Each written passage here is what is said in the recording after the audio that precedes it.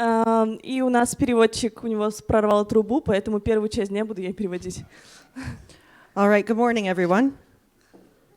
You have to translate. Доброе утро всем. I'm forgetting the It's name. okay. And then stand so they can see.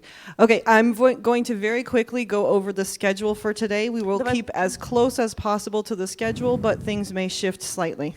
Давайте пройдемся быстренько по расписанию, постараюсь ему придерживаться, но что-то может меняться. So we're already running 10 minutes behind, which means we're right here on the schedule. Welcome, introductions, and we have an icebreaker exercise. Right after that, we're going to jump into another exercise. Today is not about you sitting and watching me. Today is about you actively learning. Мы немножко уже на 10 минут опаздываем, и сегодня день не о том, что вы будете сидеть и слушать, мы будем активно учиться. I'm going to try and be nice and give you 5 minutes to go to the bathroom in the middle of the morning, but that really is 5 minutes so that we can keep on schedule. And then we're going to jump into another workshop where you're working with your own ideas to build business models. Я буду сегодня очень милой, потому что дам вам 5 минут перерыв, только 5 минут сходить в туалет. После этого мы будем строить вашу бизнес-модель, это будет действительно плотный интенсив. Because I'm a slave driver, you only get 15 minutes coffee break instead of a half an hour, but it's okay because you're going to be getting up and down and moving the entire time, so please feel free to come and go as you see fit. Потом у нас будет 15-минутный перерыв на кофе-брейк, но, пожалуйста, не стесняйтесь, вы можете там сходить, что-то взять, перекусить, то есть можете спокойно двигаться между кабинетами. Later in the day, we're going to be working on a little bit of a game about how to pitch, and each and every one of you will have the opportunity to do that. Дальше у нас будет небольшая игра по тому, как питчиться, то есть защищать свою бизнес-идею перед инвесторами и презентовать ее. And this is with an idea that you don't even have yet. И это... Sorry, once again? With an idea you don't even have yet. Даже если вы будете защищать идею, той, которой у вас еще нет. We're going to have a short lunch, and then we're going to get into the afternoon where everyone is going to be working on building their own investor pitch. You'll have time to put together slide decks, you'll have time to practice, and then in the evening you get to deliver in front of the crowd. Дальше у нас будет небольшой ланч, потом вы будете учиться и составлять свой питч, презентацию для защиты проекта перед инвесторами или другими, и потом будем готовиться, чтобы защищать и участвовать в вечернем мероприятии. So every part of today is designed to make you feel uncomfortable. Так, сегодняшняя программа спроектирована так, чтобы заставлять вас каждую минуту чувствовать себя некомфортно. Welcome to our party. Добро пожаловать на нашу вечеринку. So, I am Bриана Вайсингер. As she mentioned, I'm the startup advocate for the University of California, where I do a whole bunch of different things. If you were there on Monday night, you would get to hear about them. Today, I'm not going to bore you with them. И как уже Катя упомянула, я Бриана Вайсингер, я стартап-адвокат из Университета Калифорнии Сан-Диего, я делаю целую кучу всяких вещей, которые связаны со стартапом. Я бы рассказала вам подробнее, но на это нет времени. Katya is the reason that I'm here today. She's acting as the translator because our translator had an issue he had to deal with at home. And then Victor is from Rutech Park in Vladivostok, and he is the other reason that I'm here today and in Russia. И вот вам две причины, почему я здесь. Это Катя, то есть я пригласила Бриану провести для нас этот интенсив. И я работаю сегодня переводчиком, потому что у нашего настоящего переводчика сегодня какие-то проблемы дома. А Виктор представитель технопарка «Русский» из Владивостока. Поэтому Without them, none of this would be possible, so please give a round of applause to them. Без них это все... Do you want me to translate? Yes. Пожалуйста, поаплодируйте им, потому что без них это все было бы невозможно. All right, now we're starting off right off the bat with fun. This exercise is designed to get you up and out of your seats, talking to each other, getting to know each other. У нас есть сегодня волонтеры? Роман Леонидович? Okay, whatever. Никто сегодня не волонтерит? I'm just wondering if there are some volunteers to give us the handouts. Victor, can you just keep translating? What have you said? I said this exercise is to get you up and out of your seats. Это упражнение нацелено на то, чтобы поднять вас со своих мест. Okay, what you're going to do with this exercise, Victor is going to hand out the papers. Some of the papers are big, some of them are small. They are identical, so you don't need to worry if you get a big or small. У нас есть два размера раздаток, они есть большие и маленькие, но они абсолютно одинаковые, поэтому не переживайте, вам достанется большая или маленькая. You will need a pen, so please take a pen out of your purse or bag. Вам нужна будет ручка, поэтому достаньте, пожалуйста. And this exercise is called Icebreaker Bingo. И это упражнение называется «Разбивая лед». Now, the goal of this exercise is to complete all of the boxes. И цель этого упражнения — заполнить каждое свободное поле из 16. How you do this, be careful and pay attention because this matters. There are prizes at the end. Как вы будете это делать? Пожалуйста, послушайте внимательно, потому что в конце вы будете получать призы или не получать. Your job is to go around the room, which means you will have to stand up and find people who fit each one of these boxes. Вам нужно встать со своих мест и найти человека, который подойдет в одну из этих клеток. If you find someone who has one of these things in the boxes, like blue eyes or is left-handed, you ask that person to sign your box. Pay attention because this is important. Если вы нашли человека, у которого голубые глаза или он пишет левой рукой, пожалуйста, попросите его расписаться в этой клетке и впишите его имя. You are only allowed to have the same person sign one box. И этот человек может заполнить только одно поле. Только один человек, одно поле. You are not allowed to sign any boxes on your own sheet, and you are not allowed to write any names on your own sheet. Other people have to write and sign the boxes. Вы сами не можете ничего писать в этих полях, сами не заполняйте, только другие люди должны подписать ваше свободное поле, клетку. Okay, you have 10 minutes. Итак, Let's go. 10 минут пошли. Начинаем.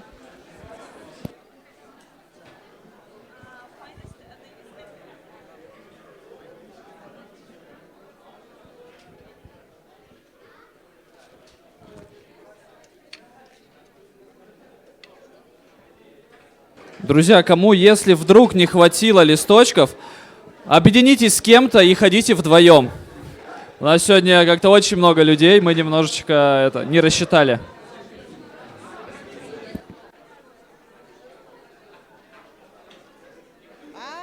Open.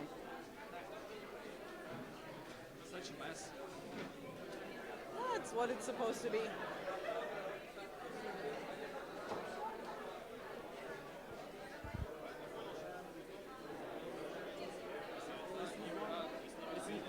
Если не хватило, объединяйтесь вдвоем и ходите вдвоем ищите. Did we run out?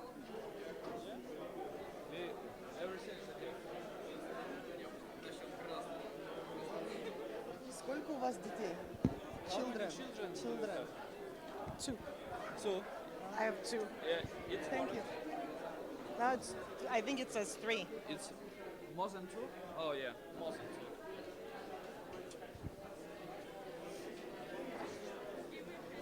Hi.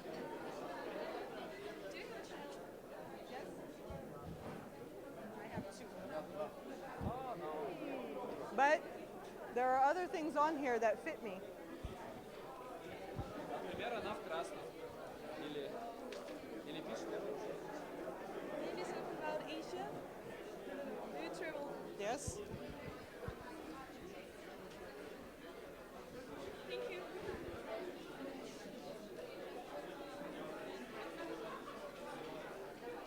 I think we're going to need the windows open today. It's warm.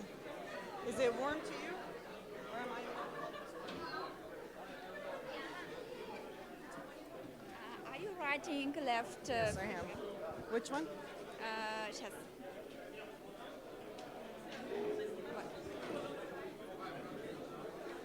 Thank you. Brianna, we have an issue because we didn't give anyone the morning coffee because they are busy in the registration, whatever, and it's all served. So we have the opportunity. We're not giving it to them right now. They can take it. They can go out and take it during their 5-minute break, and that's the only time. Probably enrollment suppose that they will not be here on time, so we'll wait for us like 10 minutes.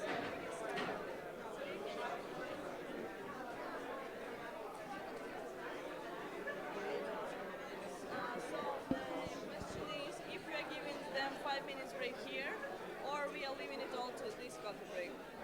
We can give them like No, you can get and go. How do you think? I changed the schedule, Of course. so it's here. They have 5 minutes at 9:30.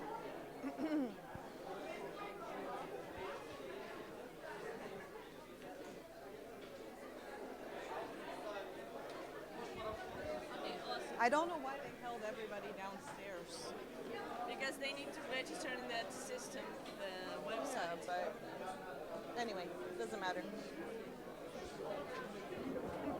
So it's all served. Tell them that they have to go more than 2 minutes.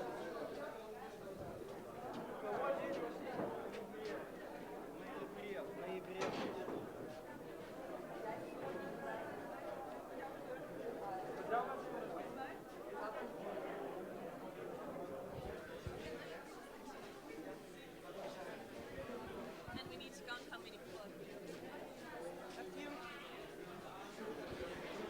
1 more minute. Just 1 more minute.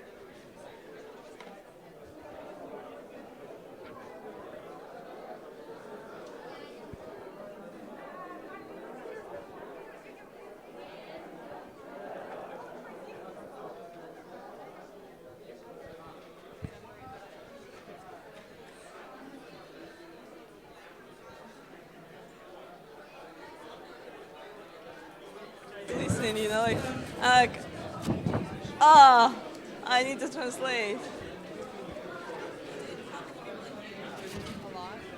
I mean,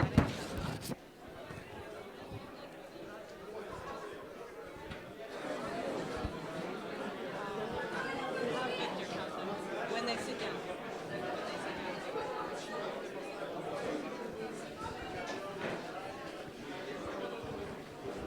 How many do we have on those? Because He's counting. He's counting.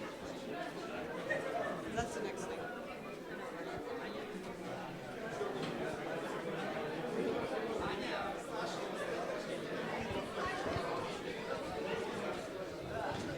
Can you please have I have 2, but I already signed the papers. and can you please ask them? Да. Можно ли задавать вопрос девушкам, чтобы, например, она расписала? Конечно. А можно узнать, путешествовала ли она вообще? Have you ever been to Asia? Yes. Могли бы вы расписаться тогда? Thank you. Can you please ask at the beginning of next session, is everyone understand English? Like at least, you know, speak English, understand English. All right, everybody, time's up. Время кончилось, все займите свои места. Take your seats, please. Пожалуйста, займите свои места. Time's up. Время кончилось.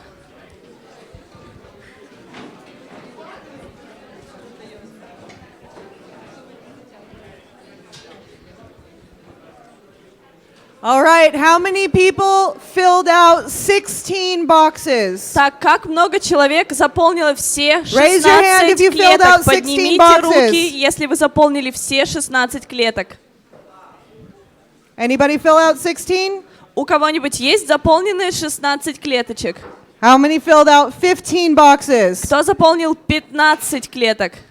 All right, come on up. Поднимайтесь сюда. How many filled out 14 boxes? Сколько заполнило 14 клеток? If you filled out 14, come on up. Если вы заполнили 15 или 14, Thank you подходите, for пожалуйста. participating. Thank you. Спасибо за участие. Спасибо. Спасибо. Спасибо. Спасибо. Спасибо. Да, конечно. Спасибо. 14? I feel like they're cheating a little because Of course they're cheating a little. Okay. All right. Отлично. Спасибо. Спасибо. He's not? Okay. All right. Is everybody awake now? Все теперь проснулись немножко. All right. Before we start our next exercise, I have a few questions for you. Перед тем, как мы начнем следующее упражнение, у меня есть к вам пара вопросов. The first question is, how many people in here understand when I'm speaking English? Как много человек... Yeah, I don't need to translate. Как много людей понимают, когда я говорю по-английски? Okay. My next question is, how many people in here are actively working on business ideas? Как много людей из вас сейчас работают над своими бизнес-идеями? Very nice. How many people in here have ideas that come to their brain sometimes? Как много людей имеет идеи, которые время от времени приходят к вам в голову? Very nice. How many people in here see problems in the world around them? Как много из вас видят проблемы в мире вокруг вас? This should be everybody. Should be everybody. Okay. How many people in here want to figure out how to solve those problems? Как много из вас думает о том, как же решить эти проблемы? Very nice. All right. So welcome to your day today.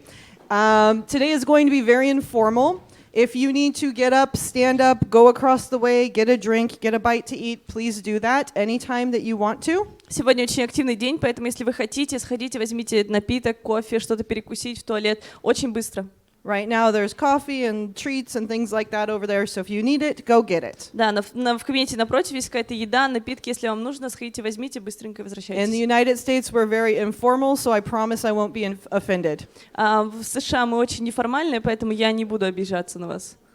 With that said, I want to start on our next exercise, ideation and design thinking. Сейчас мы начнем упражнение, которое называется «Генерация идей и формирование дизайн-мышления». This exercise is going to take you through what the design thinking process is. И сегодняшнее упражнение проведет вас по тому, что же такое дизайн-мышление. I am intentionally not telling you what that process is. Я специально, намеренно не говорю вам, что же это такое. So most of the day today we're going to be learning by doing. Большую часть дня сегодня мы будем учиться, делая. And the most important thing to remember for today is your imagination is more important than what you know. И сегодня самая важная идея — это то, что воображение гораздо важнее, чем ваши знания. So, with that, what we're going to be doing is passing out packets of paper that look like this. Victor, can you help pass out the packets of paper? И сейчас мы передадим вам раздатки. Here. They look like this. Они выглядят вот примерно так. This is for you to work through. I hope that we have one for everyone. If we do not, you can use pieces of paper for each box. Я надеюсь, что вот и так выглядят раздатки, с которыми вы сегодня будете работать. Я надеюсь, что всем хватит. Если нет, возьмите, пожалуйста, чистые листочки и можете то же самое оформлять на неоформленном листе. There's a few rules that go with this piece of paper. Здесь есть несколько правил, которые вы должны следовать, заполняя эту раздатку. The one and only rule is only focus on the box that I tell you to focus on. Do not move forward in the process. Первое и самое важное — это заполнять только ту клетку, которую я вам сказала. Не смотрите дальше, не заполняйте ничего дальше. And then for this to work, you have to pay attention to the instructions. И самое важное — это обращать внимание, внимательно слушать все инструкции. And ask questions if you need answers. И задавайте вопросы, если вы хотите получить ответы. So the first step of this exercise is to find a partner. You need 2 people in a group together. Первое задание — вы должны разделиться на пары. This will probably require you to stand up unless you're sitting right next to a friend. Please feel free to move around and make yourself comfortable. This is going to take an hour. You can turn the chairs. It's easier if you're looking at the person you're working with. Do they need to work with someone they don't know? Ideally, you're working with someone you don't know. Желательно, чтобы вы объединились в пару с тем, кого вы еще не знаете. Пожалуйста, So stand up, вставайте, arrange your перемещайтесь. chairs. You have 2 minutes to find yourself a partner and find yourself a seat where you're looking at them. Можете двигать стулья, и у вас есть 2 минуты для того, чтобы разделиться на пары, желательно с теми, кого вы не знаете. Пожалуйста, вставайте, перемещайтесь, So let's move делитесь, quickly. объединяйтесь. Давайте быстренько. Контролируй, пожалуйста, процесс. Сколько тут человек? Yeah, that's cool. And I had already taken off my shirt. I'm because, about to take my. Yeah. Oh, you were wearing white. Yeah. Поднимите руки, кому не хватило.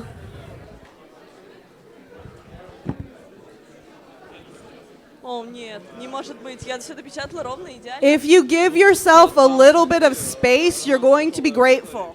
Пожалуйста, дайте себе немного свободного пространства, отодвиньтесь от партнера как можно дальше. Это вам очень поможет, потому что вы будете друг другу So мешать. if you happen to be sitting in the middle of the back row, it's probably better if you move up front where you can breathe. Пожалуйста, если вы сидите где-то плотно If you're сзади, sitting in the middle of the rows over here, spread out to the chairs up front. те, кто сидят в середине рядов, пожалуйста, выходите, потому что вам будет точно неудобно. If you are sitting on the wall in the back, we do not allow wallflowers. You have to get up and move. И если вы сидите около стены, это не по правилам нашего сегодняшнего дня, I поэтому have seats up вставайте here. Come on, и let's go. передвигайтесь. Давайте все с заднего ряда сюда передвигайтесь. Берите стулья, двигайтесь Let's move. вперед. Берите стулья, двигайтесь вперед. Мы вас видим. Часть людей думает, что им Ladies in the back, move forward and gain some of these seats, please. У вас должна быть распечатка на каждого человека. Не одна на пару, а на каждого человека.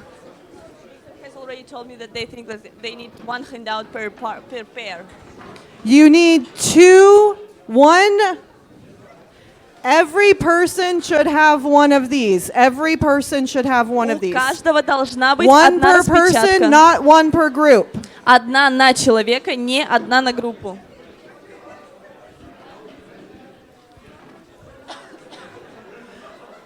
All right, how are we doing? Does everybody have a pair? Так, как у нас дела? У всех ли есть пара? Please raise your hand if you do not have a partner. Пожалуйста, поднимите руку, если у вас нет пары. Does anybody need a partner?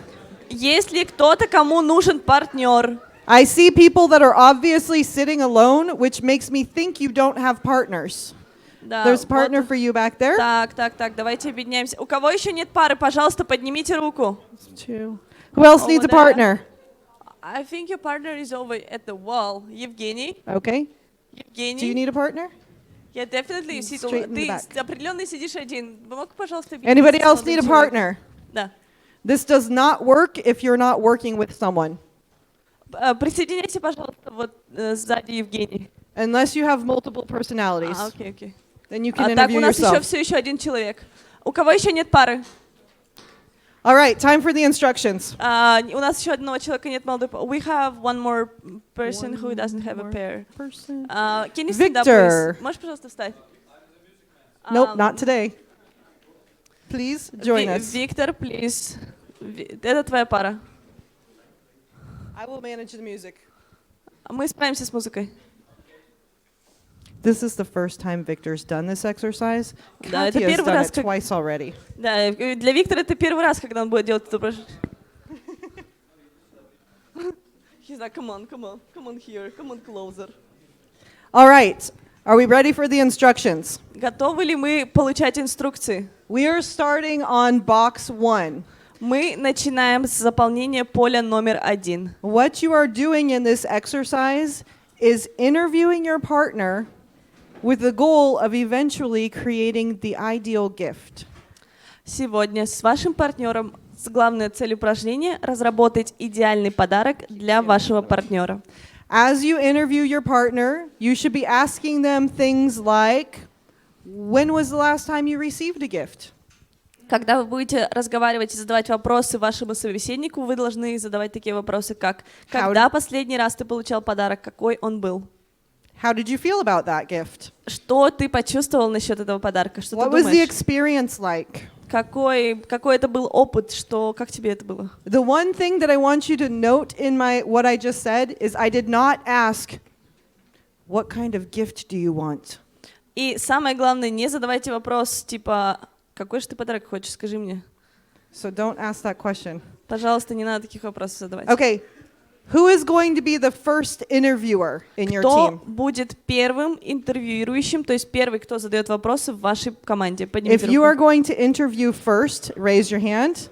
Если вы первый будете интервьюировать, поднимите, пожалуйста, Perfect. руку. Okay, first And from your interviewer, pair? you will have 4 minutes to ask your partner questions. Если вы будете задавать вопросы первым, у вас есть 4 минуты, чтобы узнать все, что вы хотите. I'll give you an insider tip. The best way to get information from them is to ask them about telling you a story. Tell me a story about. Я вам расскажу лайфхак. И самое простое, как узнать человека получше и что же ему подойдет, это спросить его, чтобы он рассказал вам историю. And then, after those 4 minutes are up, the second person is going to interview you. После того, как первые 4 минуты пройдут, второй человек, вы меняетесь местами, и второй человек начинает задавать вам вопросы. Your 4 minutes starts now.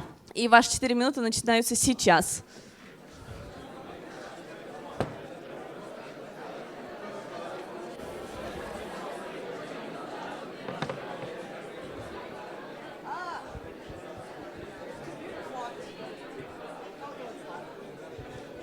No worry, we'll do that.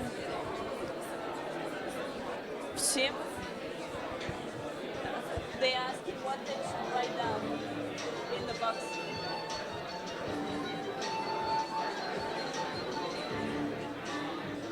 Let them figure it out.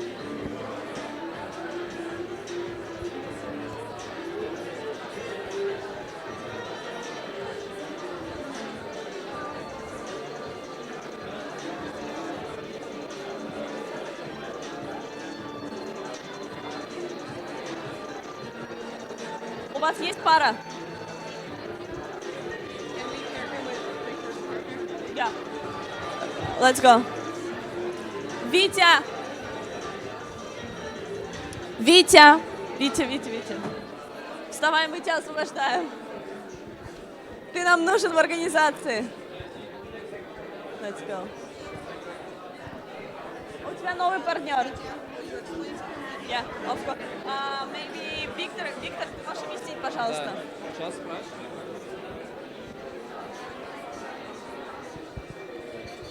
Сереж, больше крупных планов, вот таких вот.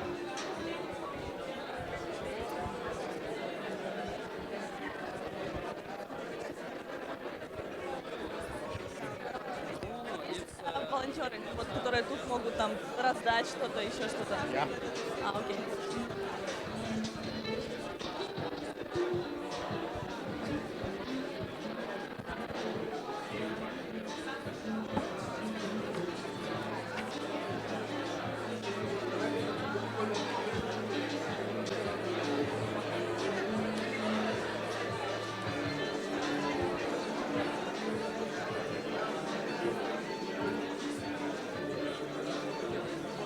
Витя, посчитай, сколько у нас человек.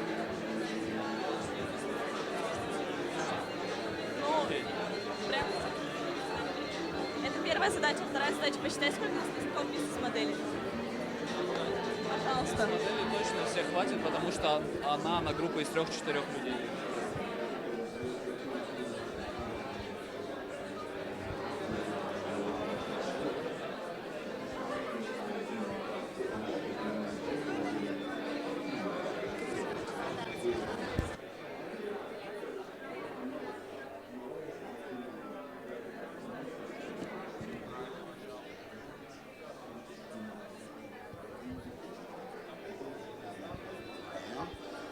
Although I wish that it didn't exist, I'm kind of glad for it because now it gives me like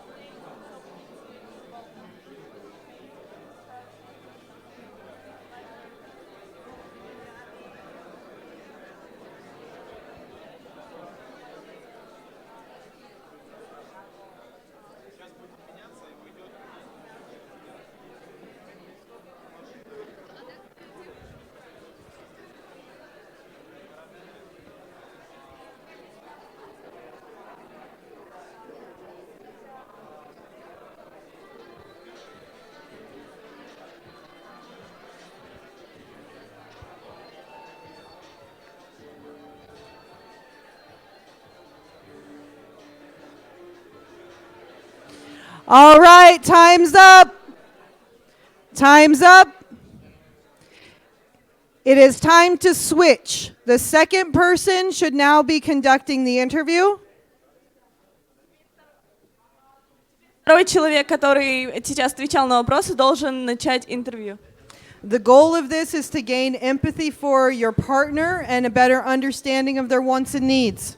Самая главная цель — это включить понимание и сопереживание вашему человеку и слушать его внимательно. All right, so you have 4 minutes starting now. Итак, у вас 4 минуты, которые начинаются сейчас.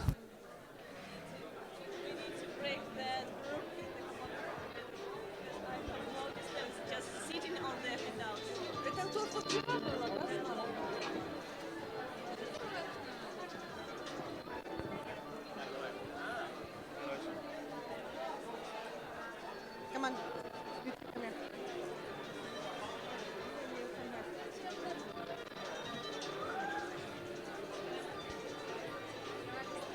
This is Nelly. She was here today. Yes. How she can help us today? Я представляю 1 вас. minute. Can you explain to them that I want them to sit over there and do the exercise? If they're here, they're doing it. If they're not doing it, they're out.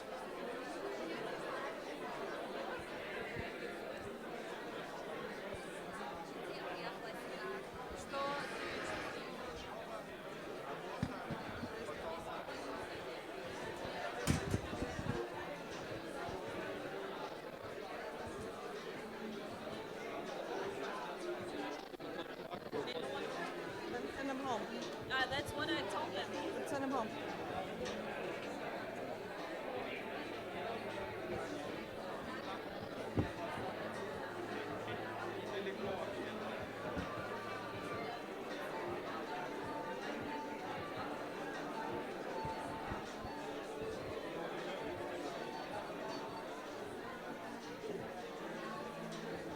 You can just tell them aloud, like, if you're not working, go out. Hey, ladies and gentlemen, if you are not with your partner and working on this exercise, please go out of the room and take a coffee break. Everybody should be talking and working. Дорогие друзья, Are you если вы a сидите group of один three? и не работаете, или is вы it you сидите and you? в паре и не работаете, You and пожалуйста, уходите. Вы тут не нужны. So you two and you two, you need to pull your paper out and do the exercise. Katya. Explain to them that by him not participating, he's preventing his partner from having the opportunity to get this experience.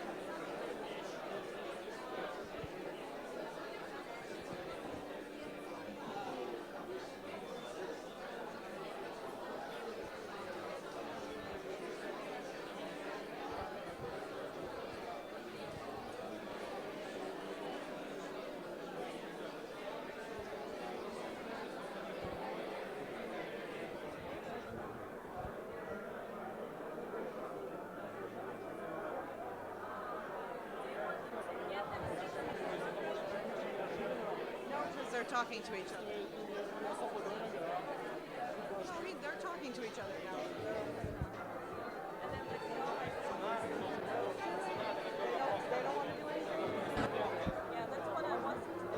Tell them that this entire day is going to be about interactions like this. There is no point in them being here if they're not interacting. And keep her from interfering. She needs to be stopped from interfering in the conversation, not be a part of those conversations. What do you want me to do? As the instructor for this, she just needs to stand up here and I'll explain to her how the process works when we have time.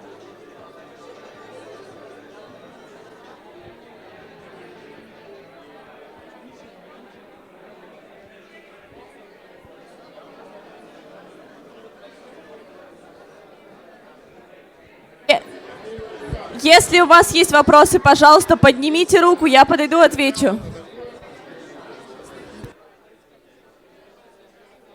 No. It's good.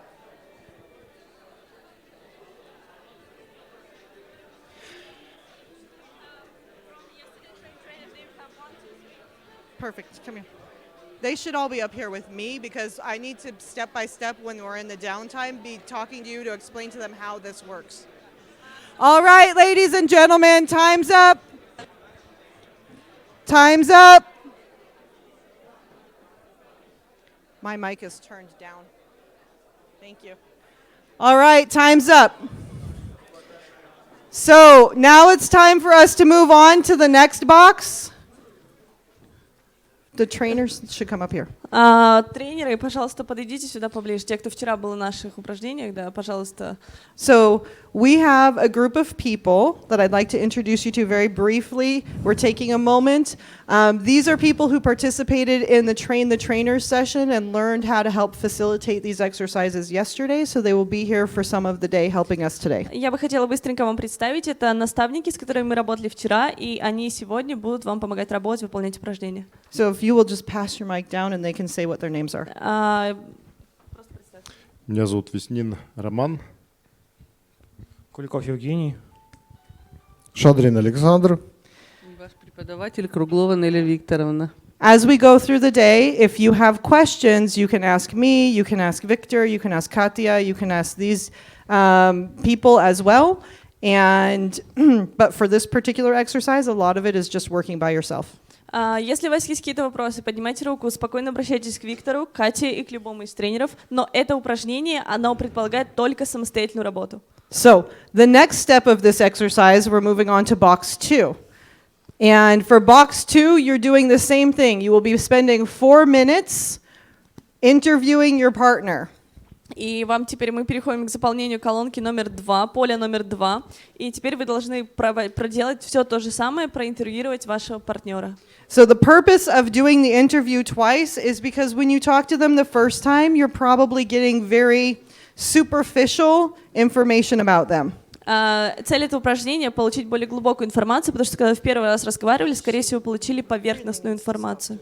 When you talk to your partner the second time, I want to show you a tactic that helps you get more information that's more meaningful and actually more true.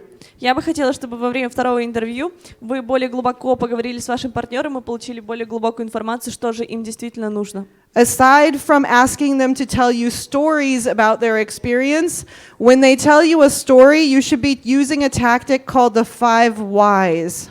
Чтобы переходить и исследовать историю, которую он вам рассказал, вы должны использовать тактику 5 почему. So if you ask a question, they give you an answer, the first thing you do is ask why.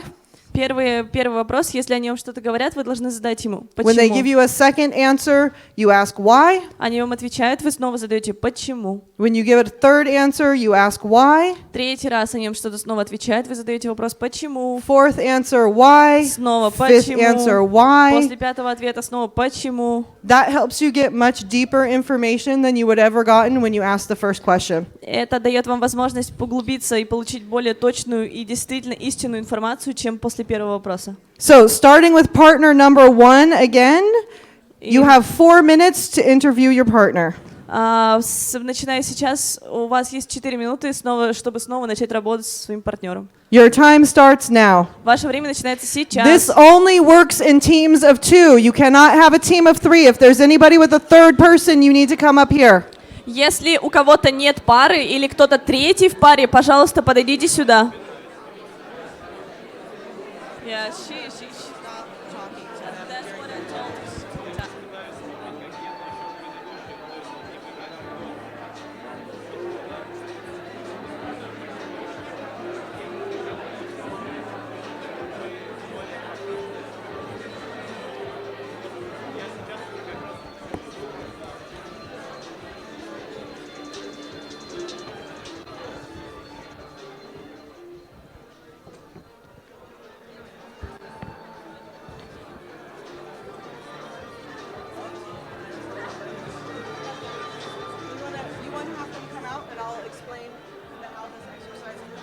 Да, давайте мы вам объясним, как Александр, It's quiet out here.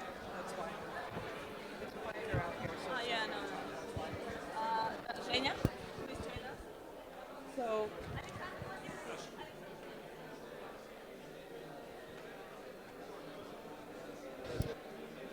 Да, здесь просто тише.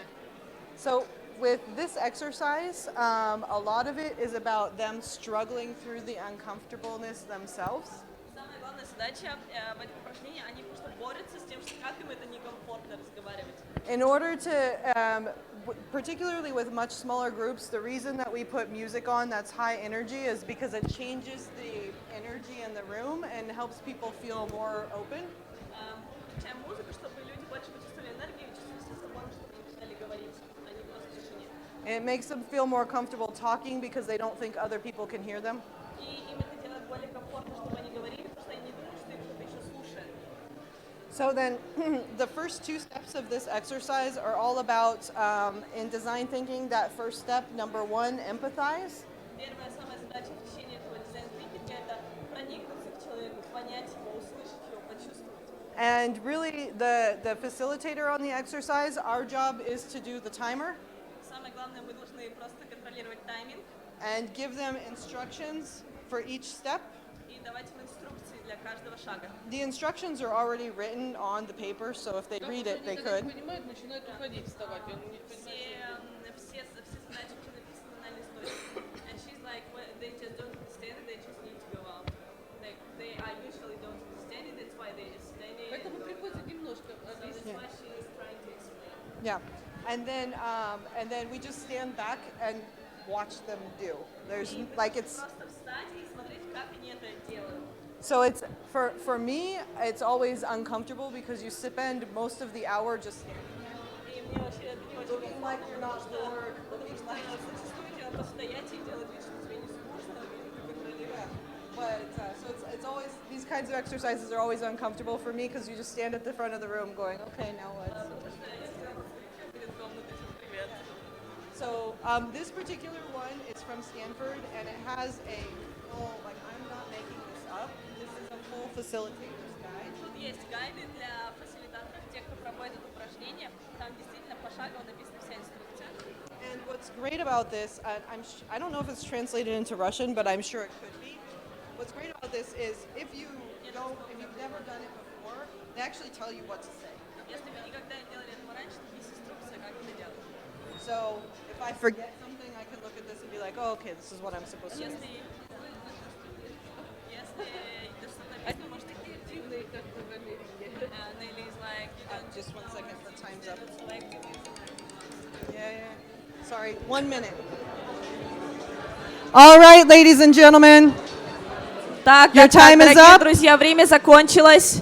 your time is up. Время закончилось. All right, now you switch. Так, The теперь, second person should be conducting an interview.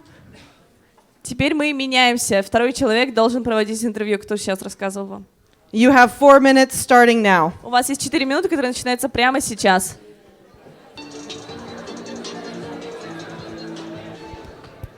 This is like our secret meeting place. Чтобы не мешали. It's also not as hot. Я не устала, но за 3 дня. С утра до вечера. Here for 3 days in a row. No. I don't teach, well, I do teach at home, but not very much because my expertise is used in different ways, so it's fun for me to do this stuff. Мне это нравится это делать. I forgot what I was going to say. I had something to say and I forgot what it was. Я что-то хотела сказать, но у меня вылетело из головы. It's alright, don't worry. I've been awake since 4 o'clock this morning. Я с утра на ногах с 4.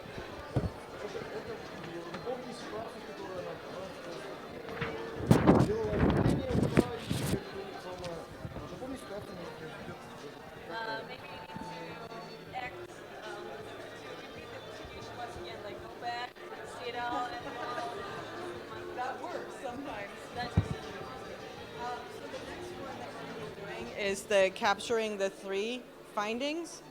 And они должны записать 3 какие-то свои. Ну, напомним по вчерашнему. this is about getting them to take the information that they received from their interviews and use their brain a little bit to make some conclusions. Это в этом упражнении они должны взять информацию, которую они получили, немножко ее обработать и записать какие-то Мы выводы. это все помним. Она хочет, чтобы не мешали. So you just want them not to bother them. Most of the time, we just yeah. Большую часть времени мы должны просто стоять. Later in the day, there will be a lot of questions on other things. Да, дальше в течение дня у нас будет очень много работы. Ну, помогать. I felt a buzz. I thought the timer went off. Я чуть не выключил таймер. So for this one, it's broken down so that they can go step by step. The goal is we want them to identify the needs of their partner, and then we want them to take that information and generate independent insights. Мы должны записать первую, здесь разделить на два поля, чтобы они сделали шаг за шагом. То есть сначала написали какие-то общие выводы, а потом какие-то инсайты, идеи, которые к ним пришли. And then we keep it, the reason it's on such short time frames is because it makes them really uncomfortable. So part of this process is getting, in addition to design thinking, part of all of this is entrepreneurs have to be comfortable with the unknown and without specific answers. Мы делаем это в такой сжатый период, потому что они чувствуют себя более мобилизованными и стараются больше успеть, и при этом они чувствуют себя некомфортно, потому что предприниматели и предпринимательское мышление предполагает, что это нормально знать, что ты ничего не знаешь. То есть чувствовать себя некомфортно, это ты должен привыкнуть к этому. So some of it is like training, kind of, for them to just learn to be okay with not knowing the answer and not getting the answer. То есть это тренинг в том числе нацелен на то, чтобы они нормально себя ощущали, когда они не знают ответа. So Вот я это чувствовала, сформулировать не могла. Теперь вот вы мне помогли это Felt it, she like felt Yeah. it from the inside, but she didn't come to the idea like itself.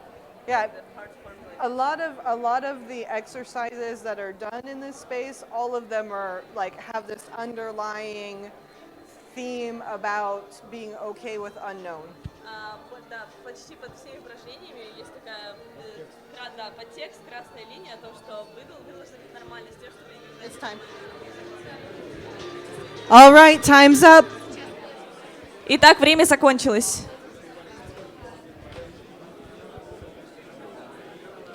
All right. We could continue to interview all day. Мы можем продолжать интервьюировать целый Professions день. are dedicated to conducting interviews. Целые профессии, даже люди за это деньги получают. когда Talking to other проводят people интервью. is always nice, Очень приятно всегда говорить с людьми, but we do have to move on. но нам нужно двигаться дальше. So the next thing that we're going to do, you're going to flip your page. Your Ah. page should look like this. Вы должны перевернуть страничку на следующую, и ваша страница должна выглядеть так, с цифрой We're going to 3. be working on box 3 now. Мы работаем над полем номер 3. You will have 3 minutes to generate 3 different findings. У нас есть 3 минуты за то, чтобы записать 3 разные идеи, которые вам пришли, то есть какие-то выводы. You should be able to extract a minimum of 3 findings from the information that you gathered in your interview. Вы должны быть вы должны смочь записать 3 вывода, которые вы получили по результатам проведения вашего интервью. You want to make specific notes of the needs that you heard from your partner. Вы должны особенно обратить внимание на те потребности, которые испытывает ваш партнер. So things like, you know, in interviews, a lot of times you hear things like, I need more time, or I need more exercise, things like that. Зачастую человек может тебе сказать, So if you hear anything that sounds like a need, write it down. И зачастую там человек может сказать, ой, блин, мне надо больше времени, или я бы хотел больше там заниматься. Если у вас есть какие-то такие, вы услышали, обязательно запишите это. From the interviews and your needs, you're generating independent insights. После того, как вы записали какие-то 3 вывода, вы должны сформулировать свое собственное озарение, какую-то идею, которая к вам пришла после того, как вы записали эти 3 вывода. This is where you take what you heard and you create your own independent thought, combining the information to a conclusion. Это то, что вы должны записать сами от себя. Ваша идея, которая не основана на словах партнера, то есть то, что вы все услышали, как бы подумать об этом и записать свою собственную мысль. This is an individual exercise, so you will not be talking to your partner. The room should be silent. Это ваше индивидуальное занятие, самостоятельное, то есть вы не должны говорить со своим партнером, должны работать сам с собой. And you have 3 minutes starting now. И у вас есть 3 минуты, которые начинаются сейчас.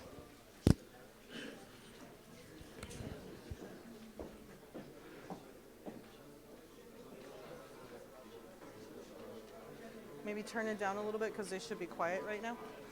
And it was really loud in order to be loud enough. Витя, сколько человек?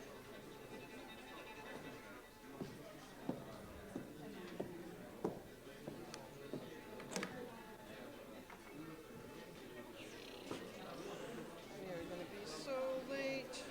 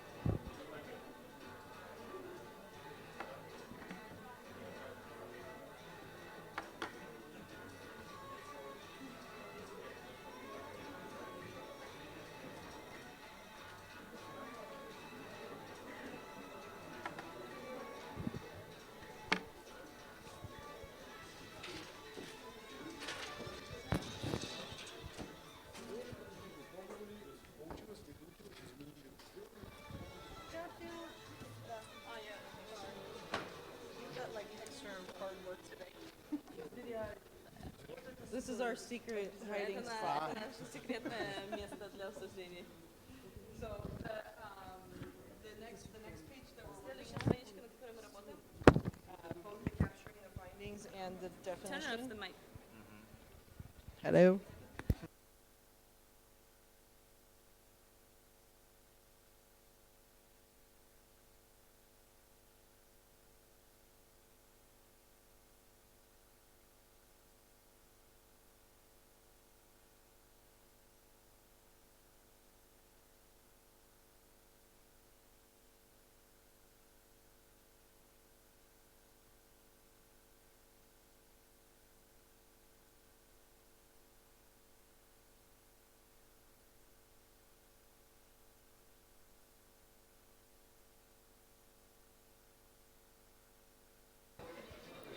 All right, your time is up. Так, ваше время вышло. That was awfully loud for independent work. Это было слишком ужасно громко для самостоятельной работы. The next step that we're working on is number 4, this side. Номер 4. Теперь мы переходим к клетке номер 4. Определить проблему. This is also an independent exercise. It's important that you do it by yourself. Это также независимое, собственное, личное упражнение, которое вы делаете один, самостоятельно. This is not about asking them what they want. This is about defining the problem that your partner has. Это не то, чтобы вы должны спросить, что они хотят. Это то, что вы сами должны понять, что же, какая же проблема у вашего партнера, что ему нужно. So you're going to use this format because it makes it easy.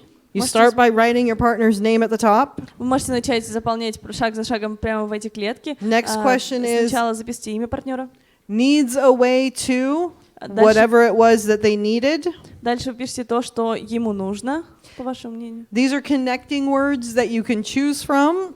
If you want a different word, you can choose a different word. И это сводное слово, которое вы используете, чтобы перейти дальше к следующему шагу. Можете выбрать одно. You're connecting the need with the insight you generated. Вы должны соотнести нужду, потребность человека с тем инсайтом, который вы открыли. So connecting your need that you defined here with the insight that you generated here. Вы должны соединить выводы, которые вы получили в результате работы, с инсайтом, который вам пришел, и все это соединить вот в это поле номер 4. The problem that you create now will define the rest of this session. Проблему, которую вы определите прямо сейчас и запишите, определит всю вашу дальнейшую работу на этом упражнении. You have 3 minutes. У вас 3 минуты.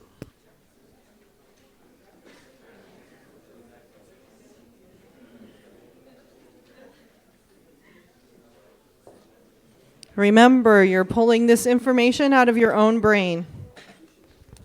Помните, вы эту информацию должны извлечь из своего собственного мозга. Перестаньте разговаривать.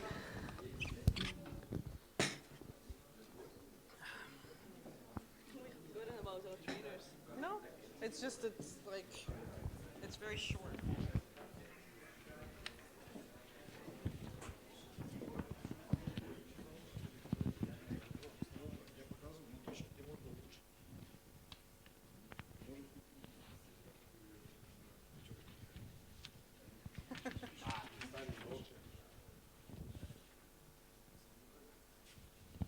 So what's in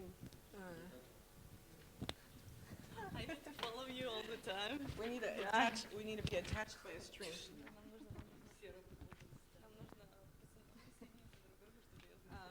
What's important about this particular section is because this problem that they define here is what they use for the rest of the exercise. Очень важна клеточка 4, потому что то, что они определяют проблему, и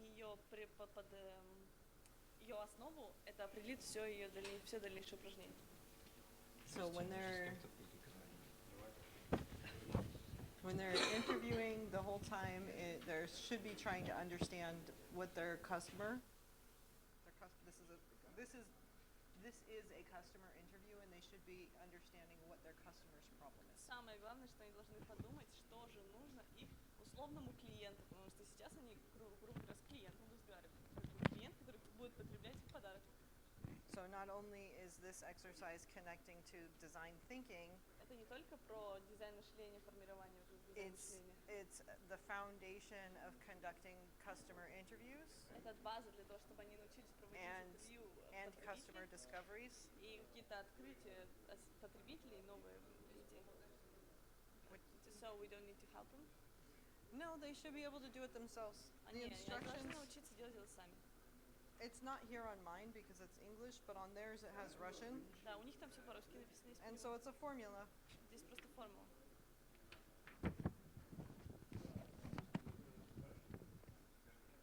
There will always be people that have like one question that really are uncomfortable with the situation, and so they're always trying to get more information. У них всегда будет ситуация, что у них каких-то нет вопросов, они будут пытаться там что-то спрашивать и так далее, докапываться, но они должны быть...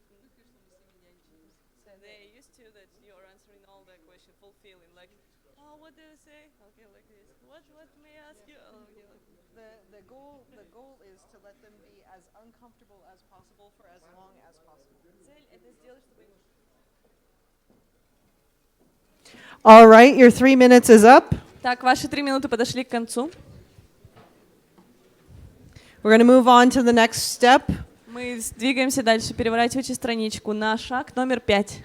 In this step, you are going to sketch, and bad drawing is okay. Здесь мы будем делать наброски, рисунки. И если вы плохо You can рисуете, just то draw это like неплохо. stick figures if Да, you need просто to. можете геометрические фигурочки нарисовать. The goal here is to come up with at least 5 different solutions to your partner's problem. Здесь 5. вы должны накидать 5 решений, идей для того, чтобы решить проблему вашего партнера, которую вы записали на предыдущем шаге. In order to keep you focused on the problem, the first thing that you do is you write the problem statement. Чтобы вы сфокусировались на проблеме, которую имеет ваш партнер, вы должны ее записать вот в верхнем строчке. Which you just created on the other page. То, что вы написали только что на предыдущей странице. Take that and write it on the top line. Запишите это на верхней строчке. And then focus on that problem when you draw me minimum 5 different solutions. И фокусируйтесь на этой проблеме, когда вы будете зарисовывать 5 идей для потенциального решения проблемы вашего партнера. You have 4 minutes, У вас so есть less 4 than минуты. 1 minute per solution. Даже меньше 1 минуты на решение. Это также Individual, yes, это individual только work. индивидуальная работа. Работайте самостоятельно. Your time starts now. There are like 100 people here, and we have only 60 handouts for business model. Do we need to print some more? Yeah. Yeah.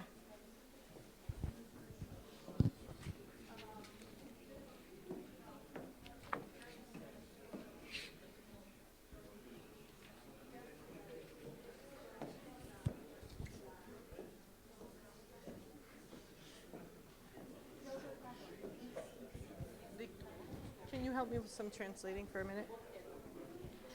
Yeah, just for a minute. If they're bigger, it's better, but if not, that's okay. Yeah. I think we do one for group work and a smaller one for individuals, so they can make their own notes.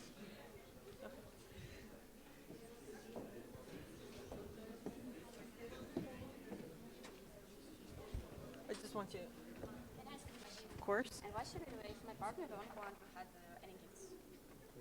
He wants only practical gifts like card, telephone, some electronic devices. So it sounds to me like he gave you ideas. He gave me ideas, but I can't. So what you were looking buy for, a car what or you were telephone. what you were looking for was what is his problem. So in all the stories that he told you, what did he complain about? Turn off the mic. They're all like.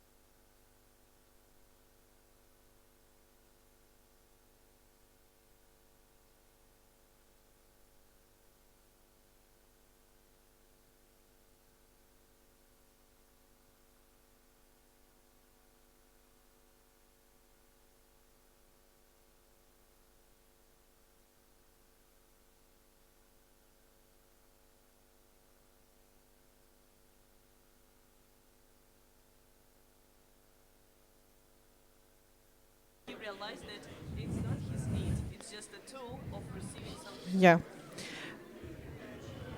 Remember that you are focusing on your partner's problem, not what they want. Пожалуйста, помните, что вы фокусируетесь на проблеме человека, а не то, что ему там хочется. Sketch ideas based on the problem that they have. If they don't have enough free time, then you're sketching ideas on how to create more free time.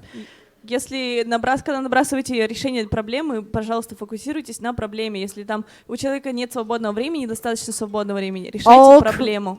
All crazy ideas are welcome. Nothing is impossible. Все сумасшедшие идеи, любые сумасшедшие идеи — это хорошо. This is where you use that imagination that is so important and you create anything that you want without any rules around it. Используйте ваше воображение, придумайте любые сумасшедшие идеи, не основываясь ни на каких вообще правилах физики. I'm going to give you one more minute. Я дам вам еще 1 минуту.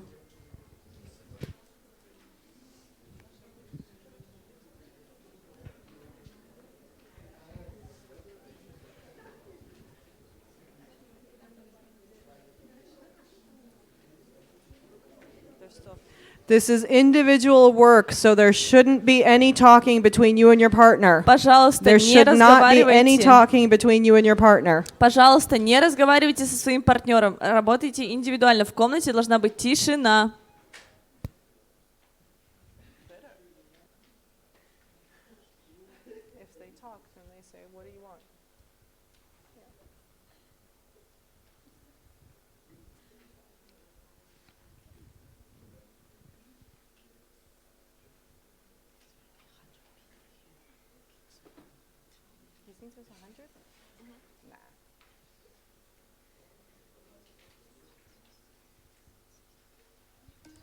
All right, your time's up. Шла. Our next step Ваша следующая задача. is the bottom of the page, and Это- this is where you get to share your ideas, all 5 of them, with your partner. И это тот шаг, на котором вы должны поделиться своими идеями, которые вы накидали с вашим партнером. Your goal here is to get feedback. Ваша цель — это получить обратную связь. You are not asking them, do you like my idea?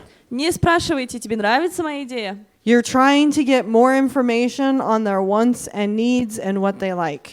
Вы должны получить информацию о том, что они действительно хотят, что им нравится. One small point of caution. Point of caution. Caution like warning. Warning. Один важный вопрос, который вы должны опасаться, тот пункт. If your partner tells you your baby is ugly, do not argue with him. Будьте аккуратны, если ваш партнер говорит вам, что ваш ребенок уродливый, и вы должны нормально к этому относиться. When somebody tells us that they don't like our ideas, our first instinct is to say, but it's so good. Когда кто-то говорит, что моя идея плохая, первый ваш инстинкт, первое желание — это защитить его. Да нет, она же очень хорошая. If he or she doesn't like it, that's fine. Take a note of it, move on. Если ему не понравилось, это хорошо, это окей. Запишите и двигайтесь дальше. The first person who interviewed will do this first. You have 4 minutes to share your ideas, and then we will switch. Do not share your ideas back and forth. Take your full 4 minutes to re-interview your partner on your ideas, and then we will switch. Первая, самая главная задача — это тот первый интервьюер, который задавал вопросы, он должен первым выдавать свои ответы. Пожалуйста, не делайте это шаг за шагом, то есть по очереди. Делайте все ваши идеи, накидайте человеку, он должен дать обратную связь по каждой, и после этого вы меняетесь. You have 4 minutes starting now. Ваши 4 минуты начались сейчас.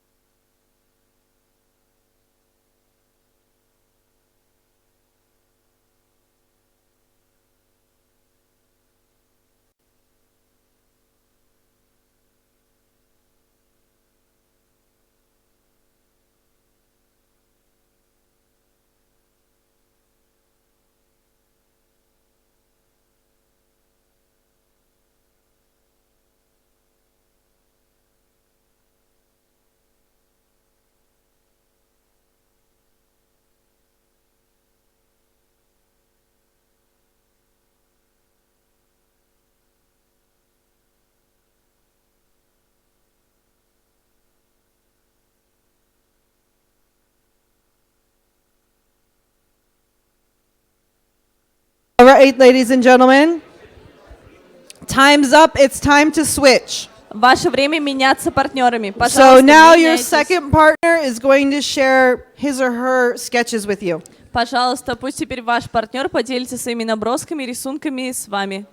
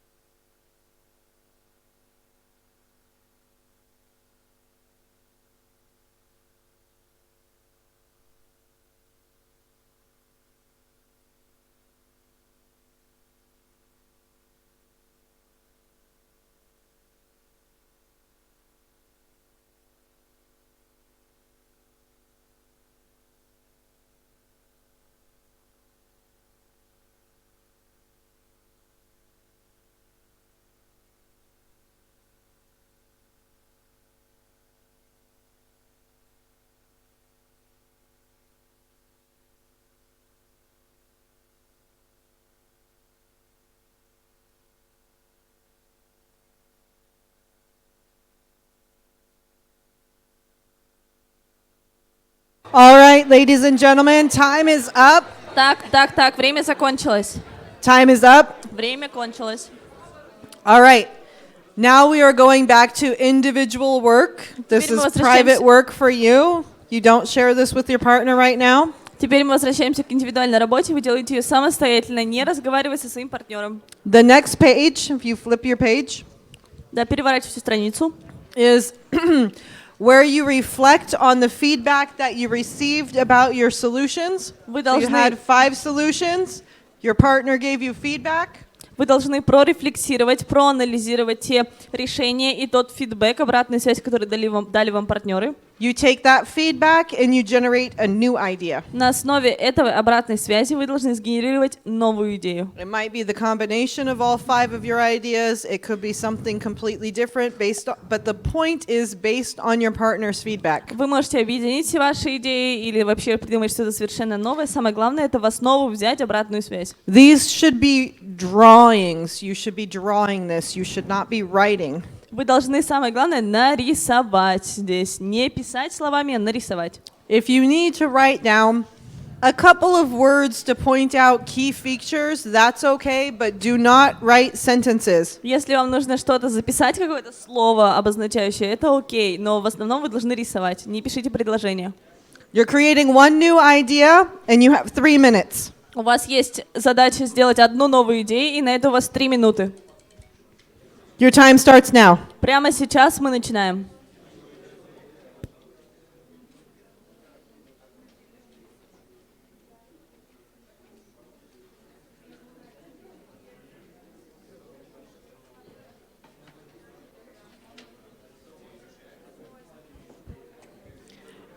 This is private work. You should not be sharing it with your partner, which means the room should be quiet. Это значит, что комната должна быть тихая, потому что вы работаете индивидуально. Пожалуйста, давайте создадим тишину.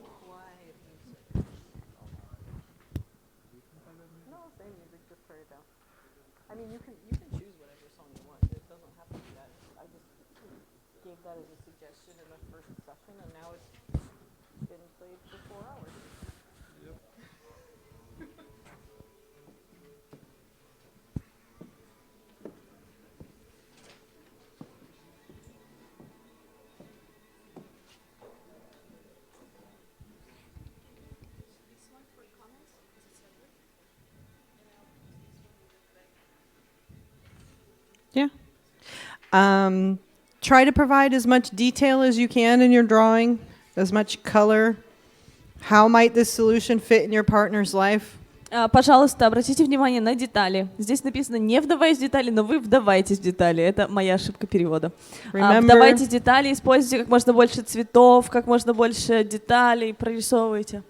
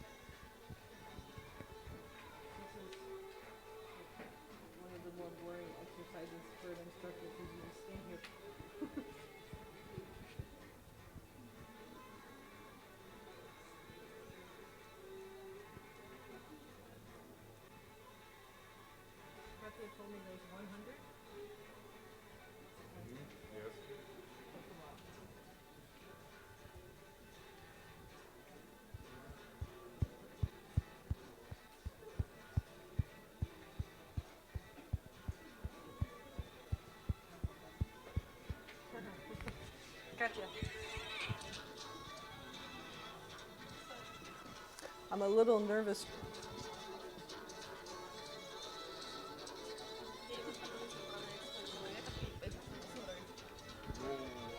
Все закрыто, кроме этой аудитории, так что не бояться.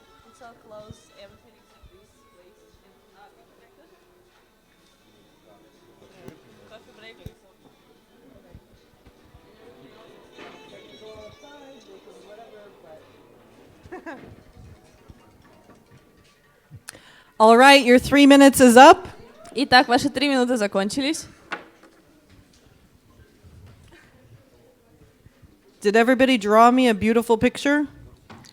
Все нарисовали для меня красивую картинку. How many Picassos do we have in here? Как много Пикассо у нас есть? Это художник такой. Kind of Picasso.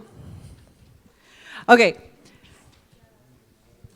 Have you been enjoying this exercise? Вам понравилось это упражнение? Good? Is it boring? Веселое, скучное.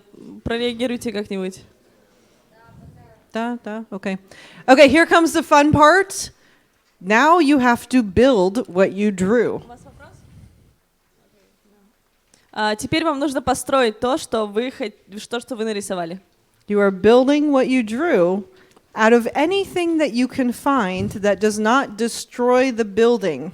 Вы должны сконструировать, спроектировать, создать физически то, что вы нарисовали. Единственное ограничение — постарайтесь не разрушить тут ничего. You have 10 minutes to create your gift for your partner. Вам потребуется 10 минут? 10 minutes? Yeah, it's 10. У вас есть целых 10 минут, 10 чтобы minutes. сконструировать что-то, что вы только что нарисовали. Используйте все, что угодно вокруг вас. You can get up. You can move around, you can go outside, you can go next door. Rules of the game. Respect the facility you're in and do not destroy anything. Единственное правило — это уважать ту площадку, на которой вы находитесь, и постараться ничего не нарушить. Используйте все, что угодно. Мебель, бумагу, что угодно, соседняя комната. Весь этот этаж в вашем распоряжении. When your gift is finished, you do need to bring it back here. Когда ваш подарок готов, Your вы 10 должны minutes принести starts его now. назад. Please go and create. 10 минут начинается сейчас. Идите и творите.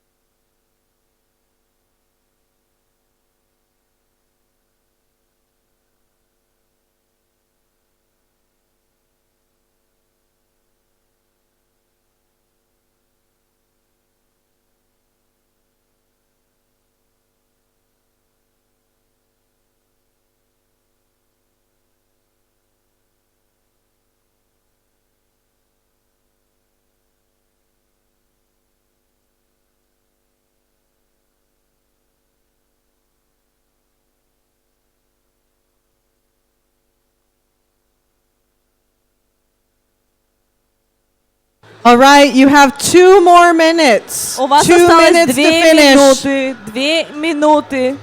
Victor, turn it down so they can hear us. You have 2 minutes to finish. 2 more minutes.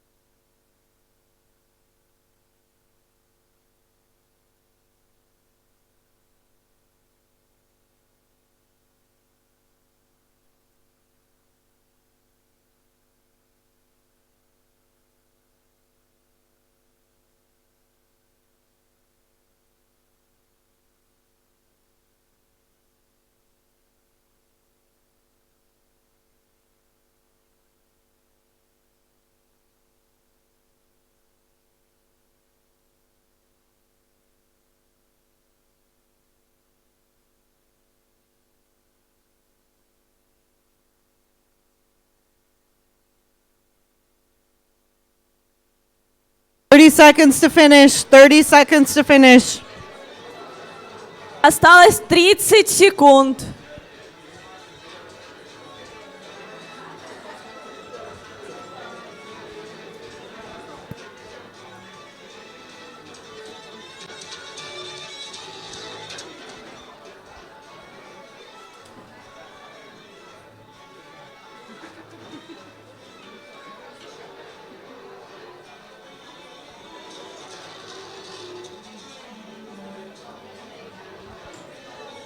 All right, time is up.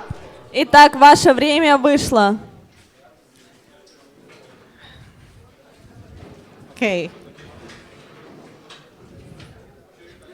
Time is up. Ваше время вышло. Please get somewhere close to wherever your partner is. Пожалуйста, приблизьтесь куда-нибудь в ту сторону, где ваш партнер. Okay. We will not be making presentations up front to the entire room. У нас не будет презентации перед всей аудиторией. Except this, because you can't miss it. Кроме вот этого, потому что вы не можете ее развидеть. However, you will be giving your gift to your partner. The No. next part of the exercise, you do it one at a time. So one person gives the gift at a time. Then you talk to them about getting feedback. Number 8, their feedback. What worked, what didn't, what do they like about the gift, what don't they like about the gift.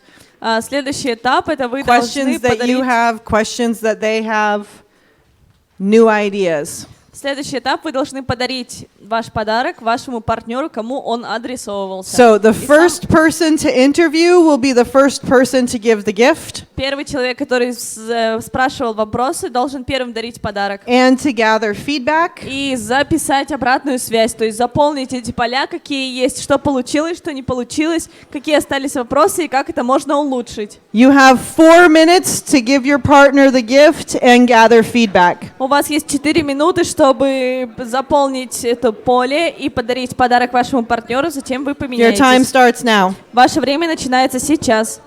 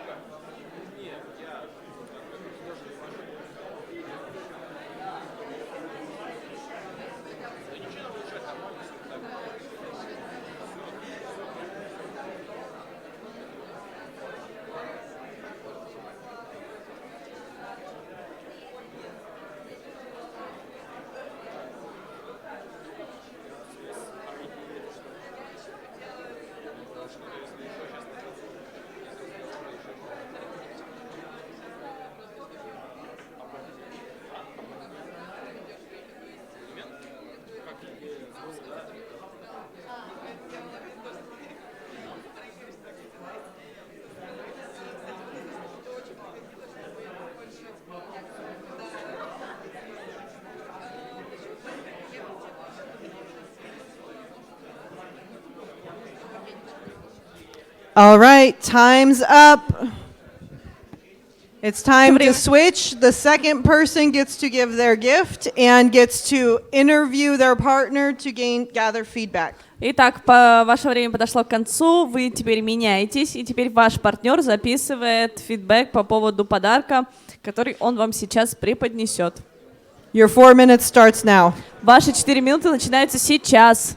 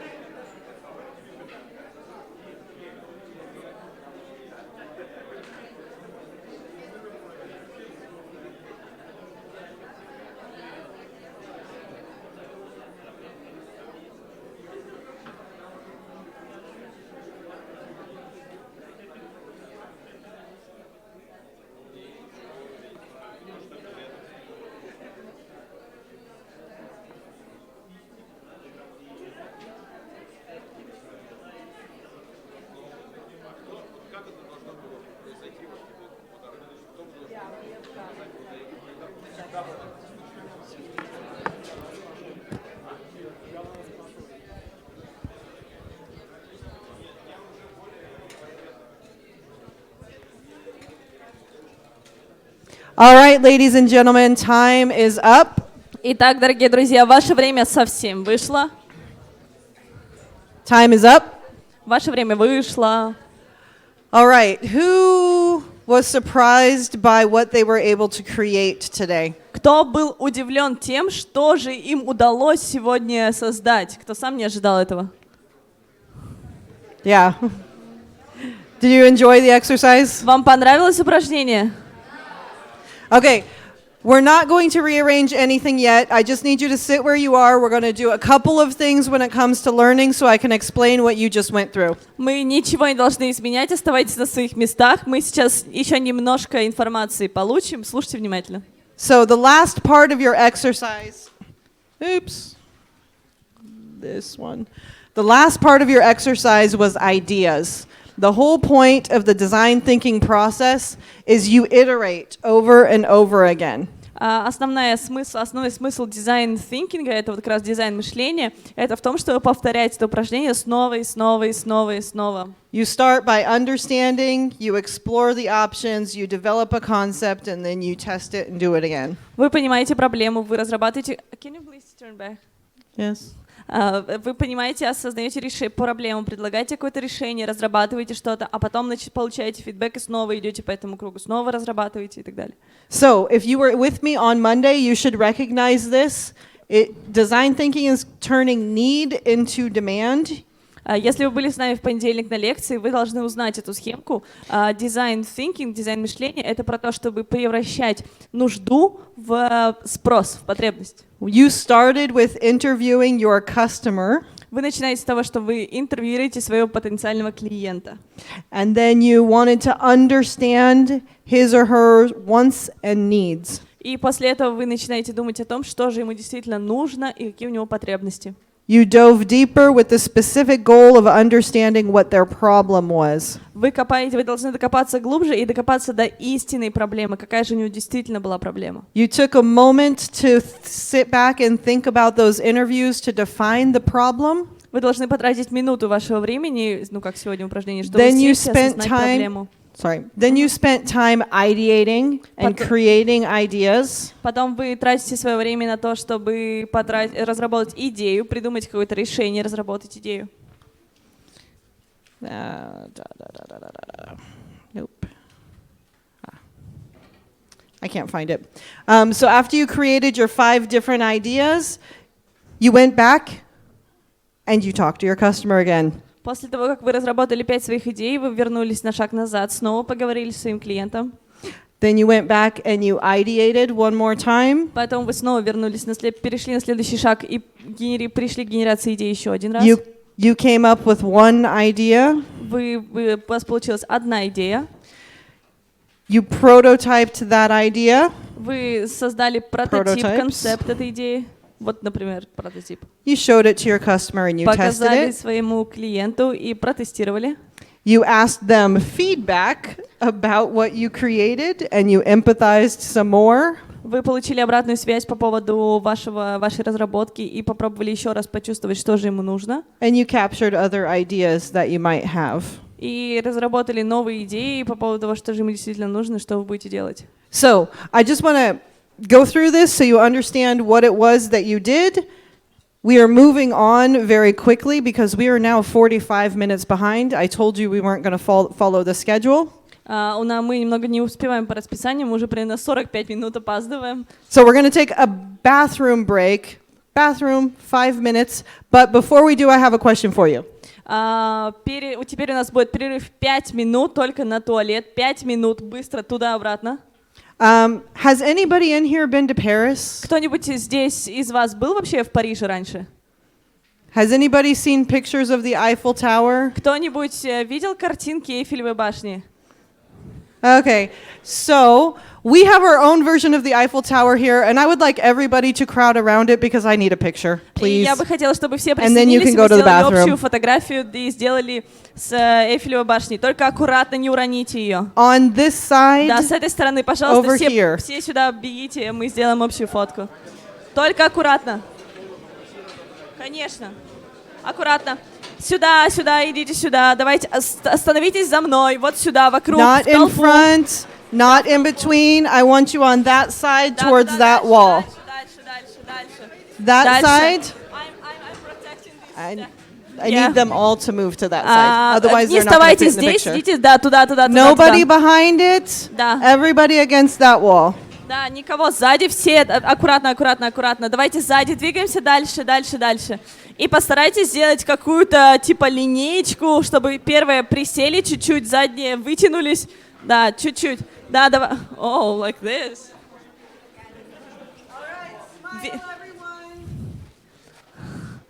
Да, давайте. Давайте плотнее друг к другу. Плотнее, пожалуйста. Вы не влазите в фотку. Давайте еще разок. Have you done it? One more. Витя, помоги нам, пожалуйста, сделать фотку. Perfect. Пожалуйста. Быстрее. Thank you for going to Paris with me. Wait, Oh, stop. don't move. And we're going to in front, I think, somewhere here.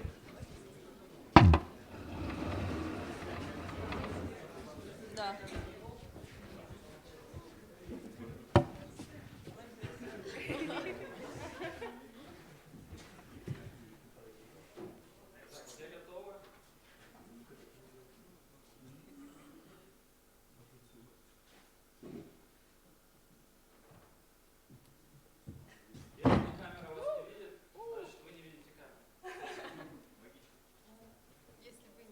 Please don't lean on it. Tell her not to lean on this. Всё, окей. Отлично, спасибо. Thank you for coming to Paris. 5 минут. Башню только разберите, пожалуйста. Please deconstruct this, yeah. 5 минут, ребят, очень быстро.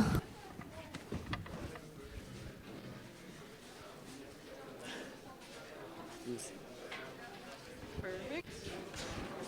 I will hold pieces. You can start from the top. I'm keeping this.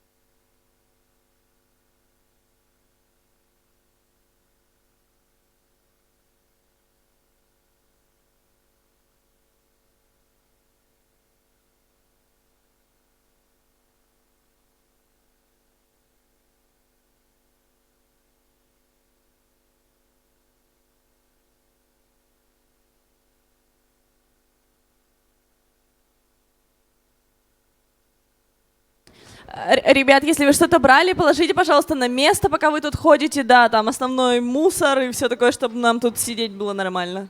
Да, там какие-то большие вещи.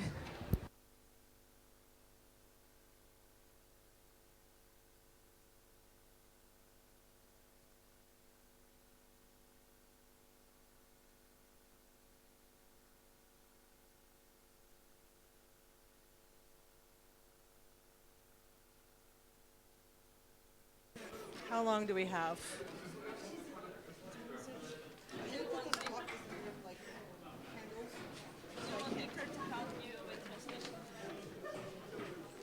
Whatever you two decide is fine with me. I have an hour and a half if we want to get back on time.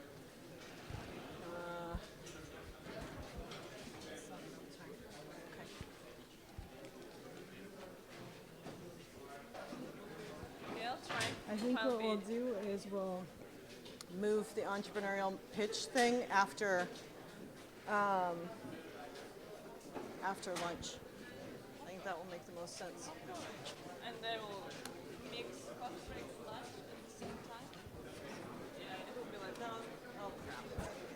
Is that okay? Of course. I mean, it's always served something, so like. Anyways, it's like you're not serving lunch, so coffee break could be like. Yeah. All right, are we ready? Так, мы готовы?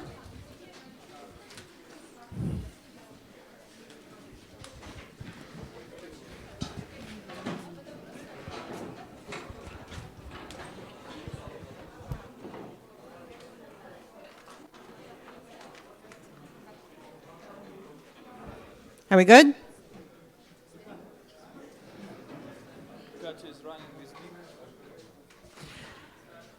All right, we're going to get started on understanding what a business model and a business model canvas is. Всем привет, кто меня не знает. Меня зовут Виктор Пахмутов из технопарка Русский, Дальневосточный федеральный университет. Сейчас буду переводить Бриану. И сейчас мы с вами поговорим о конструировании бизнес-модели, о том, что такое канва бизнес-модели. So, for those of you who are actively working on ideas, as we go through this process, you're going to use your idea. Для тех из вас, кто очень активно работает над вашими идеями. If you're working on... Sorry. Окей. Continue. Да, будет очень полезный инструмент сейчас. If you're working on a business, you're going to use this on your business. Если вы работаете уже конкретно над каким-то бизнес-проектом, вы можете это применить для вашего бизнеса. If you're not working on anything right now, you can just pick whatever idea you want. It could even be the gift that you just designed. Да, если вы в данный момент не имеете там какой-то крутой идеи или бизнеса, просто сейчас придумайте идею и работайте в рамках нее. So I'm sorry this session's going to be a little more boring because there's a lot to learn before you get to do. Данная секция будет немножко скучная, потому что вам нужно будет усвоить большое количество материала.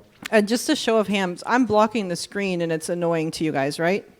If I sit here? Скажите, пожалуйста, вас раздражает, что я загораживаю экран? You're right there. Okay, let's move the table. Сейчас мы займемся перенесением стола.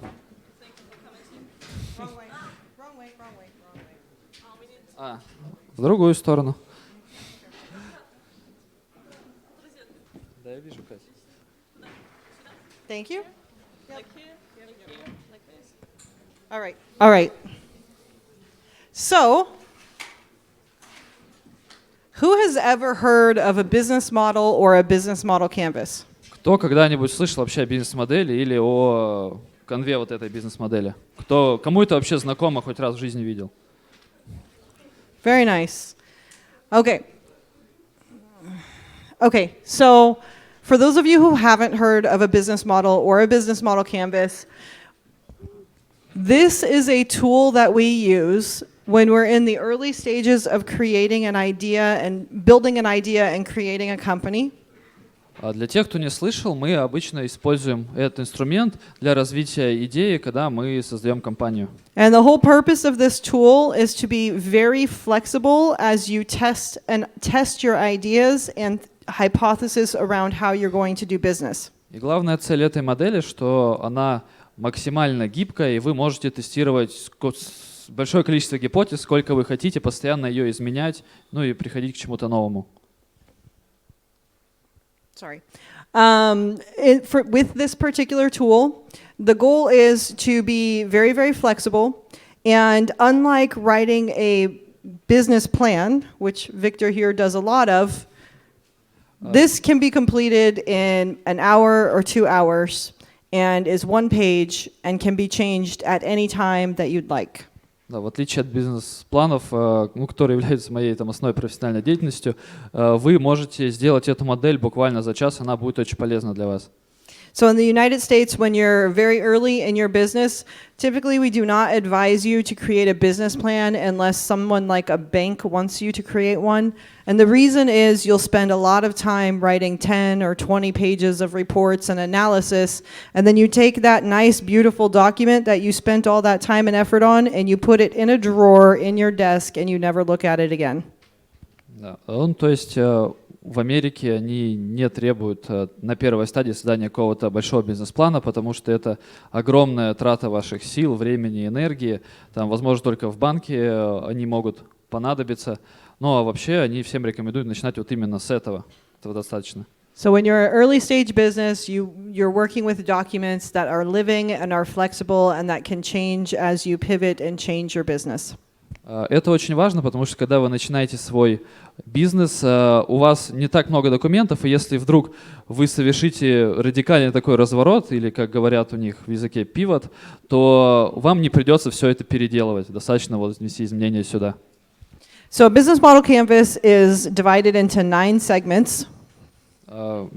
Канва бизнес-модели разделена на 9 основных сегментов. And each of those segments helps you analyze different aspects of your business.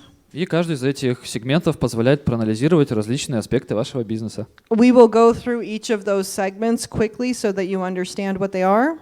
Сейчас мы совершим краткий обзор по этим 9 сегментам, чтобы вы понимали, что к чему относится. And then we will talk about some common mistakes. И мы также обсудим самые распространенные ошибки при заполнении. Then we'll work on a group exercise, then you'll build your own. И будем в рамках групповых упражнений это делать. So who's ready? Готовитесь. If nobody's ready, I can go home. Все готовы? All right. Иначе она уйдет домой. So with the business model canvas, a lot of people want to start here and follow it from left to right because that's how we read. Вот одна из таких тоже, ну не то чтобы ошибок, но распространенных практик, что люди начинают с сегмента ключевые партнеры и идут слева направо, потому что мы привыкли так читать и все воспринимать. The more logical way to do it, it'll make a lot more sense if you work through it actually from right to left. Но на самом деле более полезно начинать с правой стороны и постепенно двигаться влево. You can also start in the middle and then go here and then finish everything else. Также вы можете начать из центральной части и идти влево и вправо. So don't think that you use this the same way that you read. Поэтому, не думайте, что вы будете использовать это так, как вы привыкли читать.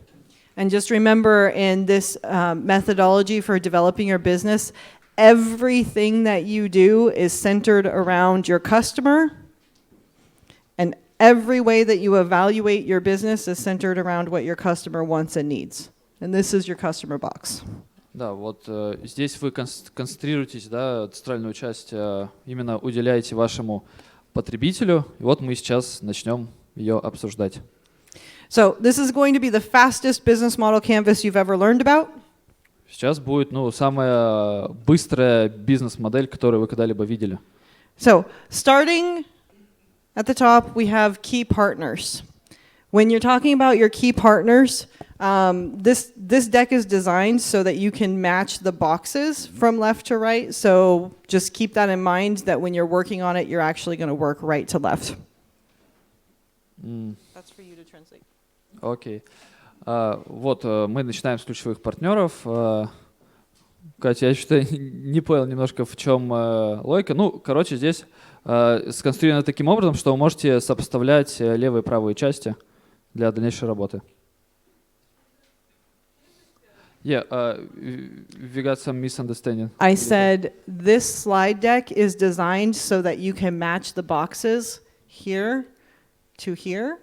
However, Я понял. These В общем, slides. все, что здесь написано, вот на этом слайде, оно дублирует предыдущую огромную модель. Поэтому ничего нового не будет. However, when you're working on it, you actually go this way. Да, и когда вот вы будете работать, идите справа налево. Okay, so let's get started. Your key partners in business are in this box. You're going to be defining who your key partners are. These are the people who are most important for you to be interacting with during in doing business, and what their motivations, well, what your motivations are for partnering with them. So why do you need to partner with them? Да, в сегменте ключевые партнеры самое главное вам понять, кто ваши ключевые партнеры, кто те люди, с которыми вам нужно взаимодействовать, и какая у вас мотивация с ними взаимодействовать, что они вам будут давать. The next box is key activities. These are the absolutely necessary activities that you must do in order to deliver on your promises to your customer. Ключевые активности — это те обязательные действия, которые вы прям вот должны делать, чтобы вашу ценность представить вашему клиенту. Your goal here is to define the activities that are required for you to deliver on the value proposition, which is the benefit that your customer receives from purchasing your product or service. Здесь вы должны понять, какие действия вам нужно сделать, чтобы донести ценностное предложение, вот эту вот центральную часть, до ваших потребителей. This box also connects with some of the other boxes, and you're going to note activities that are important in places like your distribution and your customer relationships and revenue streams. Вот этот сегмент, он связан еще с несколькими другими. Помимо ценностного предложения, он также связан с каналами распространения, отношениями с вашими клиентами и с потоками выручки. The next box is your key resources. This is where you're defining the resources that you need in order to deliver on your value proposition. Здесь представлены ключевые ресурсы, которые могут быть любыми, чтобы вот использовать их для ваших ключевых действий, чтобы предоставить ваше ценностное предложение, вашу ценность клиенту. As a reminder, your value proposition is the benefit your customer receives from doing business with you, and the resources that we might be talking about are both tangible resources and intangible resources. So physical, human resources, intellectual property, financial.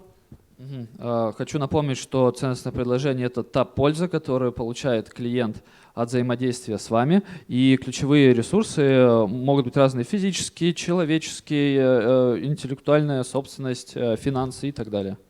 Your value proposition, you're going to hear me repeat that word over and over again so that the definition will, you'll start to remember the definition. Your box for your value proposition is the most important box on your business model canvas. Это вот наиболее важная часть вашей бизнес-модели. Вы будете от меня очень много раз слышать о ценностном предложении, поэтому... This is where you're defining the core benefit that your product and service is delivering to your customer. Здесь вот вы должны выделить именно ключевую пользу, которую получает клиент от вашего сервиса или товара или другого продукта. And you're defining which of your customer needs you are satisfying. Также нужно определить потребности вашего клиента, которые вы удовлетворяете. This is usually difficult to get to. A lot of entrepreneurs stumble over this and find it hard to articulate what the benefit to their customer is. Обычно это самая сложная часть для понимания, для осознания, и собственники очень часто обсуждают, а все-таки какую ценность мы несем нашим клиентам. The next box is your customer relationships. Следующий сегмент — это отношения с вашими клиентами. This is what kind of relationship you expect to have with your customer. For example, are you going to be interacting with them in a store face-to-face? Are you going to be interacting online? Здесь именно показан тот способ, которым вы взаимодействуете с вашими клиентами. Например, это может быть либо лицом к лицу в продуктовом магазине или в любом другом магазине, либо онлайн, либо через приложение и так далее. in here, you're also going to be noting how you're going to integrate that into your business. So you're going to understand what the cost of your customer relationships might be. The reason you do that is because you're going to be putting your cost in another one of those boxes. So you need to understand these details because all of these boxes are connected. Также в рамках этого вы должны понять, а сколько у вас будет стоить это взаимодействие с вашими клиентами, и это непосредственно будет связано с сегментом структуры ваших затрат, с 8-м сегментом. Your customer segments is the next box. Здесь следующий ваш сегмент – это вот непосредственно ваш потребитель. Here is where you start talking about who your customer is, if there's different segments within your population. For example, are you targeting 40-year-old women, or are you targeting 40-year-old women who are mothers, or women who are working professionals? Да, здесь вот вы именно должны описать один или несколько сегментов ваших целевых аудиторий, связанных с какими-то их характеристиками. Например, там женщина 40 лет, женщина 40 лет, там, по-моему, я не помню что, там профессионал и женщина 40 лет, то ли с детьми, то ли еще что-то. You should here be looking at who is your most important customer. Your most important customer is the one who's going to make you the most money. Также вы должны здесь выделить, кто ваш самый важный потребитель, кто принесет вам больше денег в перспективе. Your next box are your distribution channels. 7-я ячейка или сегмент – это ваши каналы распространения. In this box, disregard that question. In this box, your distribution channels are talking about how you connect with your customer. So are we connecting through online marketing? Are we connecting through websites? Are we connecting through physical flyers that people are handing out? Здесь показаны именно каналы, как вообще о вас узнает ваш потребитель. Это могут быть листовки, могут быть различные SMM-штуки, могут быть веб-сайты. So that's the start of your distribution channel. We're talking about those details all the way through the end of your distribution channel, which is how you're getting your product into your customer hands. Здесь вот важно, понять путь, как вы будете продавать ваш продукт клиенту, и вот понять через что. As with everything else, something that you need to understand here is what resources do you need in order to make your distribution channel possible, what customer relationships are needed to make that possible, and you're going to take that information into how you make money as well as the cost of doing business. Да, вот этот сегмент также связан с несколькими другими. Это связано с отношениями с вашим заказчиком, то есть, вот вы выбираете тип отношений, как вы с ним связаны, и понимаете, через какой канал вы к этому типу отношений придете, если там на веб-сайте вы что-то делаете онлайн, если лично, вы что-то там раздаете лично или онлайн. Также это связано с вашими потоками доходов. Your next box is your cost structure. Предпоследний сегмент – это ваша структура затрат.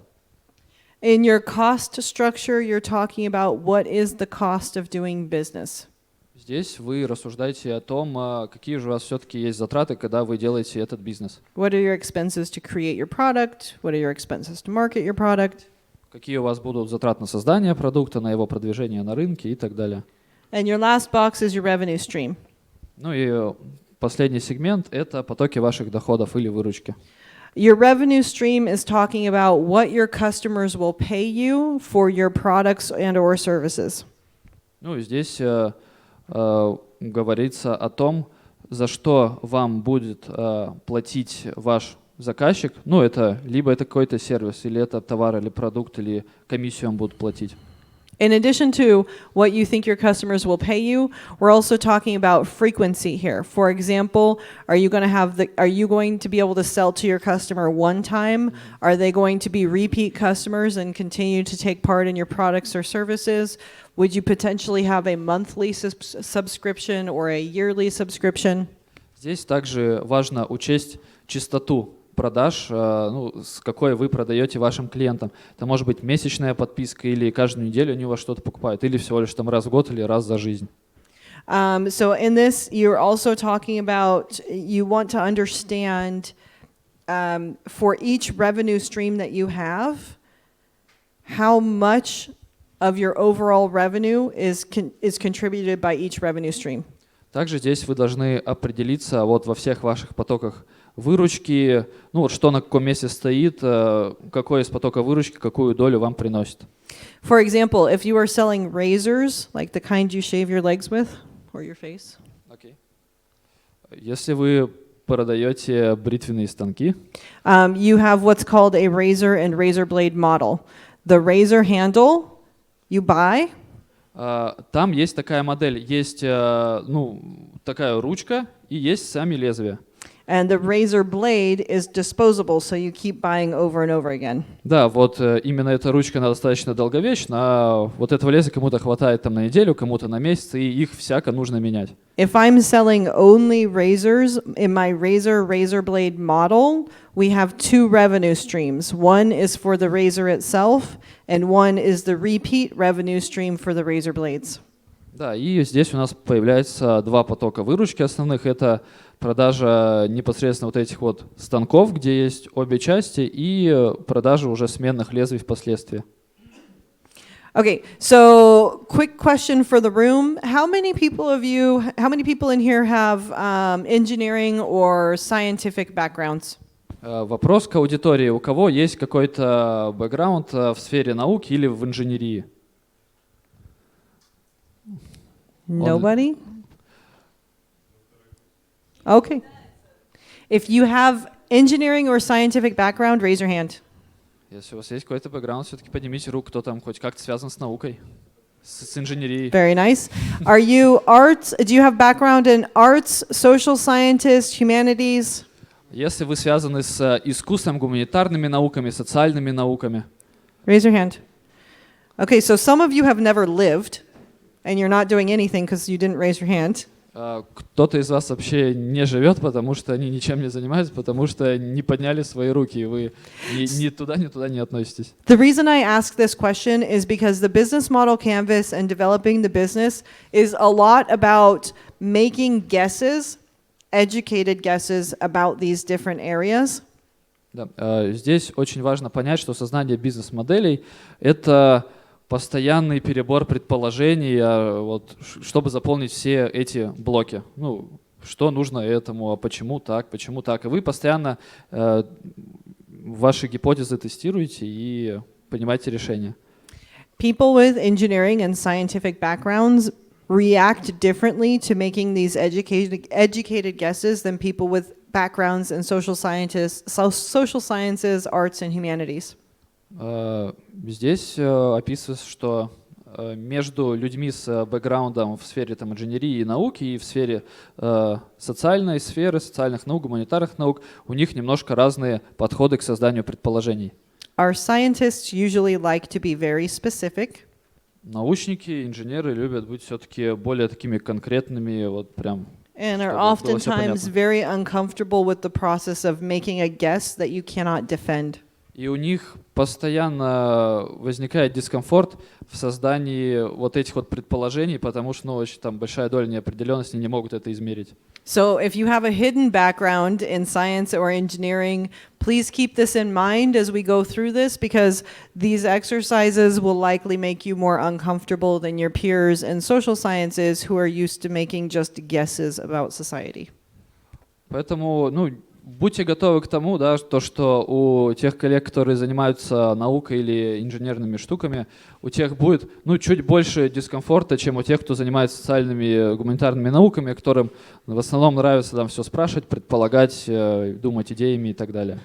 So we're going to get a little bit into the purpose of the BMC, and then we're going to go into the mistakes. Fundamentally, your business model canvas is used during your customer discovery and validation. So your customer discovery and validation process is what you did when you were interviewing your partner for the exercise we did before. Да, очень важно для этой бизнес-модели проводить исследование потребителя и подтверждение гипотез все-таки то, что ему нужно. Это очень, очень связано с этой моделью. То, что мы делали вот до этого в предыдущем упражнении. The point of this canvas is to test hypotheses in each area of your business and to visually track your iterations and your pivots. Основная роль этой модели — это тестировать как можно больше гипотез и визуально отмечать различные изменения и прям конкретные изменения и переходы. It's very important to remember that the whole reason that we use this particular tool is because when you're starting a business, you want to make an educated guess, test your hypothesis, determine if it's good or bad, and then change the direction of your business based on your determinations. Это очень важно, потому что когда вы делаете свой бизнес, вам необходимо тестировать гипотезы, принимать решения. Ну и вот так вот это будут ваши первые шаги в бизнесе. So we're going to skip over this. But what I want to note here is that whole test, iterate, pivot, test, iterate, pivot process. Здесь нарисован полный процесс. Тестируй, там делай какие-то действия, если надо, разворачивайся, тестируй, делай какие-то действия, разворачивайся и так далее. Is the key to design thinking. So that's how the design thinking connects in with your business model canvas. Это вот подчеркивает, как вот это все, что вы там делали до этого, связано с бизнес-моделью. And in the end, if you use this customer-focused process to determine the problems that your customers face and then figure out how to solve the problems your customers face, you will create a product that they will buy. И если вы вот в рамках этого поймете, какие проблемы у вашего клиента, что ему нужно, что ему важно, вы сможете создать продукт, который реально ему будет нужен. And as you're testing, iterating, and pivoting, you'll be updating your business model. И вот проделая вот эти вот 3 действия, да, там тестируй, там двигайся дальше, если надо, разворачивайся и так далее, вы уже сможете улучшить свою бизнес-модель. Instead of firing your vice president of sales who cannot sell the products that nobody wants because you didn't test, iterate, and pivot. Вместо того, чтобы увольнять ваших менеджеров по продажам, которые не могут продать ваш продукт, потому что он элементарно может быть не нужен рынку. So, what mistakes do people commonly make when they're completing their business model canvas? Итак, какие ошибки зачастую встречаются, когда вы создаете бизнес-модель? The first one is to treat your canvas like a checklist. This is not a checklist. Первое — это использовать вашу бизнес-модель как чек-лист, но не используйте ее как чек-лист. There are no prizes for doing this quickly. You can do a first iteration in one sitting, about an hour. Здесь нет никаких там призов, наград за то, что вы сделаете это быстро, что вам нужно все галочки поставить. Ну вот это все именно связано с взаимодействием между разными сегментами. But the key here is to understand the relationships and the connections between the different boxes. Да, вот это то, что я сказал, то, что здесь именно важна не скорость, а связь между всеми сегментами этой таблицы. So some questions you can ask to help with that are, for example, what key activities are required to support your customer relationships? Ну вот наиболее популярные вопросы, которые вам помогут, это какие действия вам нужно сделать, чтобы поддерживать отношения с вашими клиентами. How does your value proposition influence your distribution channels? Как ваше ценностное предложение влияет на выбор ваших каналов продаж? Does each customer segment lead to a revenue stream? Каждый ли ваш сегмент потребительский приведет вас к потоку доходов? So your one-page tool is actually quite an in-depth tool to be able to analyze your business.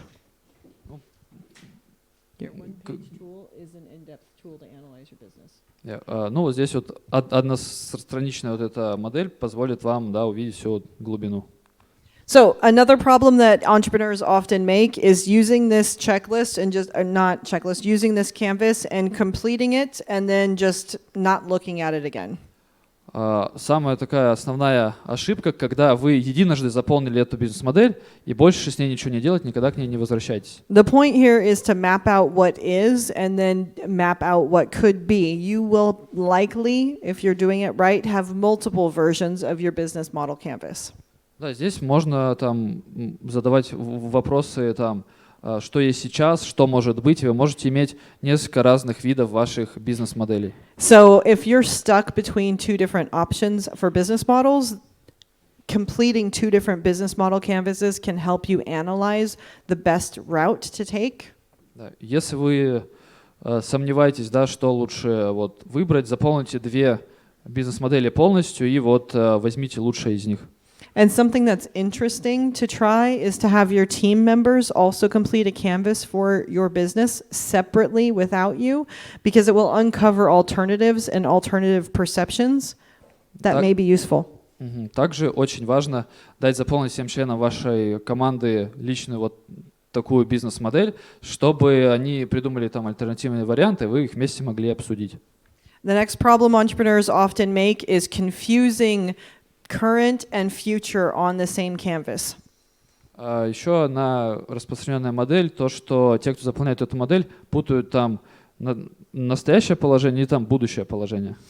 A business model canvas is a snapshot in a single point of time. It can be any point of time. It can be now, it can be 6 months from now, 12 months from now, 3 months, but it is, the information is only for that particular point of time. Да. Бизнес-модель выступает так называемым снимком в определенный промежуток времени. Это может быть как сейчас, так и через полгода, так и 6 месяцев. Вы должны понимать, что это просто вот снимок конкретного вашего там, положения в определенный момент времени.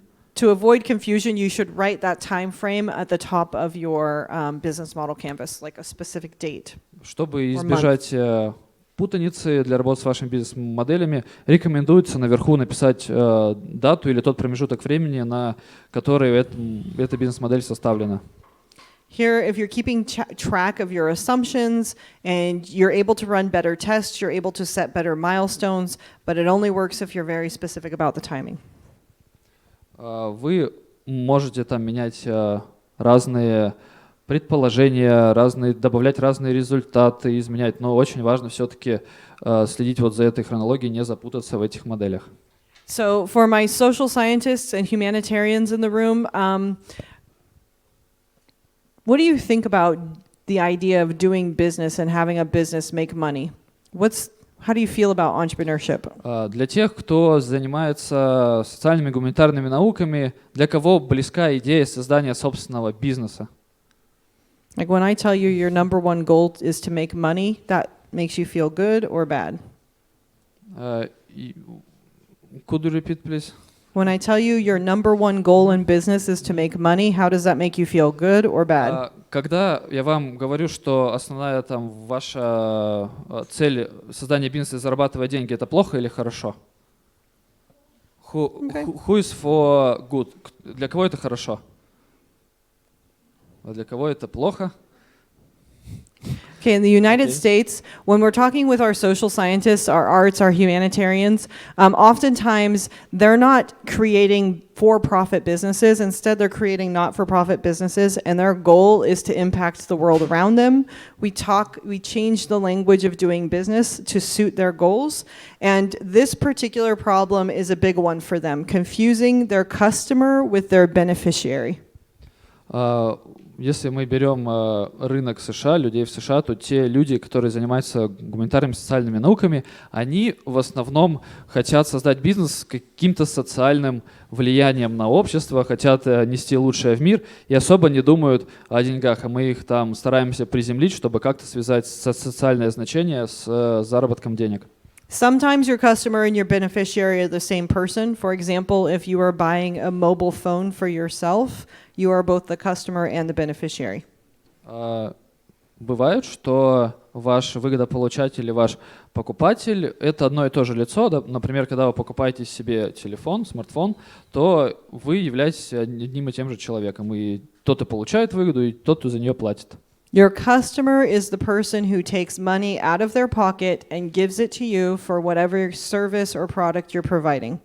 Да, ваш выгодополучатель, он же ваш клиент, это тот, кто просто достает деньги из своего кармана и дает вам в обмен на вашу услугу или товар, или любой другой продукт. Your beneficiary is the person or people whose life you are changing. Вот выгодополучатель – это именно тот человек, жизнь которого меняется благодаря вам. So if you are buying a mobile phone for your girlfriend or your boyfriend or your child, you are the customer and the person receiving the gift is the beneficiary. Да, если вы, например, покупаете телефон не себе, а парню, девушке или ребенку, то вы являетесь для них клиентом, а выгодополучателем является тот, кому дарится этот телефон. So in this example, if I'm buying a mobile phone for my children and the company is trying to market to me as the customer who is going to be spending money on the phone to give it as a gift to my kids, things that I am interested in will be very different than things that my kids are interested in. My kids are interested in the apps and the camera and the great functions. I'm interested in security, parental controls.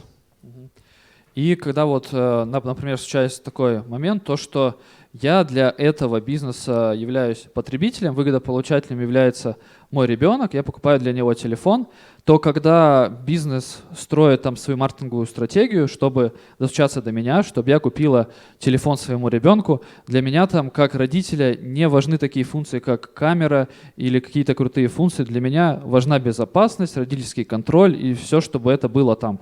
So if you want me to take money out of my pocket to purchase a phone for my child, you need to tell me about the things that I'm interested in, not the things that my beneficiary is interested in. Поэтому, когда я принимаю решение о том, платить или не платить, вы все-таки должны делать акцент на том, что нужно мне, а не моему ребенку. Ну, потому что ребенку нужно много чего, а мне нужна именно и безопасность для него, чтобы я знала, где он и так далее. The next problem that entrepreneurs often have is confusing intention, their intention, with the value proposition for the customer. Здесь также встречается немножко непонимание с ценностным предложением. We have a saying in the United States, the road to hell is paved with good intentions. Could you please repeat? The road to hell is paved with good intentions. Я понял. Это есть такая у них пословица, поговорка, у нас она тоже есть, что дорога в ад выслана благими намерениями. If you want to put that into business, you can say the road to failure is paved with good intentions. И когда вы говорите о бизнесе, можно сказать, что дорога к тому, что вы провалитесь в вашем бизнесе, тоже выслана благими намерениями. The point here is the intention is the reason why you run your business, your goals, your motivations, what matters to you. Ну вот здесь вот в данном контексте под вашими намерениями понимается, для чего вы запустили ваш бизнес, что именно важно для вас самих. The value proposition is what matters to the customer. How is the customer benefit from receiving your product or service? А вот именно ценностное предложение, оно связано с тем, что нужно не вам, а вашему заказчику, вашему покупателю. They're two very different things, and what your business should be focused on is the value proposition. It doesn't really matter why you're doing what you're doing. It matters what the customer gets, how the customer benefits, because receiving those benefits is what's going to motivate them to purchase your product or service. Да, здесь очень большая разница, да, между своими намерениями и намерениями вашего покупателя. Это вообще центральная часть вашей бизнес-модели, и от нее зависит, будут у вас покупать или не будут. So the next problem that entrepreneurs frequently have is not actually using numbers in order to be specific. Другая распространенная ошибка заключается в том, что предприниматели не используют цифры, не хотят быть какими-то конкретными. Sorry. So it's tempting to not use numbers because it's quicker and it's easier. However, you'll see that there's a big problem when you don't, when you're not specific, because if you're talking about your customer segments, for example. Конечно, быстрее не использовать цифры, не проводить никаких анализов, но это тоже не очень хорошо, потому что есть такие вещи, например, как сегменты ваших потребителей, которые нужно просчитывать. You can have two very different customer segments by using just two different words. The first customer segment could be socially conscious inner-city professionals who pay top dollar for ethical products. Ну и вот здесь есть целых две группы, которые вам нужно оценить. Это живущие в городе социально ориентированные предприниматели, которые платят what means top dollar? Expensive. А, They'll spend a lot of money. которые готовы достаточно много платить за этический продукт. Ну, там, например, там шубы из ненатурального меха и вот все такое. If you define this customer segment just a little bit differently, socially conscious inner city professionals who own 2 cats and pay top dollar for ethical products. Но все-таки немного там другим, а может быть даже радикально другим, может быть другая группа ваших потребителей. Это также социально ориентированные внутри города живущие профессионалы, у которых есть 2 кошки и которые тоже платят очень много денег за этичные продукты. It has a huge impact for a cat supply business because if you're a cat supply business and you're using this second definition, you think your target market is bigger than it is. Those 2-3 words right there changed your entire perspective of your target. И вот эти вот буквально там 2-3 слова, когда вы там описываете ваших потребителей, могут играть огромное значение при планировании ваших сегментов потребителей. Even more important is using numbers in your financials. You want to understand in a dollar amount how much it actually costs you to acquire a customer. Does it cost $5, $10, $1? It makes a difference. Также очень необходимо считать затраты на привлечение вашего одного клиента. Сколько это стоит? You also want to understand how many times a year in actual numbers does your customer repeat business with you. Are they repeating business with you twice a year, 20 times a year? How do you increase the number of times they do business with you? Да, и здесь также важно анализировать, сколько клиент готов сделать покупок в определенный промежуток времени, там в месяц или в год. It may be difficult, but it saves you a lot of heartbreak, time and effort and wasted energy down the road. Да, это может быть, да, на первом этапе немножко трудно вас там расстраивать, напрягать, но это сэкономит вам много денег, силы, времени, когда вы будете уже реализовывать свой бизнес. The next problem that entrepreneurs have is misunderstanding customer relationships. Следующая распространенная проблема, когда владельцы бизнеса не понимают, как они будут взаимодействовать со своими клиентами. This is one of the most misunderstood parts of the business model canvas. Это, одна из таких самых серьезных вещей бизнес-модели, связанных с непониманием. And your customer relationships box is designed to help you identify how you interact with your customers and what is the best structure for interaction with each of your customer segments. Да, и здесь описывается непосредственно, как вы взаимодействуете с вашим клиентом, именно вот структура, как вы взаимодействуете с каждым клиентом, которого вы до этого выделили через что, с помощью чего. Remember, there is no right or wrong answer here. It's just this is about understanding your business. Нет никаких там правильных или неправильных вещей, это лишь о том, как вы понимаете свой бизнес. So if we take this as a quick example, if I have 3 different customer segments, one of my customer segments is married men over the age of 70. Another customer segment is teenage girls between the ages of 12 and 15. And a third customer segment is middle-aged women between the ages of 30 and 50. Да, здесь у вас может быть очень много разных ваших целевых сегментов потребителей. Например, это женатые люди в возрасте от 70 лет, девочки-подростки в возрасте от 12 до 15 лет, и также женщины среднего возраста, по-моему, там от 30 до 40 лет, если я правильно помню. I will probably interact with my 70-year-old married man in a very different way than I would interact with my 15-year-old girl. Your 70-year-old married man is probably not going to find your business or interact with your business on Facebook or Instagram. Это очень важно о моем взаимодействии с этими категориями людей, потому что 70-летний человек вряд ли использует Facebook, чтобы искать для себя какие-то товары и услуги. Я там не могу с ним ничего сделать. Your 12-year-old girl is probably not, or 15-year-old girl is not going to interact with your business on Facebook. They're probably going to find you on TikTok or Instagram. Если говорить все-таки о подростках, то мы используем более популярные сервисы, чем Facebook. Это TikTok, Instagram, и именно через эти сервисы мы можем донести до них информацию о нашем продукте. But your middle-aged mom, between the ages of 30 and 45, for sure she's on Facebook, she's sharing pictures of her kids, she's interacting with her family, and she's going to find your business on Facebook. Да, ну вот для сегмента женщины от 30 до 45 Facebook — это идеальное место, где она сидит, постит фоточки, ну это как наши одноклассники, ну вы понимаете.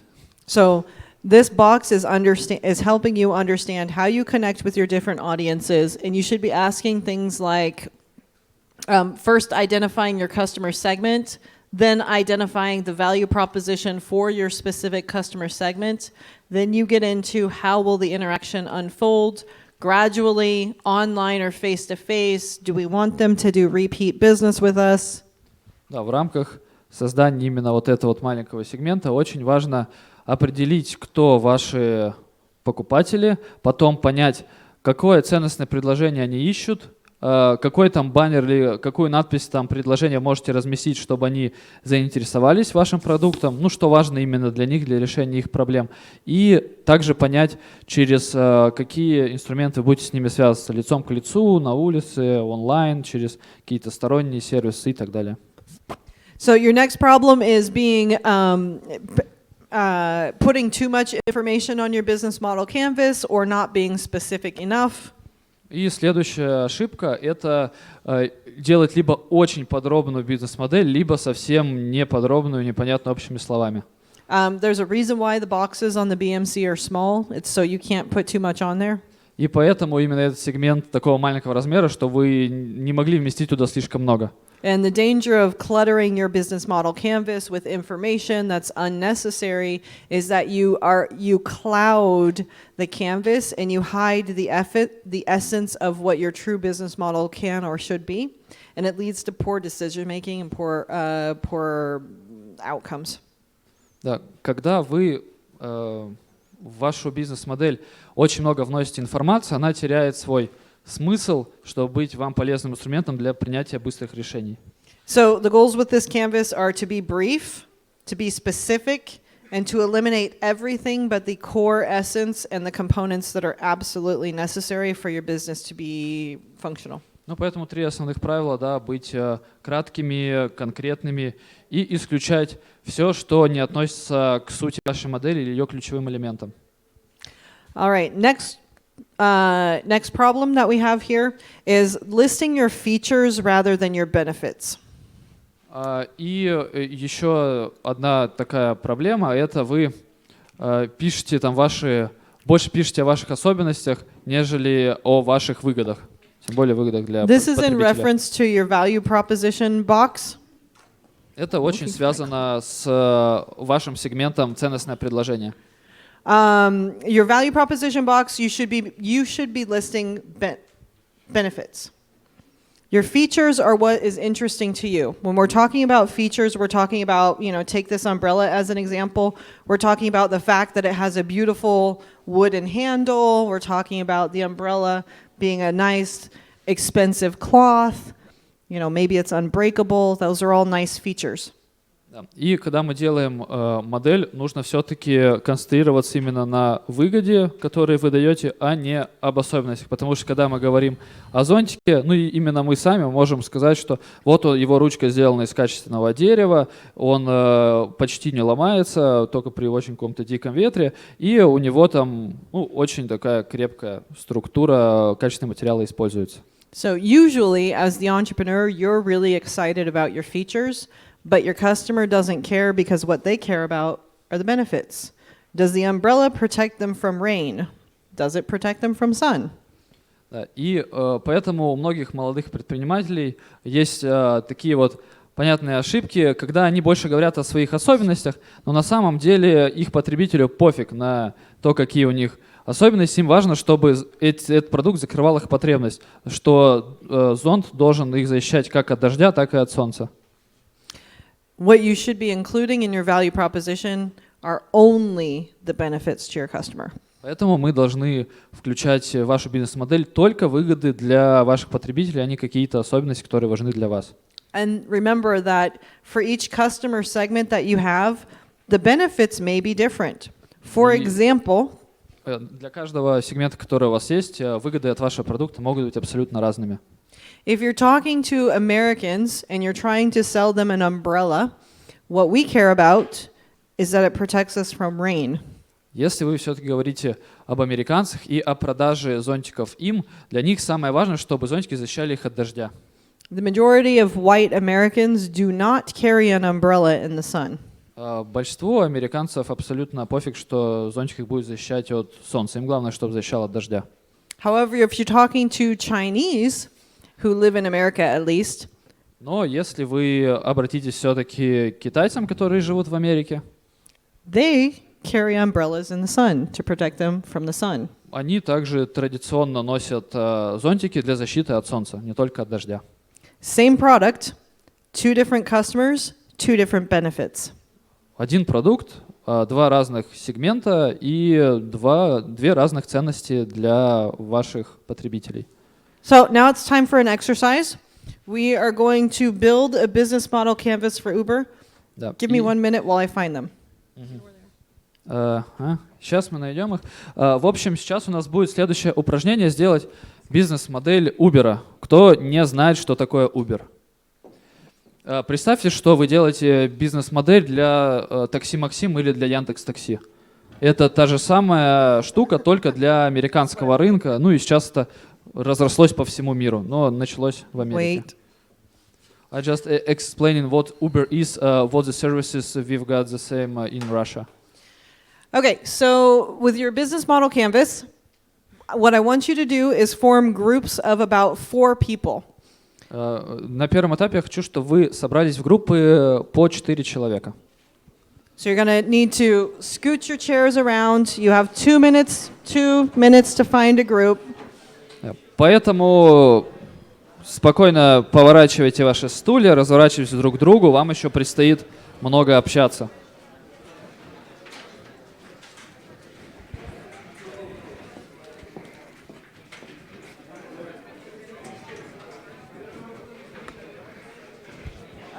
One per group.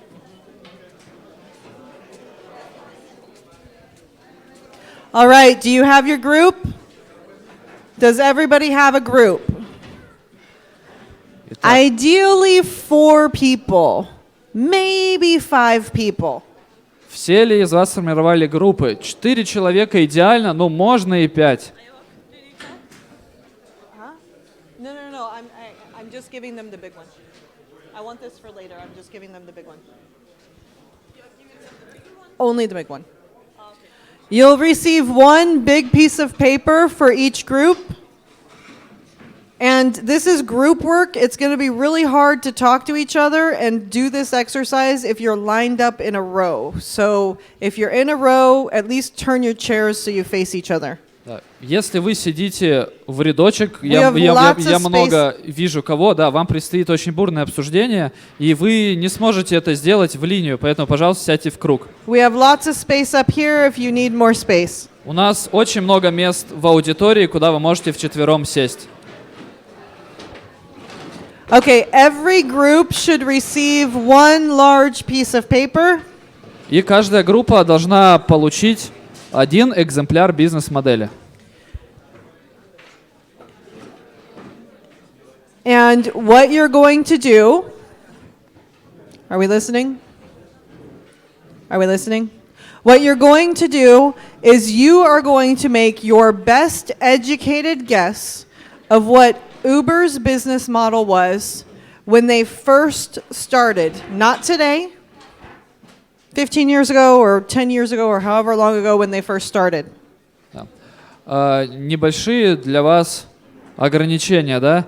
Вы сейчас вот не должны концентрироваться на том, какой там Uber есть сейчас, а на том, который он был 10-15 лет назад. Сейчас я не сильно прям в этом разбираюсь. Кать, ты знаешь, какой Uber был лет 10 назад?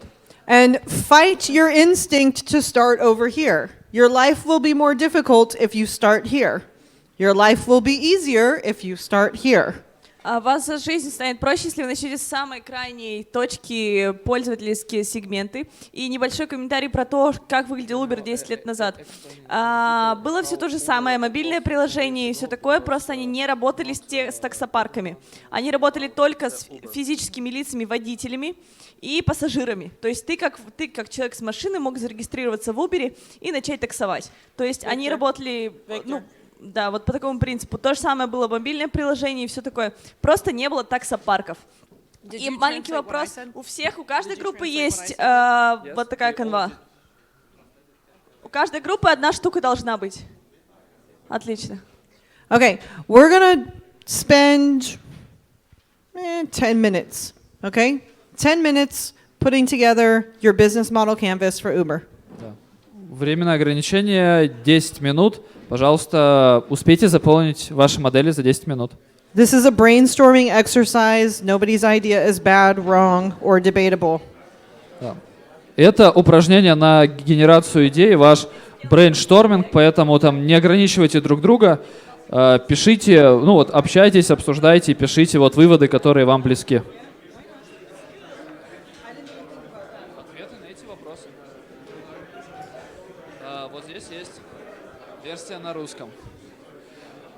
Возник вопрос, а что нужно писать? Нужно писать ответы на вопросы, которые у вас обозначены. Если у вас там есть англоговорящие, вам немножко повезло. Если нет, здесь также представлена версия только на русском языке. Можете подойти посмотреть. Ну и также все, что Бриана вам рассказывала о этих 10 сегментах. Там, в принципе, есть базовая информация о том, о чем нужно писать.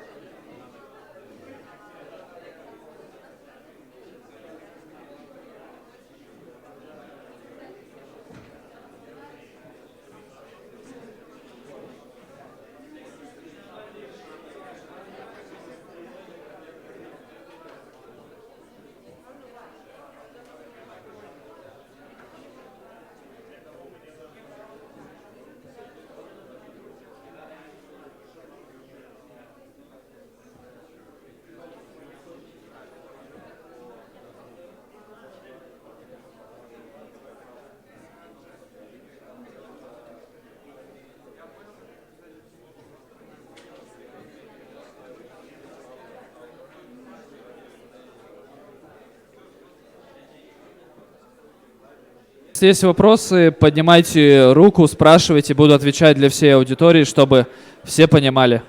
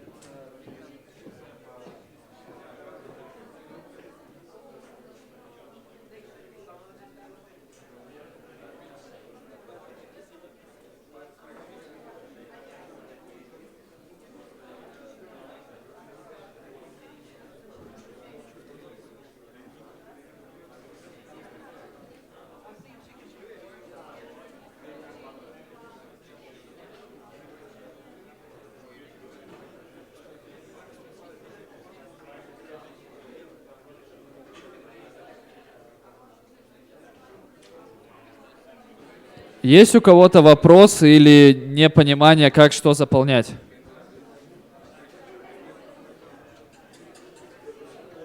Лучше спросить сейчас.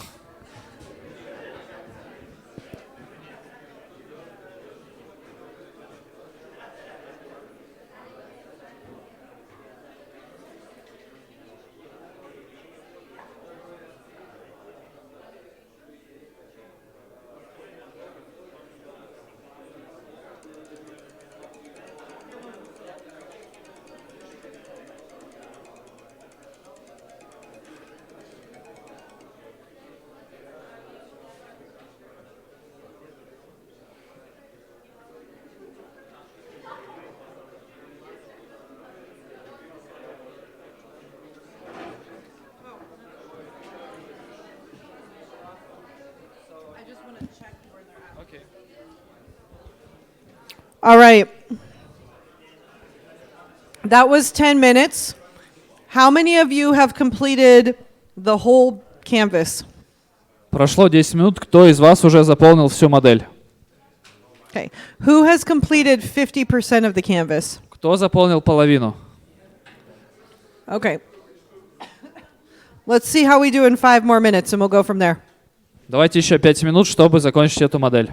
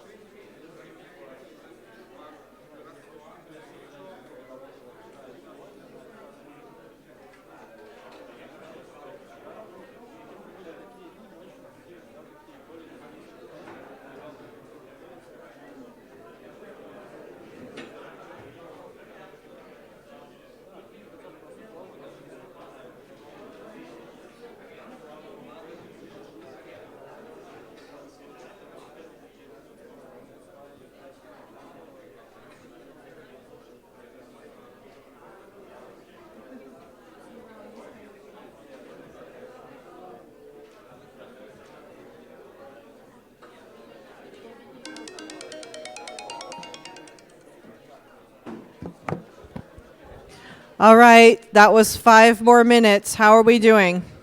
5 минут прошло, как у вас дела? Okay, we got 2 thumbs down. How's everybody else doing? Do we have anybody who's completely done? Кто уже завершил модель? Oh, the winners. Okay, for those of you who need more time, how much time? Like how much do you need? Кому вот из вас нужно время? Сколько этого времени вам нужно? 3 minutes, 2 minutes? Okay, I can give you 3 minutes. I'll be kind. Она будет очень доброй, да, сам последние 3 минуты. I'm not feeling as stressed anymore now that we've rearranged the schedule. I've never run 45 minutes. У нас есть еще распечатки бизнес-модели? Так, Сережа пошел распечатывать. У нас все равно мало. У нас все равно 60. They have printed it today morning. We have printed it now. I have printed it one more time, and now we still. She didn't find our previous copies of this model, and she was just puzzling. We printed it tomorrow morning. We printed it now. Why we don't have so much?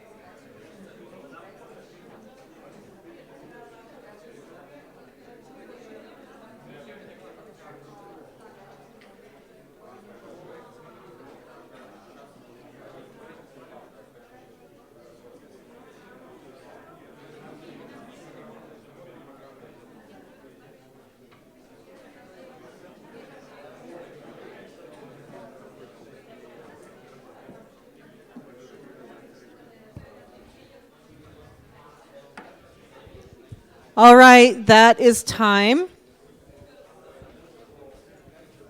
Время вышло. All right. Can one person from each group, just one person, raise your hand so I can see how many groups are in the room? Поднимите, пожалуйста, один человек от каждой группы руку, чтобы я могла посчитать количество. 1, 2, 3. You're in the same group. This is never mind.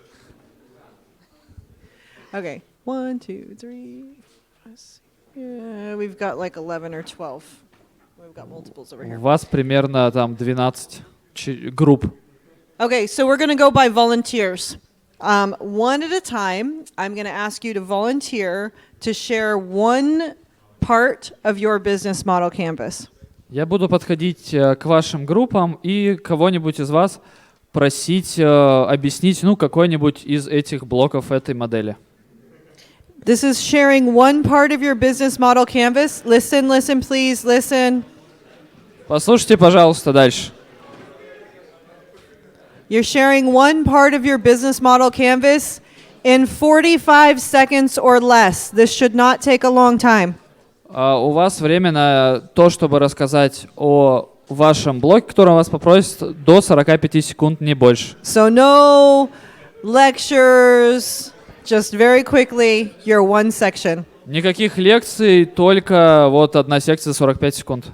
For my first volunteers, can somebody please start us off with their customer segments? Кто хочет начать с пользовательского сегмента? Поднимите руку. Человек, кто расскажет.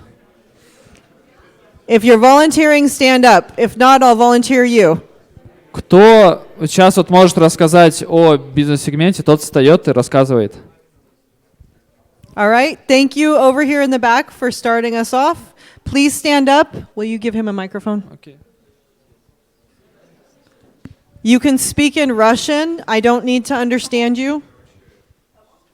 Over in the back.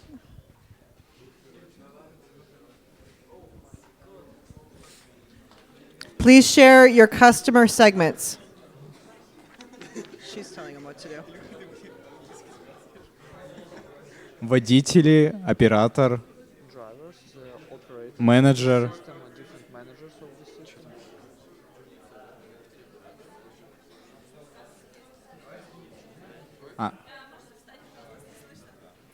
Stand up and read quickly. Водители, оператор, менеджер. Customer segments.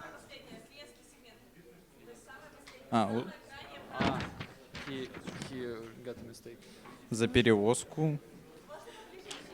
За перевозку. Да не выручка. Для людей. Так для людей и все, у нас больше ничего нет. Can you repeat, please? For people. It's only people. Okay, one more group. Anybody want to share their customer segments?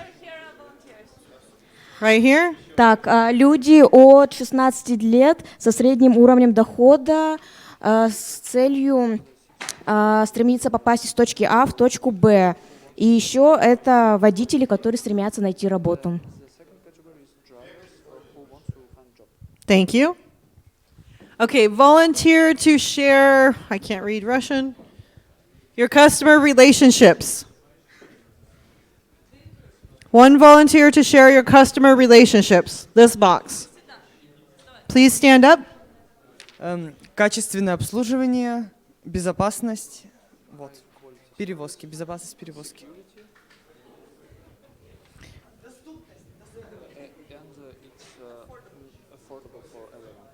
Okay, one more volunteer to share your customer relationships.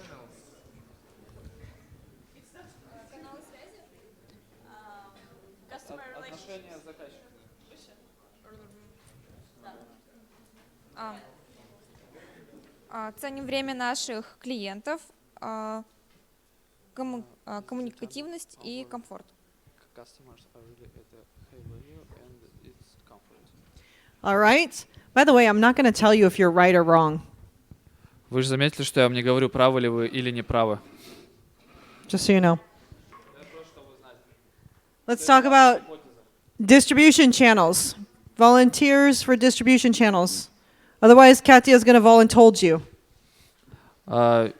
Волонтеры для каналов поставки, иначе Катя вас назначит принудительно. Вот это да. Channels. Реклама в сети и флеера.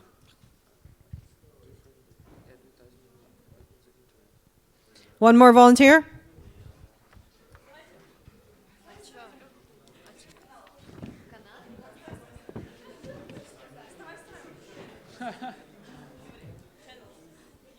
Радио, приложение. Thank you. All right. Who wants to take on the value proposition? Thank you. This is the hardest one. Straight back in the back. By the way, everybody will speak. No. She volunteered. You can go next.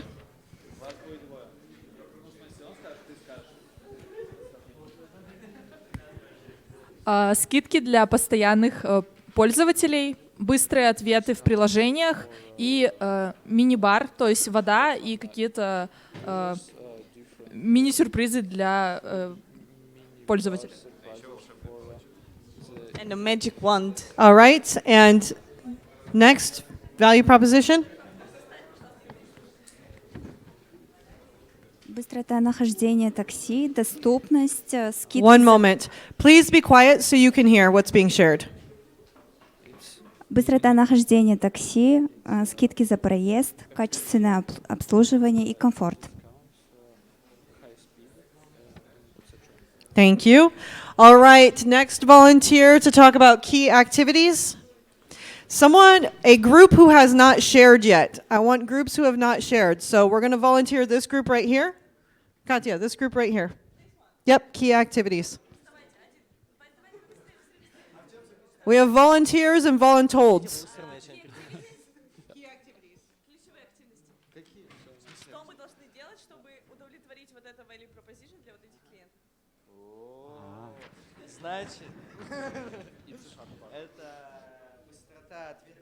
На тот момент, там же мы берем какой год? Ну, в общем, когда еще не было, только был телефон, не сотовый. И мы так поняли. Это значит быстрота ответа, коммуникабельность и, ну, и комфорт и быстрота. Или про это. А что вот я активный? Вот честно не поняли этот столбик. Thank you. All right, next group for key activities. This one right here. Oh, then the next one.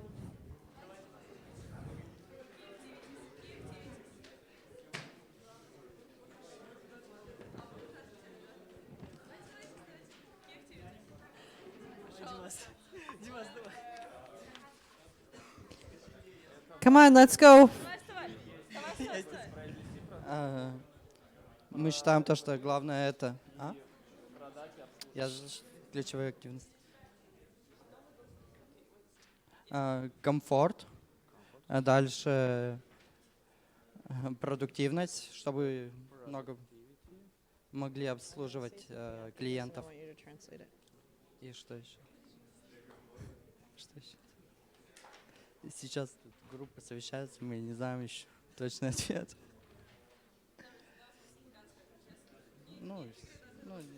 Thank you. Okay, so the key to volunteering, just so you know, is if you volunteer, you get to answer questions that you know the answer to, rather than the ones that I choose. Если вы будете как волонтеры, вы будете отвечать на те вопросы, ну вот, которые вы сами хотите, ну вот в рамках вот этого. Иначе я вас назначу принудительно, и вы будете отвечать на вопрос, может, который вы не знаете или в который вы не уверены. So you can either volunteer or you can be voluntold. Поэтому, ну, вы можете либо сами там поднимать руку, спасать там себя и других, либо вас назначат принудительно. All right, so next segment, we're going to be talking about key resources. Who wants to talk about key resources? Привет всем. Мы считаем, что ключевые ресурсы — это деньги, люди, программное обеспечение и бренд. Very nice, thank you. One more key resources. Someone who hasn't spoken yet.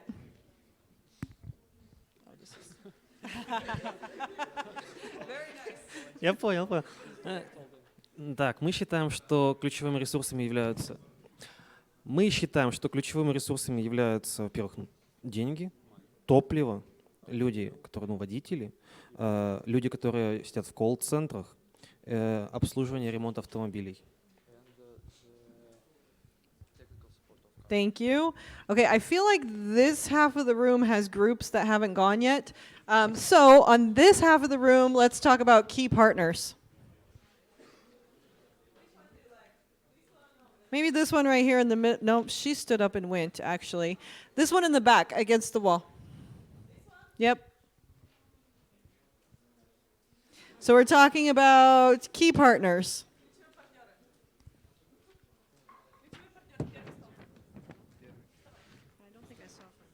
Рекламодатели.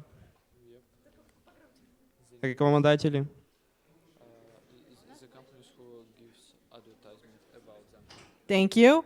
All right. Right next to them, let's talk about. Oh, you know what? We have a volunteer. Let's go to the volunteer. Sorry.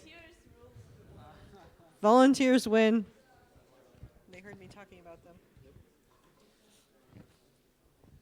Мы считаем, что ключевыми партнерами будут автосалоны, водители, с которыми будем сотрудничать, IT-программы, IT-компании, которые будут помогать нам с работой как с сайтом, так и с нашим приложением. Дальше это заправки и автосервис. Ну и также будут рекламные кампании. Thank you. Okay, let's talk about money. Who wants to volunteer to talk about the cost of doing business? Cost structure. Very nice. Oh, I forgot that. Translation. But I'm forgetting. Cost. Да. Мы, We'll come to her next. да. Мы думаем, что цена будет формироваться из-за основных издержек, так в издержки входят налоги, зарплаты, топливо, детали, починка, также хостинг сайта и также основная затрата будет маркетинг. Thank you. And then also over here.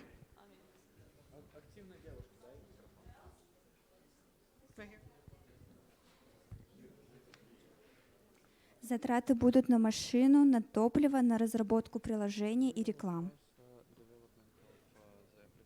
Thank you. Thank you. Okay, last but not least, let's talk about money, revenue. How do you make money? Well, there are a lot of people who haven't gone before. Just choose one. I think we hit all the groups. Maybe not this one back here.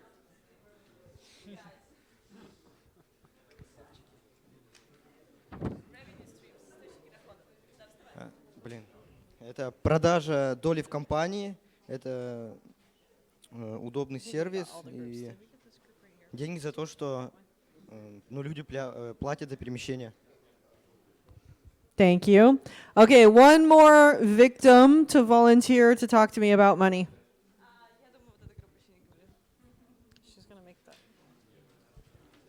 Мы предлагаем динамическое ценообразование, где идет фиксированный процент от поездки.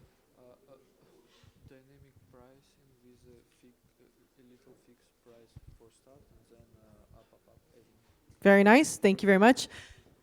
All right. Who feels confident about their business model canvas for Uber? Do you feel like you got it right? Друзья, кто уверен в правильности своей, ну не в правильности, в адекватности своей модели по Uber?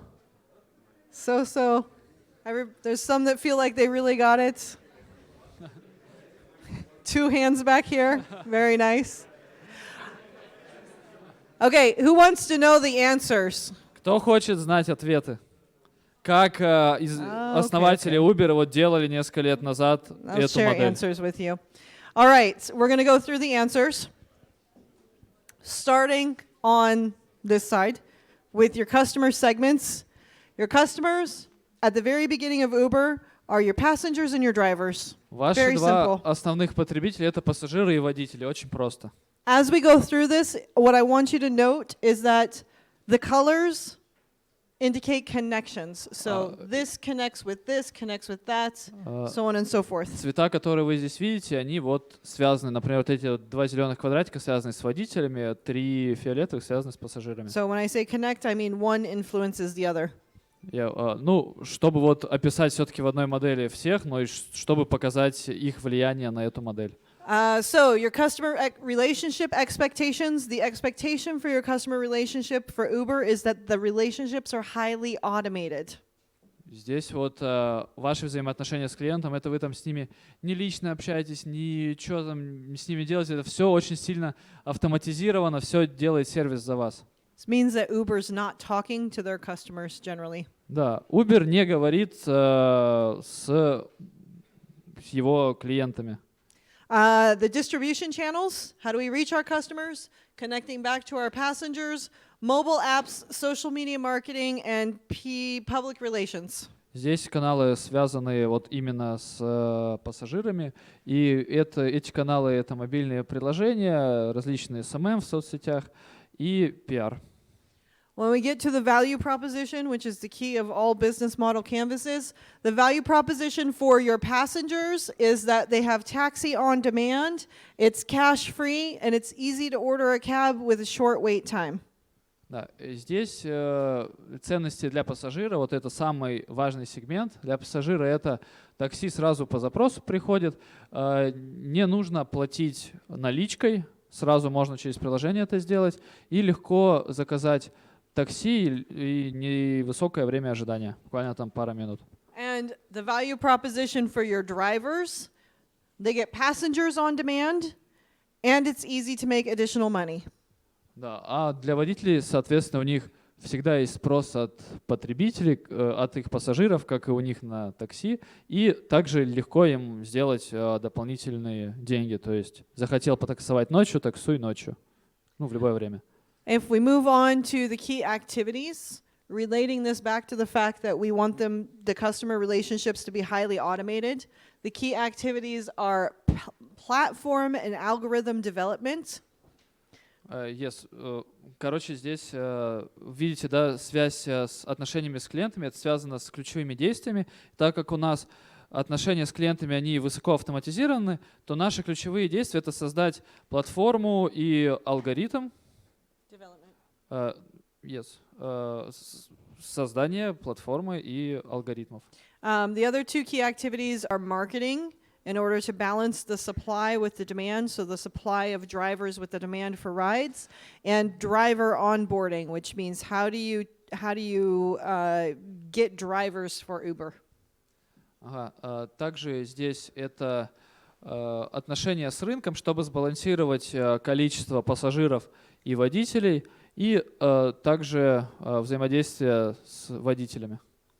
If we're moving on to our key resources, and note that our key resources are connected to our key activities, connect back to your customer relationships. Your key resources are the platform, the Uber platform, the pricing algorithm, and the routing algorithm. Да. Здесь, чтобы было соответствие с отношениями с клиентами и с ключевыми активностями, наши главные ресурсы — это непосредственно сама платформа Uber, это алгоритм ценообразования, ну вот он считает в зависимости от длительности пути, от класса машины, и также алгоритм построения маршрутов с учетом пробок и всего остального. And when we move to our key partners, I think it's important to note for Uber, their drivers are both partners and customers. В данной модели такое вот интересное событие состоялось, что одни из наших сегментов — это также наши ключевые партнеры, водители, у которых есть своя машина. Other key partners are your payment processors, the people who take credit cards, mapping data providers, and local authorities. Также наши ключевые партнеры — это платежные системы, через которые мы принимаем платежи в Uber. Также те, кто нам предоставляют актуальные карты со всей актуальной информацией на дорогах, и местные власти, ну, чтобы это все было легально и адекватно. And then we move on to your cost structure and note how much of your costs connect back to your key activities and your relationships. Cost is sales and marketing, platform development, salaries, and then connected with your drivers, both as partners and as customers, driver payments. Да, и структура наших затрат уже тоже родилась из взаимодействия с различными другими сегментами. В частности, если это о наших отношениях с клиентами, то основные затраты у нас будут на разработку платформы, на продажу и маркетинг, на распространение. Также у нас значительная доля будет на выплату зарплат, и также это связано с водителями. Будет вот определенные платежи водителям с каждой поездки осуществляться. And then the big, most important question is, how does Uber make money? Someone got it, surge pricing. Obviously, pay per ride.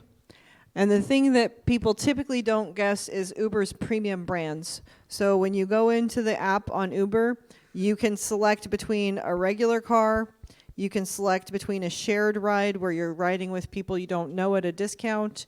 You can choose Uber Black, which is a black car that will come pick you up and it costs more.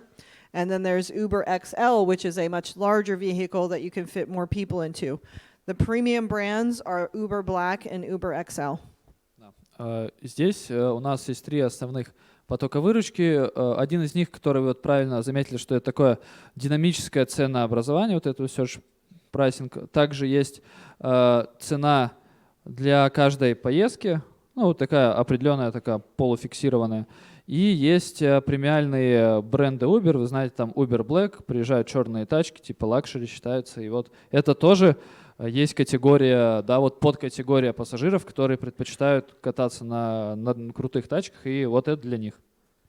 And Note that their revenue streams connect back to their passengers.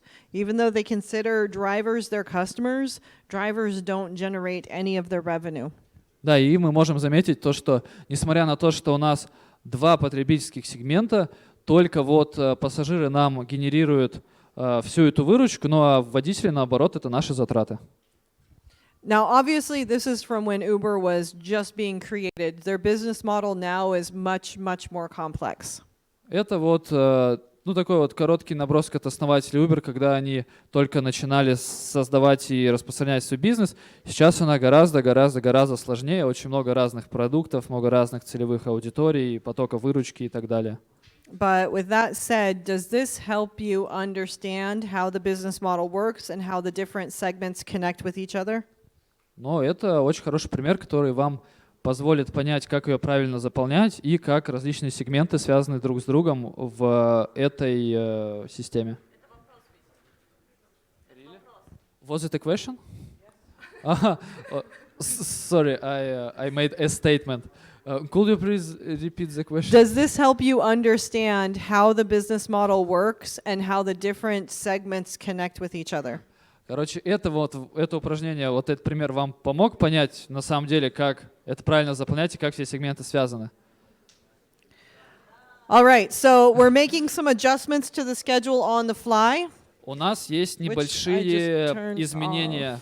Ну, не то чтобы изменения, передвижки в нашем меню, тоже контент останется, просто мы блок чуть-чуть передвинем ниже. We're going to do two things at once. You're going to have lunch at the same time as creating your own business model canvas. This will help us get caught up. So I won't be going anywhere. I will be staying here. So if you have questions, you can ask them. Сейчас будет еще одно упражнение. Вы заполните свои личные бизнес-модели. Мы вам дадим специальные бланки для этого. И мы предлагаем это объединить с временем ланча, чтобы мы сегодня все успели, и вы совместили приятное с полезным, покушали и заодно сделали бизнес-модель. So here's what we're doing with our afternoon now. We are taking this session and we're moving it after lunch. Мы вот следующую информационную сессию передвигаем после ланча. We're going to take our coffee break and our lunch right now at the same time. Мы сейчас совмещаем кофе-брейк и ланч. It will be a little bit longer, so you're going to get from right now until 1 o'clock in order to do your business model canvas and have your lunch. У вас есть целый час с 12 до часу, чтобы сделать вашу личную бизнес-модель и покушать. Does everybody understand what needs to happen and what time you need to be back here? Все ли понимают, что сейчас происходит и что нужно вернуться? Just so you know, if you get up and leave right now, you're not going to have the tools that you need in order to do what you need to do. Если вы сейчас уйдете, вы не успеете получить раздатки, и вам будет не на чем работать. As you're walking out, get a business model canvas from Katya. You should bring that back to me complete when you return to this room. I want to see it. Поэтому, когда будете уходить, возьмите свой экземпляр у Кати, и когда вы вернетесь, это нужно будет сдать. And it should be based on any idea that you have. Если у вас есть какая-то существующая бизнес-модель, пожалуйста, обращайтесь, Бриана будет здесь все это время, проконсультируйтесь с ней, как лучше это все оформить. Если у вас есть своя идея или проект, используйте по нему. Если нет, придумывайте идею и разрабатывайте в соответствии с новой идеей.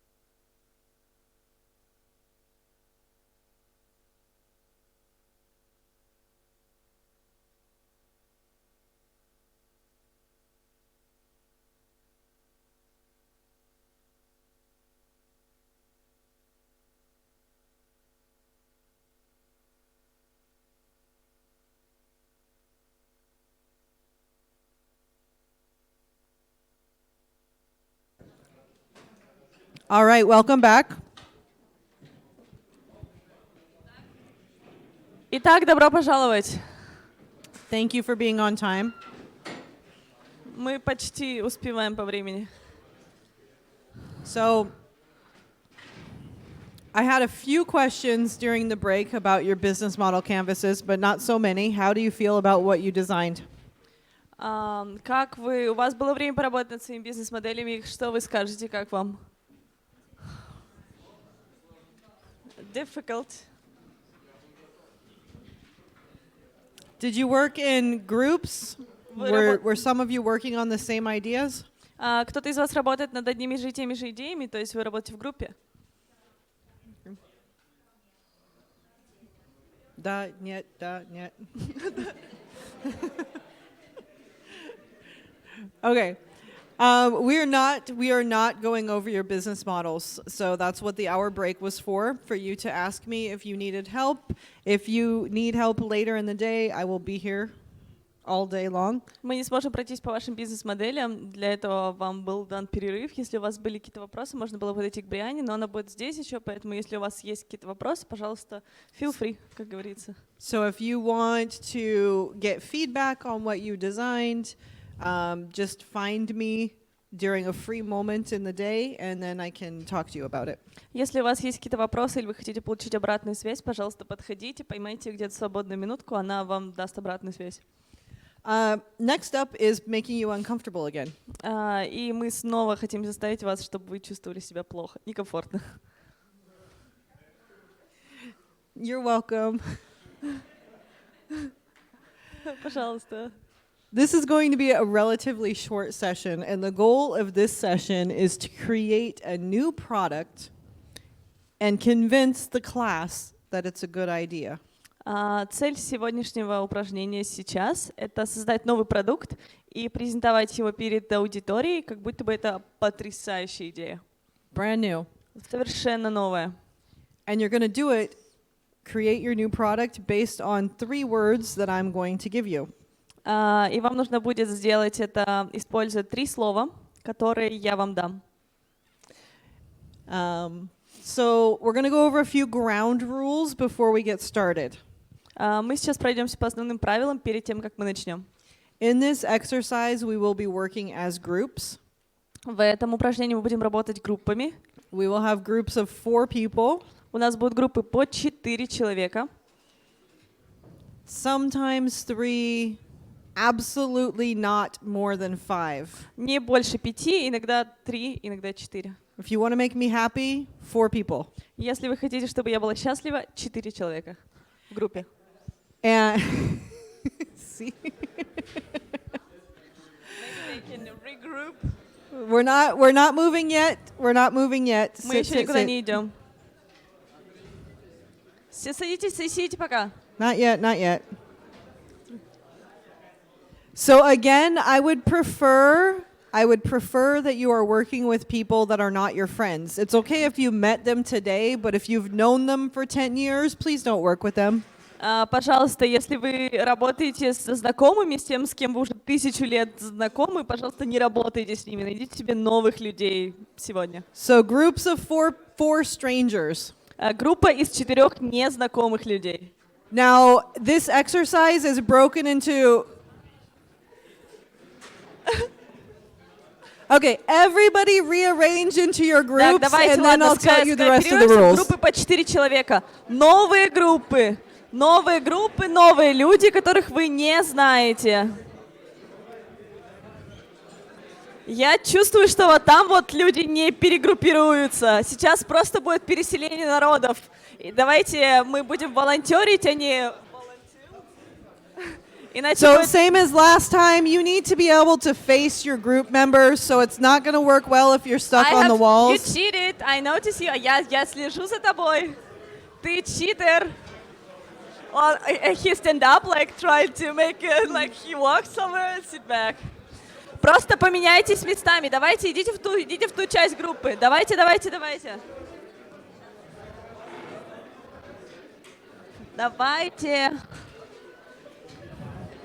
Так, у кого есть в группе свободное место, поднимите руки, чтобы вас могли присоединиться. Отлично. Ты сюда. Присоединяйся. Ты сюда. I would Давай also туда. like, Туда. Katya, one second. Yeah. I would also like every group to have at least one boy and one girl. Я хочу, чтобы в каждой из групп было представители обоих полов. So no all boys, no Нет. all girls. Just, может быть, кто-то из вас вот к мальчикам присоединится, им нужна девочка. Пожалуйста. Давайте перемешайтесь. Okay, groups of 3, raise your hand. Who has a group of 3? Вы просто перемешайтесь. You're 3? Okay, I have one over there, one here. Okay, who still needs a partner? Окей. Who still needs a partner? Кому еще нужен Anybody партнер? without a group? У кого группа не из 4 человек? So we're good here. And are you an all-male group here, all boys? Кажется, у вас тут группа только из мальчиков. You're all boys Вот here? тут есть девочки, тут много Okay. девочек. Забирайте себе одну. Please. Мешайтесь. You, please change with her. Ты поменяйся с ней. No, switch. I know you guys are working together all day, so you need to separate anyways. Да, вам нужно You know разделиться, each поэтому other. поменяйтесь. Okay, any other groups that are all boys or all girls? Так, где у нас еще Вот там I вот see сзади one back есть. here. Okay, change with one of the girls behind you, please. Так, поменяйтесь с одной из девочек сзади. Switch.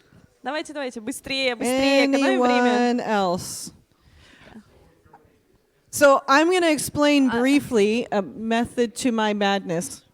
Я кратко опишу вообще, что сейчас будет происходить. You're going to be creating something brand new on words that you've never seen before. Вы должны будете придумать что-то совершенно новое из слов, которых вы вообще раньше не слышали. In approximately 10 minutes. Всего за 10 минут. And diverse teams are much more successful. И команды, в которых есть разные люди, которые не встречались, разных полов, из разных групп, они намного более эффективны. The reason for diverse teams being more successful has nothing to do with how amazing women are, even though women are amazing.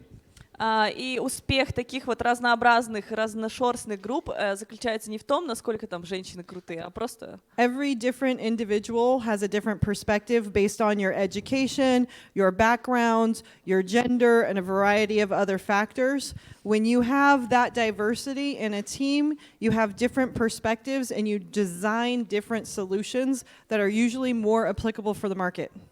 Когда у вас есть в группе представители другие представители других групп, которых вы, допустим, не встречали, у них есть свой опыт, свое образование, тот жизненный опыт и те знания, которые они имеют, и они уникальны. И чем больше будет обмена такими знаниями, тем будет более плодотворная работа. The worst kind of group you can have is a group of all female engineers or all male engineers. Самая неудачная раскладка — это когда у вас группа только мальчиков-инженеров, ну, с техническим складом ума, или только девочек там. Because they share one background and one experience or Потому one что way у of них- experiencing the world. Потому что у них у всех одинаковый экспириенс, одинаковое образование, одинаковый взгляд на мир.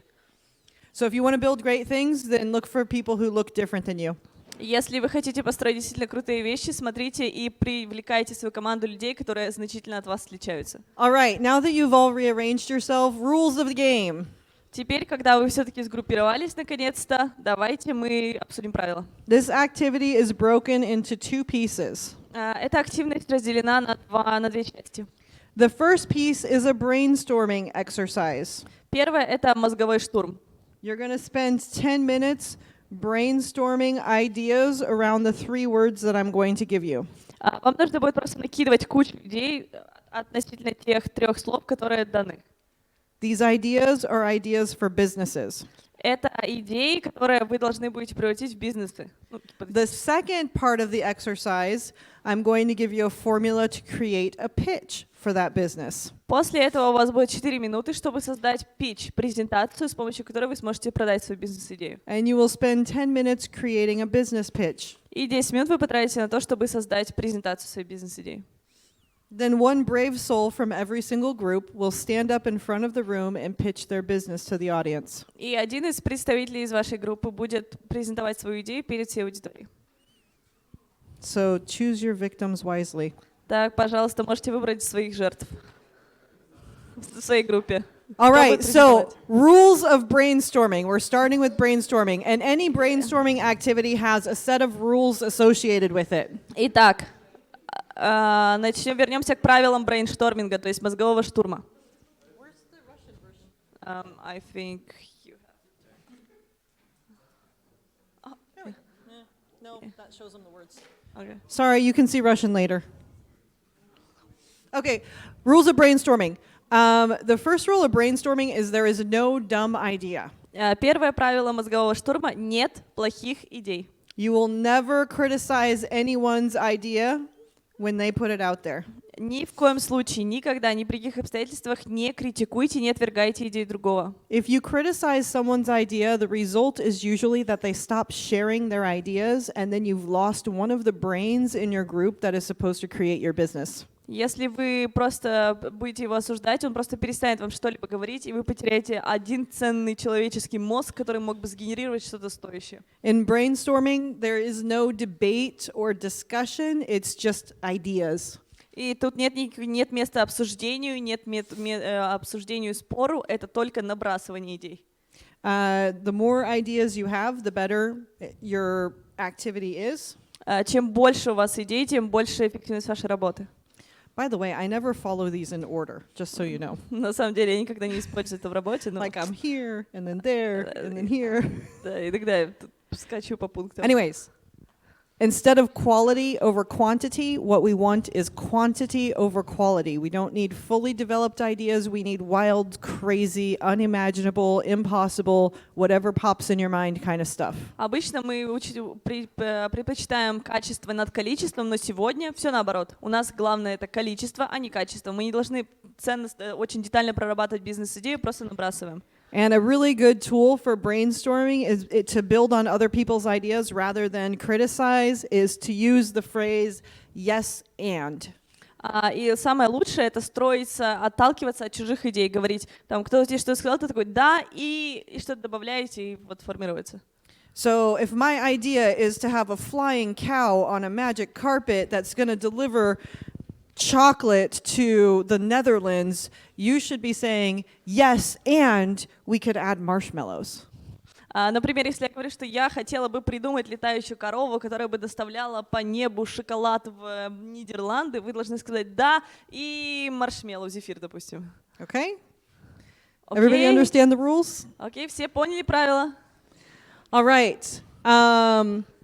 Remember, you're thinking broadly, no limits, no constraints, flying cows with marshmallows. Никаких ограничений, ни законов физики, ничего. Летающая корова с зефирками, что угодно. Your 3 words that you are going to create a business around are runner. Ваши 3 слова, вокруг которых вы должны построить свою бизнес-идею, это бегун, бегунья, round, round, круглый, круглая, круглое, and blows. Blows, дуть, дует, дует. This is everything in Russian, so you can remember your words and you remember the rules of brainstorming. Это вам для напоминания, чтобы вы помнили правила мозгового штурма. Before I start a timer, I'll give you a minute to pull out pens and paper. Я перед тем, как начну отсчет времени, я дам вам минутку достать свои ручки, бумажки и все, что вам необходимо для записи. You have 10 minutes. У вас 10 минут.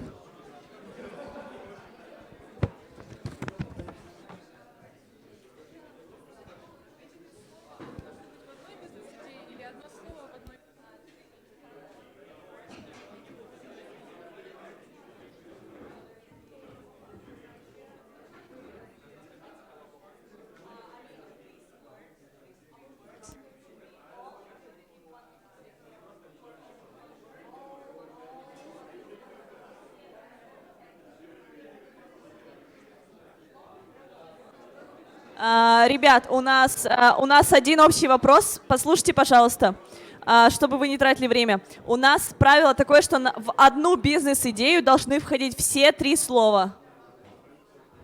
Одна бизнес-идея, 3 слова. Итак, миллион бизнес-идей, но в каждой есть все 3 этих слова.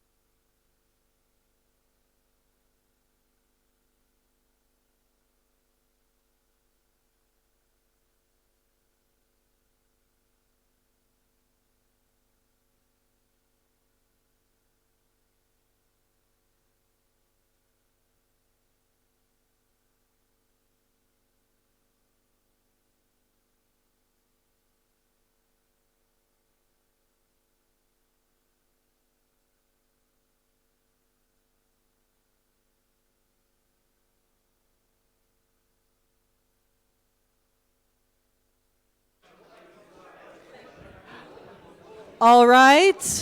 Итак. How is your brainstorming going? Итак, как у вас проходит мозговой штурм? Time is up. Время уже закончилось. Do we have business ideas? У нас есть бизнес-идеи. Who in here came up with an idea? Кто уже сформировал идею? Does every group in here have a business that they're working on now? Есть ли у всех бизнес, над которыми вы сейчас работаете? Бизнес-идея, да. Listen, when my kids go to school, their kindergarten teacher says, 1, 2, 3, eyes on me.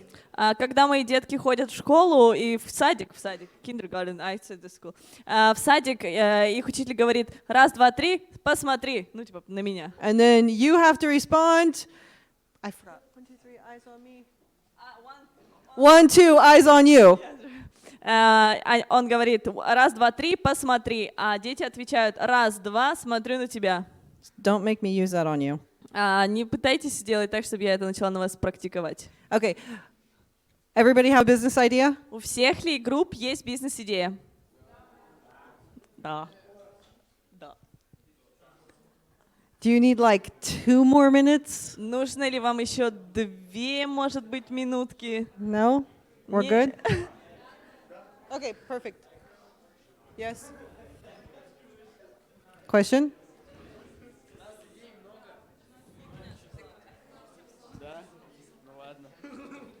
В общем, у нас идей очень много, у нас их целых 7-8 штук, и нам нужно выбрать одну же, да? Одну, самую респектабельную, хорошо? They are having 8 ideas and they wonder if they need to choose only one. Okay, so the next step of this exercise, you're going to choose one of all of your ideas. Listen, one of all of your ideas, and you are going to create a business pitch that you will deliver up in front of your audience, your peers. И на основе, вы должны выбрать только одну идею. На основе этой одной идеи вы должны создать бизнес-презентацию, также известную как pitch, которую вы будете защищать здесь перед вашими коллегами. So, we're going to spend 10 minutes, and in that 10 minutes, you have 2 things to do. The first thing you have to do is choose one of your ideas. The second, if you haven't already, the second thing that you have to do is create a pitch that is 30 to 90 seconds. Вам нужно в первую очередь выбрать идею, если вы еще ее не выбрали, а дальше перейти к созданию питча. And this is the format of your pitch, okay? You're going to start with a question. Это формат вашей презентации. Начните с вопроса. You're going to tell us what the problem is. Сообщить о том, какую проблему вы обнаружили. You're going to tell us what your solution is and why it's unique. Какое у вас решение и почему оно уникально. This is really important because you're going to be standing up in front of people doing this, so you might want to listen. Вам это действительно важно, поэтому вам, наверное, нужно послушать, потому что вы будете сюда выходить и презентовать. The next question you're going to tell me about is who you're selling your solution to. Дальше вы должны сказать, кому вы продаете это решение. I want to know how much you're selling it for. За сколько вы это продаете. At the end, I want to know what your ask is. И в конце концов я хочу узнать, что же вы просите. And what action you want us to take. И что вы хотите, чтобы мы вам дали, что мы для вас сделали. When we are finished with this part of the exercise, one person from each group will come stand here. You will get my microphone and you will give this pitch to the audience and you will have 30 to 90 seconds to do it. I will cut you off at 90 seconds. В течение 10 минут вы должны создать свой питч. После этого выберите волонтера, который выйдет и будет презентовать свою презентацию в течение от 30 до 90 секунд. I'll be cutting you off nicely by starting to clap, okay? Я буду вас прерывать, начиная хлопать.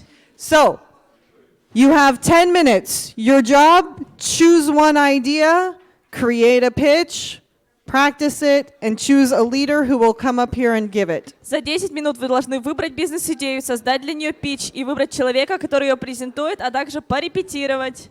Your 10 minutes starts now. Ваши 10 минут начинаются прямо сейчас.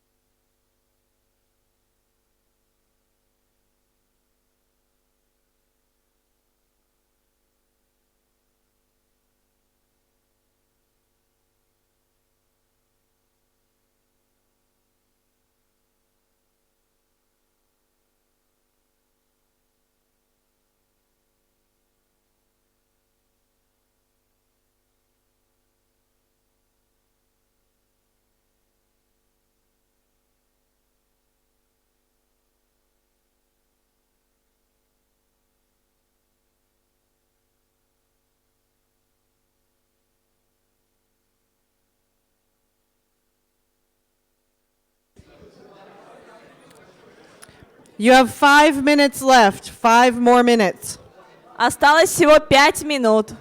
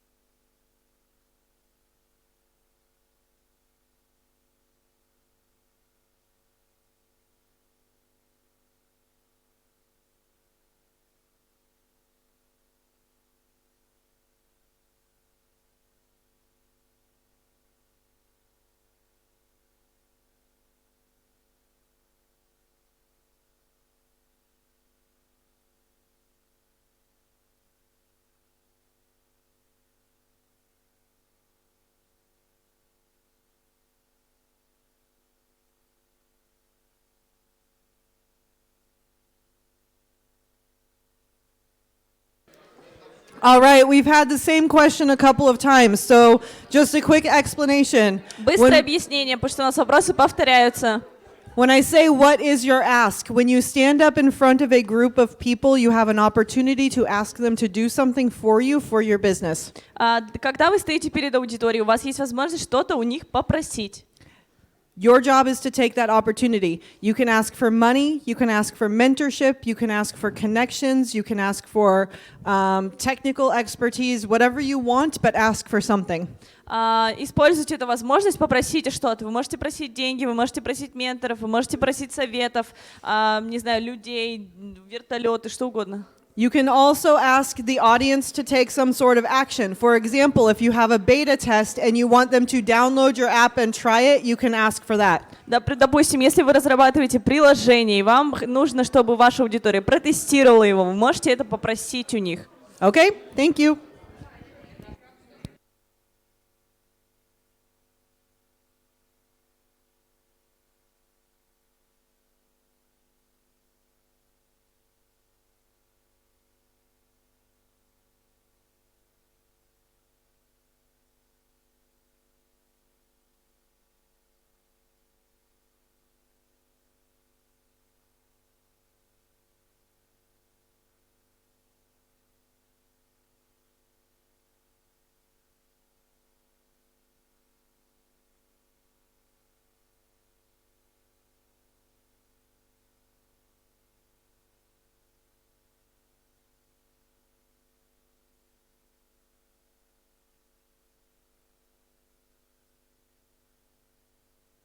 Two more minutes. You have 2 more minutes. I can give this one. 2 минуты осталось.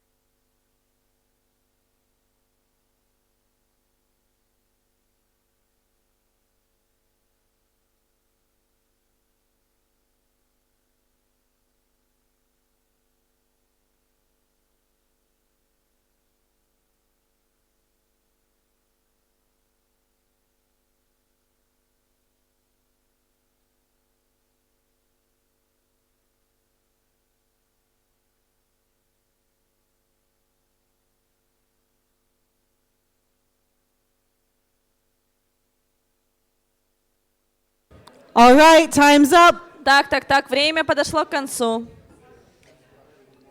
Who are our brave souls that are going to come up here and pitch their team's idea?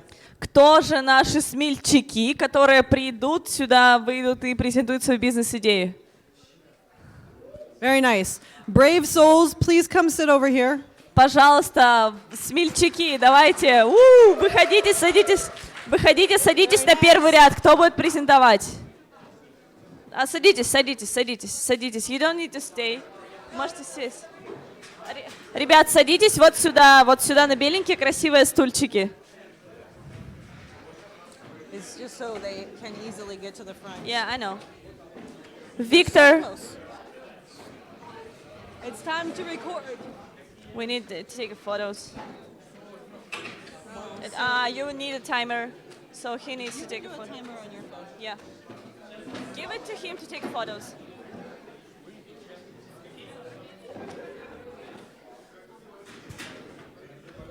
Wait, let's see if we can get a good background. No, there's no. Oh, wait. Wow, this is long. Нет, вся презентация сбилась. There you go. Okay. Do we have a timer? Да, таймер готов. All right. For 90 seconds? 90. Wait a second. Okay. You have no more than 1 minute and 30 seconds to tell me your idea. У вас есть не больше, чем 90 Maximum. секунд. You should be right around 1 minute. Лучше всего уложиться в минуту. You have no less than 30 seconds to tell me your idea. И не меньше 30 секунд. Who's first? Well, you're first Кто because you're первый? standing. Когда, when you'll be ready, you can just... Ты готов? Wait a second. 3, 2, Итак. 1, go. У нас для вас предложение. Но сначала вы должны ответить на вопрос. Хотите ли вы, задавались ли вы этим вопросом, экономить на электроэнергии? Поднимите руку. Давай. А те, кто хочет скинуть вес или просто заниматься спортом? Так, вижу, есть люди. Так, тогда у нас для вас есть предложение. Кто-нибудь представляет хомячков, которые бегают по кругу? Вот в этой. Вот. В общем, вы встаете в этот же самый круг, который подключен к генератору электроэнергии. То есть вы бегаете, вы создаете электроэнергию, и то есть тем самым экономите на электроэнергии и сгоняете свой вес. Также к вашему рту подсоединена трубка, вы дышите, вы создаете ветер, который также делает электроэнергию. Выгодно? Выгодно. Так, дальше. Вашему вниманию я представил только что Air Run 2020, год его создания. Все понятно? Все понятно. Так, он решает сразу две проблемы, которые волнуют каждого в этой комнате. Люди, которые будут это покупать, вы все. Формально да. Вы каждый должны купить этот продукт, потому что его просто нельзя не купить. Он стоит всего 1000 рублей для вас. Только вы выйдете отсюда, он будет стоить 150 тысяч. Потому что скидка действует очень мало.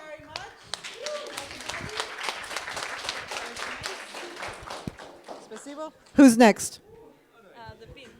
Oh, wait, come back. Вернись. Мы теперь будем закидывать тебя чем-нибудь. You were first, so you get 2 pins. Thank you.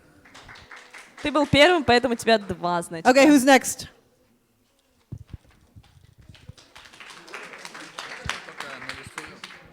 Конечно. He wanna use the board. Okay. Whenever you're ready. Ready? 3, I'm ready. 2, 1. Итак, добрый день. Наша идея немногим отличается от предыдущего, но разница есть. Мы создадим маску для мотоциклистов, велосипедистов со шлемом. Когда он будет двигаться, поток ветра будет создавать кружение вентилятора, который будет генерировать энергию. Также, если зимнее время, то при дыхании тепло также будет генерироваться в электроэнергию. Так что у нас тоже получается чистая и бесплатная электроэнергия. Ценовая категория около 10 тысяч. Ага. Вот. Не для мотоциклистов мы создадим обычную зимнюю маску с похожими функциями. Он все рассказал, поэтому...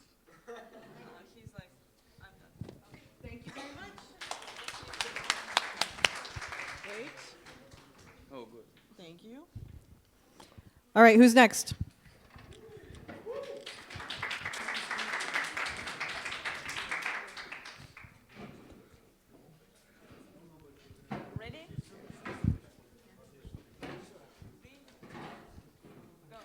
Всем привет.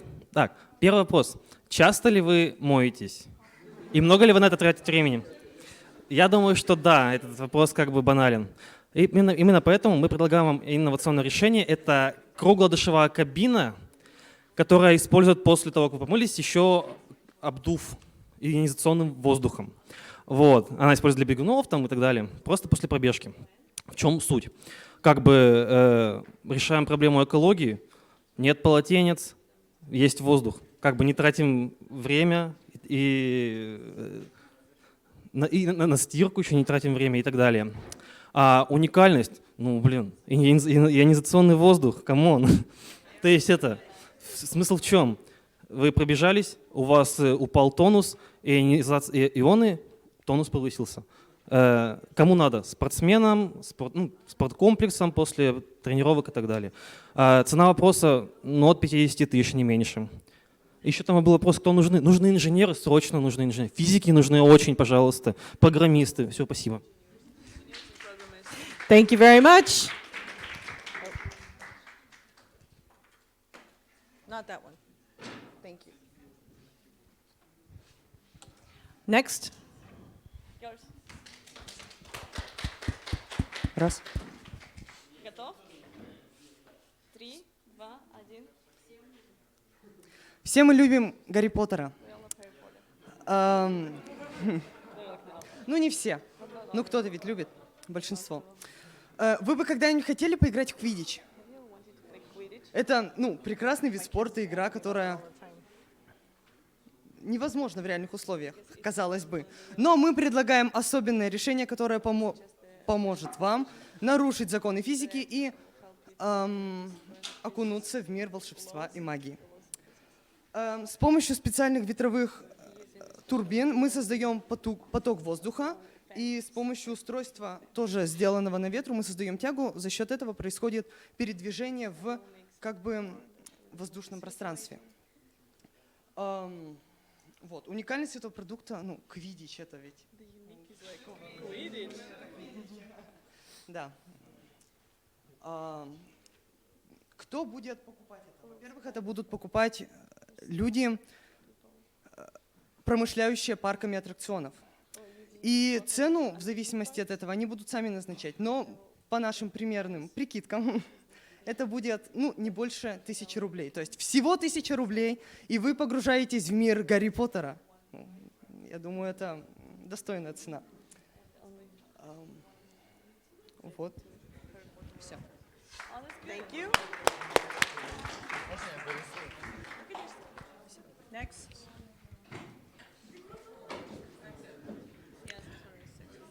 Okay, who's next? Oh.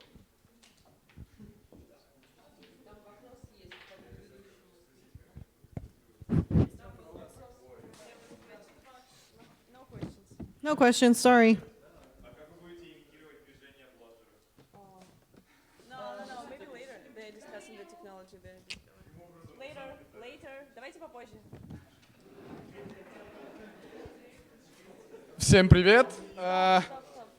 Как вы знаете, в Киеве очень мало развлекательных центров для взрослых. Так мы придумали такой аттракцион, так называемый.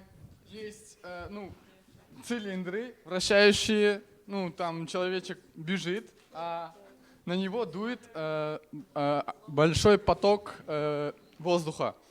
Ну, если даже упадет, это батуты. Ну, все видели, там раньше были большие гонки, такие передачи. Также это очень, как сказать, очень интересно. Это для просто взрослых, это атмосфера такая. И мы решили такой аттракцион создать и продать в администрации Кирова. Такой аттракцион недорого стоит, там 1 000 000 рублей всего лишь. Кто желает, может в любой момент сходить и там испытать свою удачу. Очень клевый, можете посмотреть. Thank you very much. Очень классная идея.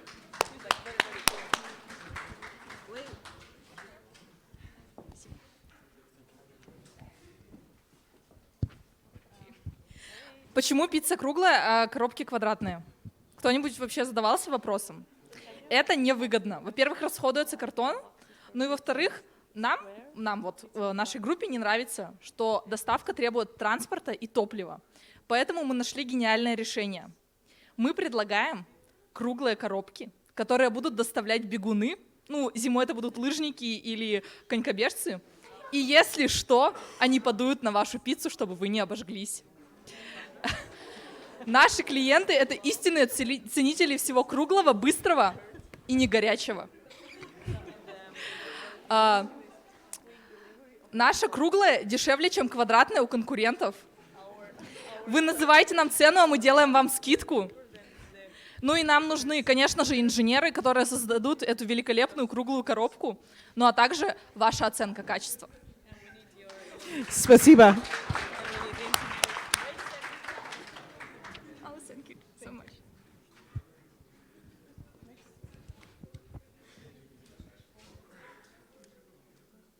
Всем привет. Поднимите руку хоть раз, кому залетала мошка в глаз или в рот, которые проходили по улице. Мы предлагаем вам гениальную идею. Мы создадим такую вещь, которая будет надеваться на руку, нажиматься кнопочкой, и около вас появляться такой щит из воздуха, который будет контролировать температуру, не дает попадать влаге, дождю, мошкам, паутинкам и тому подобное. Мы предлагаем уникальность в том, что, в принципе, такого еще нет. Но законы физики это нам сделать позволяют все-таки, скорее всего. Так, люди это, в принципе, будут любые. Поднимите руку люди, у которых есть айфоны. Вы готовы купить нашу вещь, такую же по функциональности, но по цене айфона?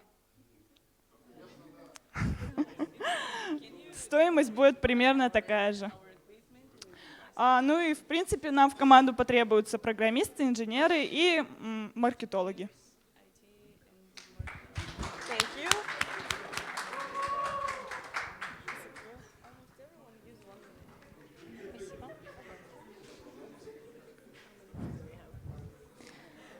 Добрый день. Вы, наверное, все любите спорт, занимаетесь бегом. При длительном беге у вас, наверное, устают и потеют ноги. У нас есть для этого решение. Суперкроссовки с уникальной системой вентиляции и амортизации.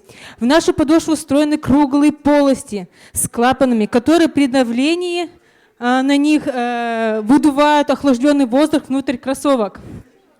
При этом происходит амортизация и некоторая помощь бегуну в избежании дискомфорта. Наш рынок — это все, кто любит спорт и кроссовки. Цена от 7500 рублей. Что нам нужно? Нам нужна ответная реакция, чтобы разработать дизайн, который был популярен и привлекателен. Спасибо.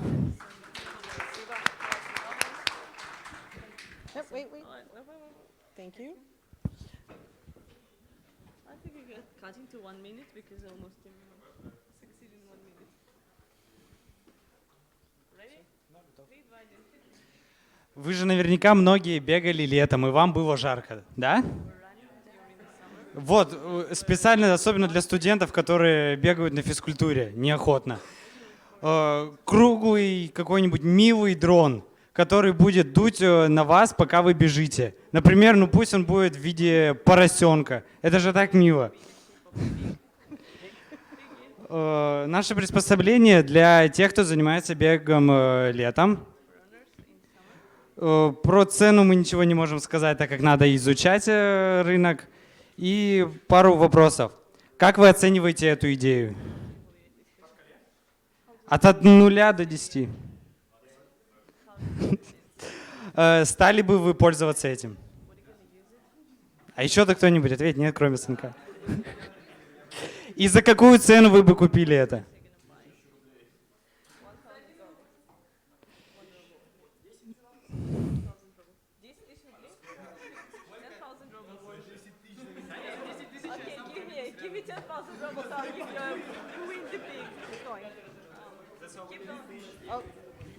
Thank you very much.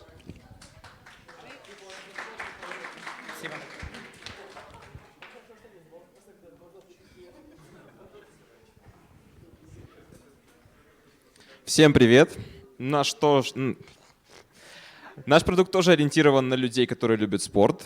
Каждый ведь знает о важности здорового образа жизни. Вы никогда не могли себя заставить бегать по утрам? Это кажется вам слишком скучным? Наши инженеры долго ломали голову над решением этой проблемы. И, наконец, его нашли. Кроссовки-пузыри. При каждом вашем шаге выдуваются мыльные пузыри. Покажите всем свою индивидуальность. Серьезно, народ, добавьте магии всего за 99,99.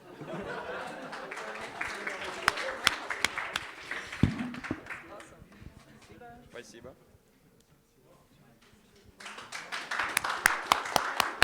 Привет всем.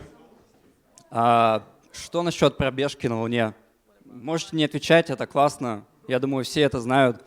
Но согласитесь, бегать в скафандре — это вообще неудобно и вообще-то прошлый век.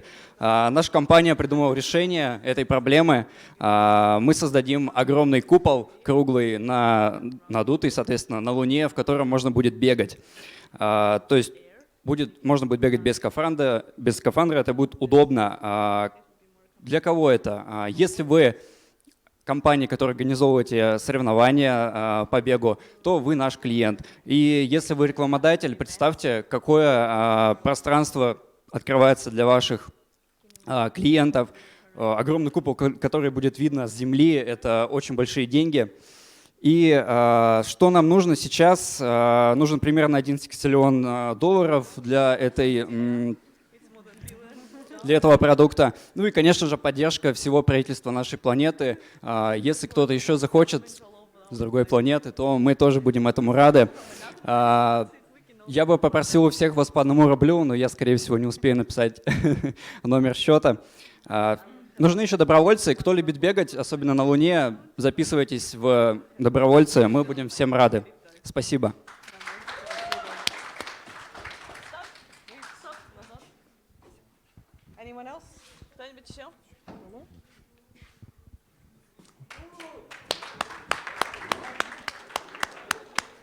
Итак, вы любите бегать?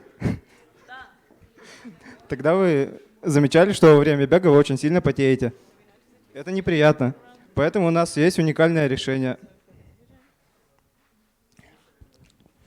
Круглая беговая дорожка с вентилятором, которая обдувает бегуна. Наша целевая аудитория — это люди, у кого есть ноги. Все. Thank you very much.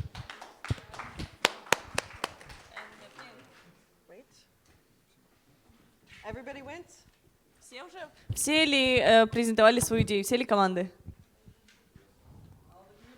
Отлично.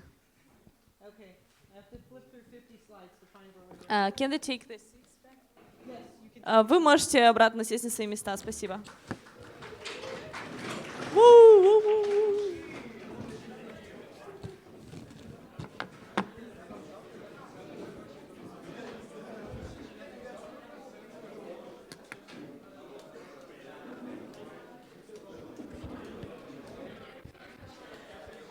All right, so just a couple of quick discussions points. Немножко вопросов для групповой дискуссии. Ребят, Давайте чуть внимания. I'm not coming up with this crazy stuff just for the fun of it. Part of it is just having you embrace the experience of being an entrepreneur and coming up with an idea out of nothing and then trying to sell that idea to someone else when you really don't know what you're doing yet. Я не просто так заставила вас делать все эти сумасшедшие вещи, я просто хотела, чтобы вы почувствовали в себе предпринимателя, который вообще ничего не имел секунду назад, а уже сейчас презентует свою бизнес-идею. So, questions for you. For those of you who had to stand up and speak in front of the group, how did it feel to try and present something that was designed 10 minutes ago? Вопрос к тем, кто выходил презентовать. Что вы чувствовали, когда презентовали то, что вы придумали просто 10 минут назад?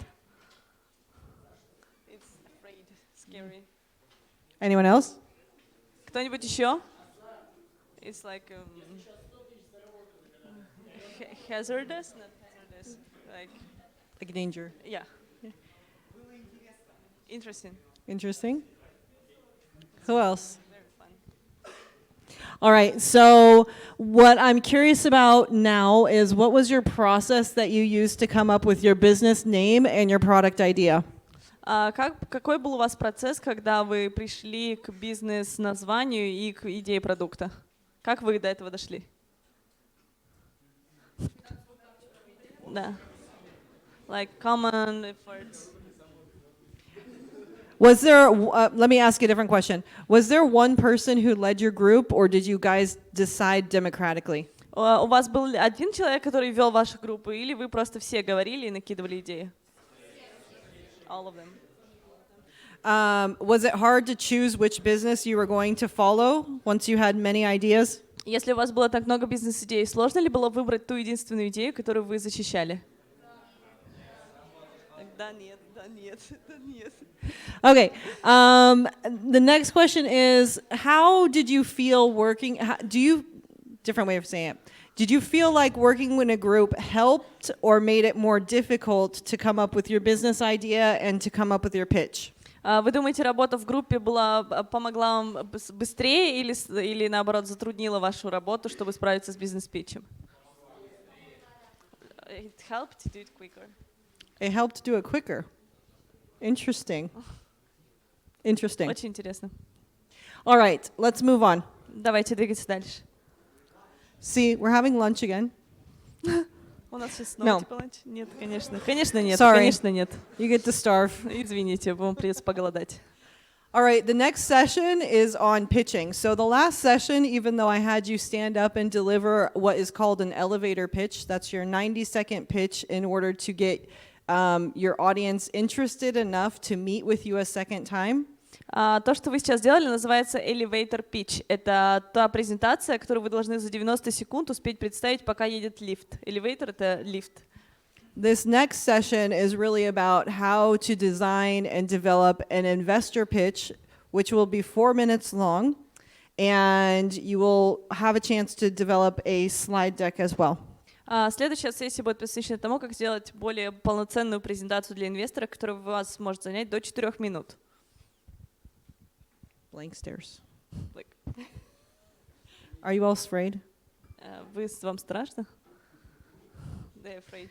So, at the end of the day, we're going to have a nice little competition. We will need 15 people to participate in the competition, so not all of you have to do it.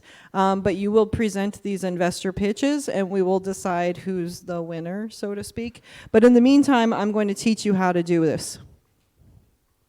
В конце дня мы выберем, вы должны будете заявиться как одним из 15, мы выберем только 15 человек, которые смогут представить свою бизнес-идею и поучаствовать в нашем таком воображаемом соревновании и даже получить призы. So, giving an investor pitch or giving any pitch is all about telling a story. Сейчас мы поговорим о том, как делать питч, и я научу вас этому всех, даже тех, кто не будет презентовать. Сейчас я вам расскажу о том, как презентовать идею инвестору, и в первую очередь это рассказ вашей истории. Your goal in telling this story is to emotionally connect with whoever you're speaking to, be it a large audience or just a couple of individuals. Самая главная цель вашего рассказа любой истории — это эмоциональная привязанность, создать эмоциональную связь с тем человеком, которому вы рассказываете. So in telling the story, you need to be authentic to who you are as an individual, as well as authentic to who your business is. Когда вы рассказываете свою историю, вы должны быть самим собой, вы должны быть аутентичным, вы должны быть самостоятельным, как бы сам в себе. Когда вы рассказываете свою историю, быть настоящим.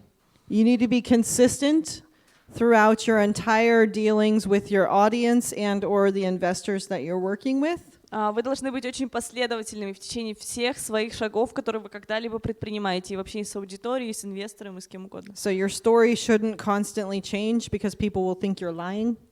Ваша история должна как бы меняться, она должна разные уклоны, новые витки, потому что если этого не будет, то люди подумают, что вы врете. And then you should always have a clear outcome in mind. Why are you giving this particular pitch? И всегда в голове вы должны держать какой-то конкретный вывод, к которому вы должны прийти. Зачем вы вообще это говорите этому человеку?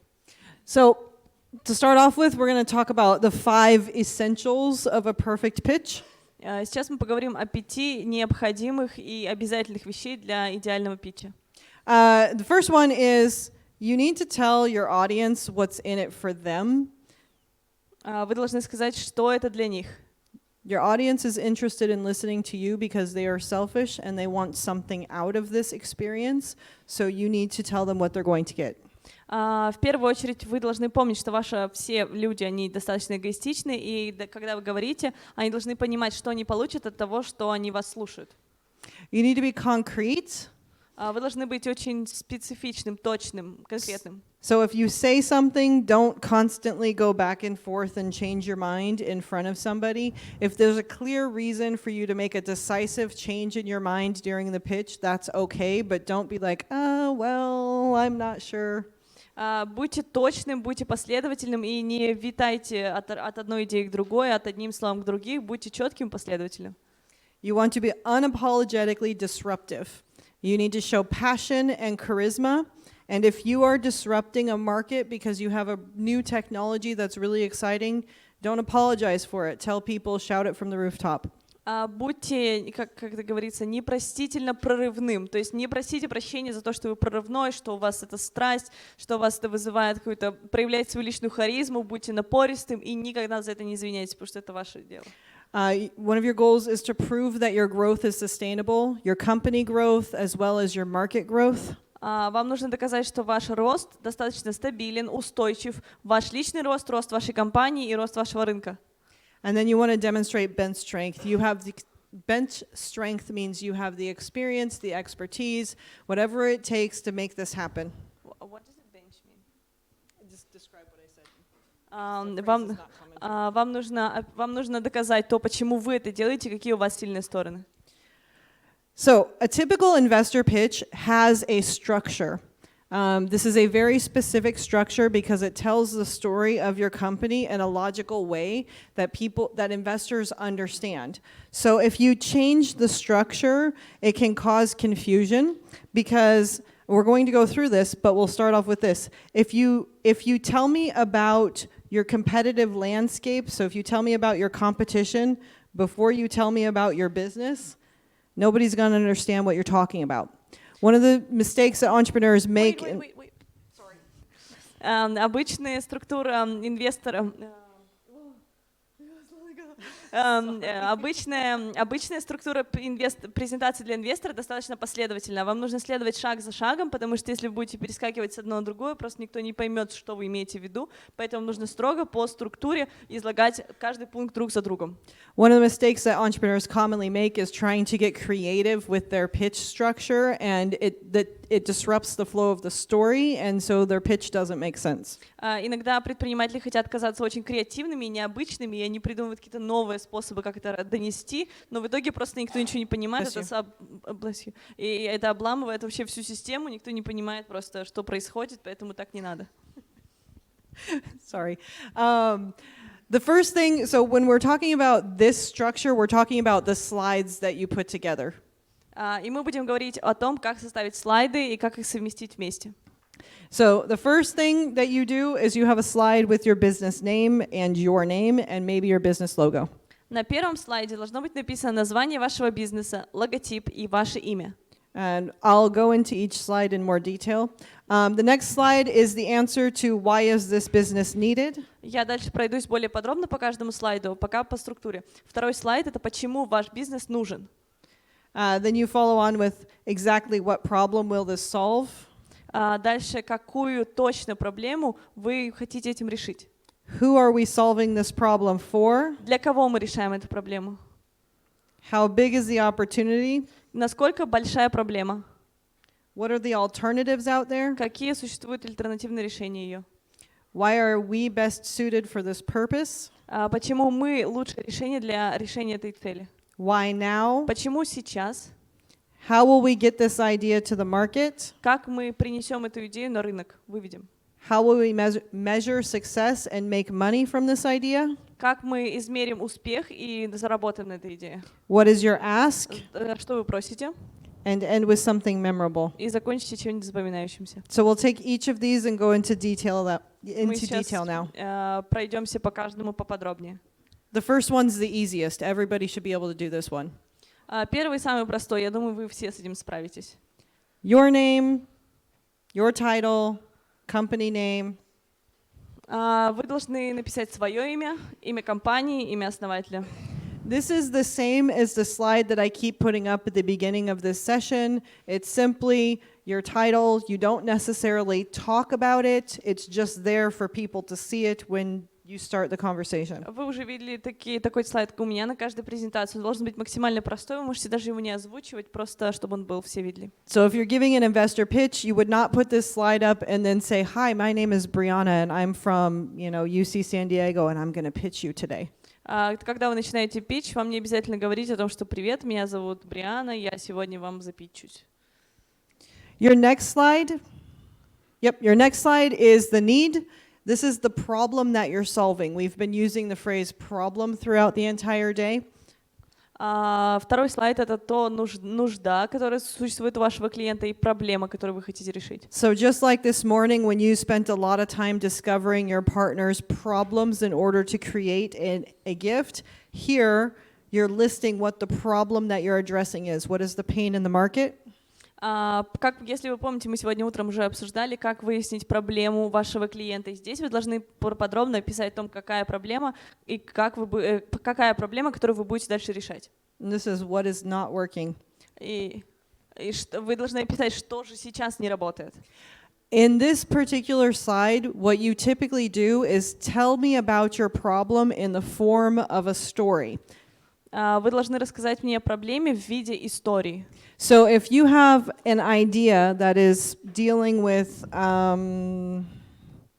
garbage, for example, допустим, если у вас есть идея о том, что сделать что-нибудь с мусором, например, and environmental damage from garbage, и, например, о том, как мусор плохо загрязняет окружающую среду, a good way to present this particular issue on this slide is to put up a picture, a very ugly picture of maybe an ocean full of garbage. Например, если вы об этом говорите, просто можете запостить картинку, знаете, там, где ужасную картинку с океаном, там, где мусор везде валяется. And then talk to me about the global garbage issue and the fact that there are trash islands in the ocean and how. И, допустим, вы можете рассказать мне о том, как вообще насколько большая проблема мусора, и о том, что у нас теперь появляются, допустим, мусорные острова в океане. And how our current solutions for trash are not working. И как наши сегодняшние решения для решения проблем мусора не работают. The next slide is your solution. Следующий слайд — это ваше решение. This is how you are solving the problem that we just talked about. Это то, как вы решаете ту проблему, о которой мы только что поговорили. You want to be very direct and very succinct about what you are describing your solution. Вы должны быть очень прямым и очень точным, когда вы описываете решение, которое вы предлагаете. So you don't use words like we are trying to or we might be able to. Вам не нужно говорить «мы попытаемся», «может быть, мы постараемся». On this slide you're using words like we are or we have. На этом слайде вы должны говорить, что у нас есть или мы вот это делаем. You want to very quickly describe how your idea works, very quickly. Вы должны очень быстро описать, как ваша идея работает. And a good way to present this particular slide is if you put up a picture of garbage and trash islands on your first slide, put up a picture of a clean ocean on your second slide. Допустим, на первом слайде вы ранее изобразили там картинку с мусором в океане, а на этом слайде можно изобразить океан без мусора. And talk to me about how you've changed the world. И как вы этим самым поменяете мир. Here's where you get into your product or your solution. Здесь вы пишете свое решение. On this slide, I would love to see a picture of what your solution is. Здесь бы я хотела увидеть картинку, в чем же все-таки заключается ваше решение. I want you to tell me how does it work? Я бы хотела, чтобы вы мне рассказали, как это работает. Is it a technical platform? Это техническая платформа. Is it a product? Это какой-то продукт, товар. Is it easy to make? Это что-то, что просто сделать. Is it easy for users to use? Или, может быть, это просто для человека, чтобы его использовать. You get to share more detail about your solution. То есть поделитесь большим количеством информации о вашем решении. Your next slide is your target market. Следующий слайд — это ваш ключевой рынок, целевой рынок. Your target market is who you are solving this problem for. Ваш целевой рынок — это то, кому вы продаете свое решение.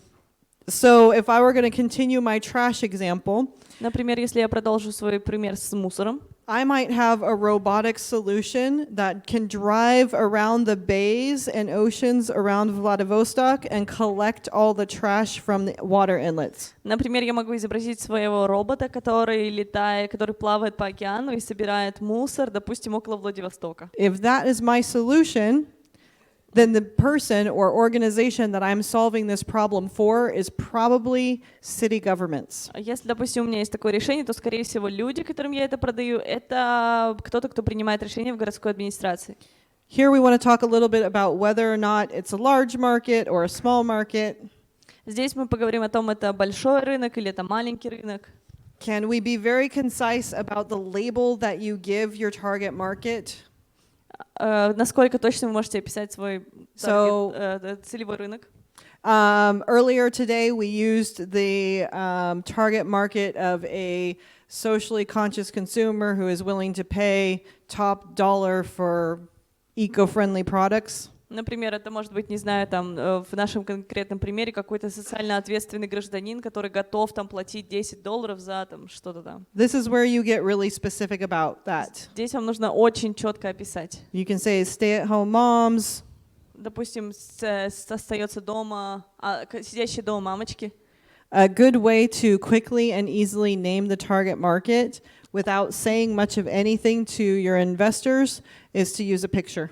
Допустим, вам нужно быть максимально точным и специфичным, описывая ваш целевой рынок. И когда представляете инвестору, лучше вообще просто картинку поместить. If you are not sure how to define your target market, look at your competition and understand how they're defining the target market. Если у вас есть сложности с определением целевого рынка, просто посмотрите на своих конкурентов и посмотрите, с кем работают они.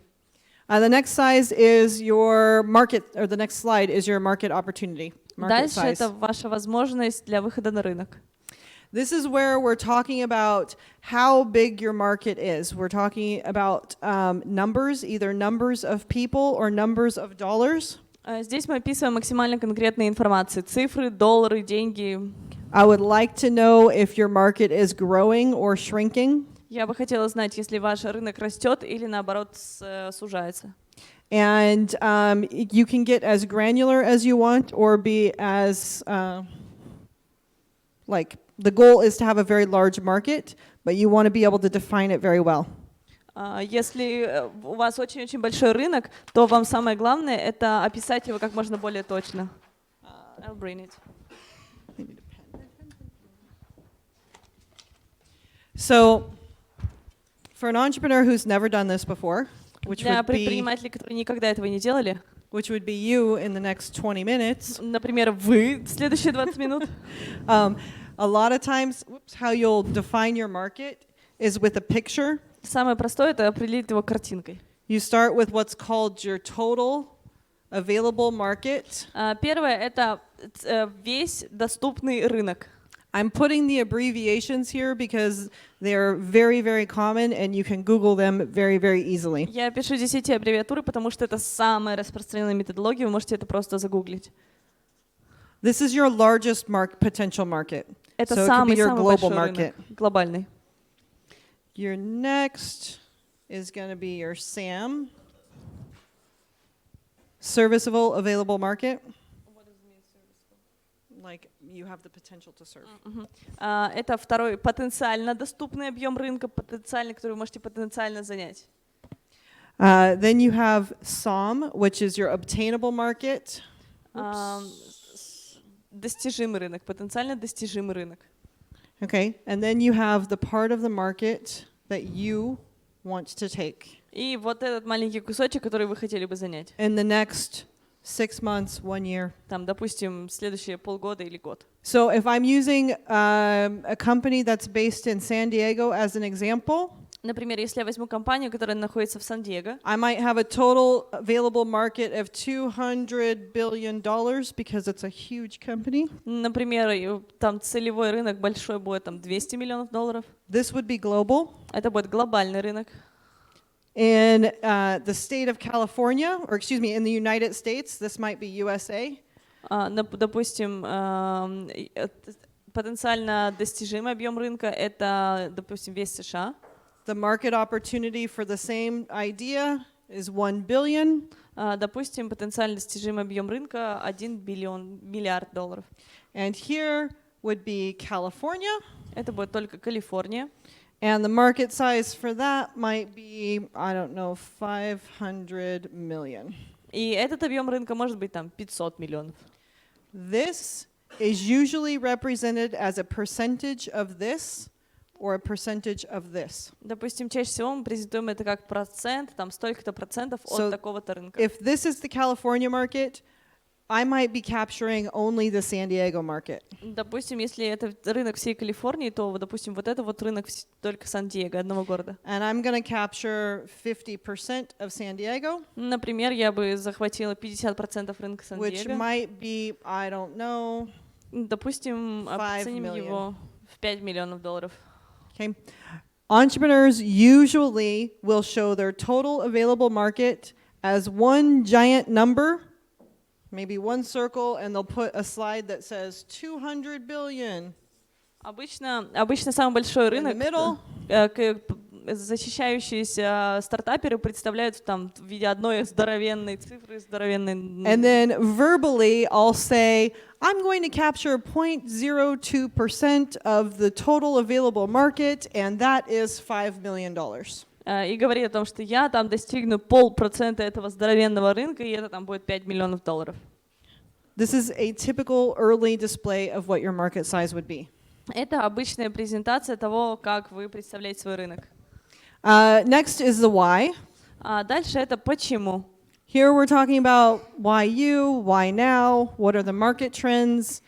Дальше мы обсуждаем, почему вы, почему именно сейчас и какие вообще тенденции рынка.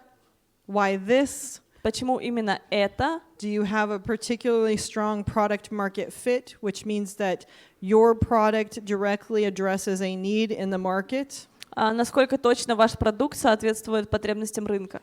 In terms of why now, you might talk about internal timing, which is maybe you've had a growth in sales, or you've had success in your invention and you were able to prove that it works. Допустим, почему сейчас вы можете привести о том, что вот мы развили там такое-то, и мы хотим там прямо сейчас это сделать. External, you might be talking about market trends. Это было про внутренние причины, почему сейчас, а про внешние, допустим, это тренды рынка. So if you think of things that have changed in the world in the last 10 years, 15 years, or things that will be changing in the world in the next 1 to 2 years. Допустим, здесь вы можете рассказать о том, там, какой тренд был последние 10 лет и что в ближайшие годы будет происходить. For example, changes in the world, smartphones. Допустим, изменения в рынке — это смартфон. If smartphones had not been in the market, Uber would not have been able to create their company. Например, если бы смартфонов не было на рынке, Uber бы просто не смог создать свою компанию. So if Uber was trying to create the company before smartphones existed, they would have failed. Uber пытались создать компанию еще до появления смартфонов, но они, конечно, не преуспели. And that's when we can say that the timing of the market is perfect. И это то, когда мы можем сказать, что момент выхода на рынок идеально подошел. All right, next we're going to talk about your competitive landscape. Дальше мы будем говорить о том, какие у вас конкуренты, конкурентное окружение.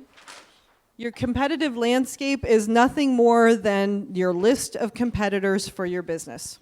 Он может просто выглядеть как список конкурентов, которые делают похожие вещи. When you're early stage as an entrepreneur, you're usually displaying your competitive landscape in one of two different ways. Обычно, когда вы только-только начинаете, только разрабатываете свою бизнес-идею, обычно ваш обзор рынка конкурентов может выглядеть примерно так. You're either going to draw a graph. Допустим, можете нарисовать график. And you can, oh, I put that wrong. Low cost, high cost. Anyway, you can draw a graph. You can label your axes of your graph however you'd like. Вы можете назвать свои шкалы, оси шкалы как угодно. And you're going to list your competitors on the graph based on the features that they have and the cost. Допустим, вы можете разместить своих конкурентов на графике в зависимости от того, какие у них характеристики продукции и стоимость. The ideal situation in any mathematical graph is for you to be located in this square. Идеально, чтобы вы... Your product will be in this square? Your product. Идеально, чтобы ваш продукт находился где-то вот в этой вот, это математически идеально, если он будет находиться здесь. If you are up here in this corner, it means that you are better than everyone else. Если вы находитесь там, то это значит, что вы лучше, чем все остальное. So on this particular graph, it means you have more features because I'm at the top of features. Здесь, если вы находитесь здесь, это значит, что вы имеете наибольшее количество характеристик или наилучшие характеристики. And my price is low because this side of the graph indicates a low price. И моя цена достаточно низкая. All of my other competitors are either more expensive with fewer features. Все остальные мои конкуренты либо имеют меньшее количество функций или хуже характеристики по более дорогой цене. Or they have fewer features and they cost the same. Или у них меньше характеристик, но стоимость такая же. That is one way. The other common way that you will list your competitors out Еще один способ, как делать обзор конкурентов, is a grid. Это шкала. So you're going to draw like this. You have you have competitor 1, competitor 2. Допустим, вы конкурент 1, конкурент 2. You have feature 1, характеристика you have 1, feature 2, характеристика 2, feature 3, характеристика 3. And we're going to, yeah, I was going to make it more difficult. Okay. И, допустим, 4 характеристики. The goal here is to visually show that you're better than your competitors. Здесь вам нужно визуально продемонстрировать, что вы лучше, чем конкуренты. So for competitor 1, they might have feature 1, they might have feature 4, Допустим, конкурент номер 1 там имеет вот это и вот это. Competitor 2 only has feature 2. Допустим, этот имеет только вот это. You А у вас есть have вообще all все. the features. Супер. Okay? It's a very simple and straightforward way of displaying how you're better than everyone else. Очень простой показательный способ, как показать, что вы лучше всех. One of the things you need to be careful with this is it needs to be very, very simple.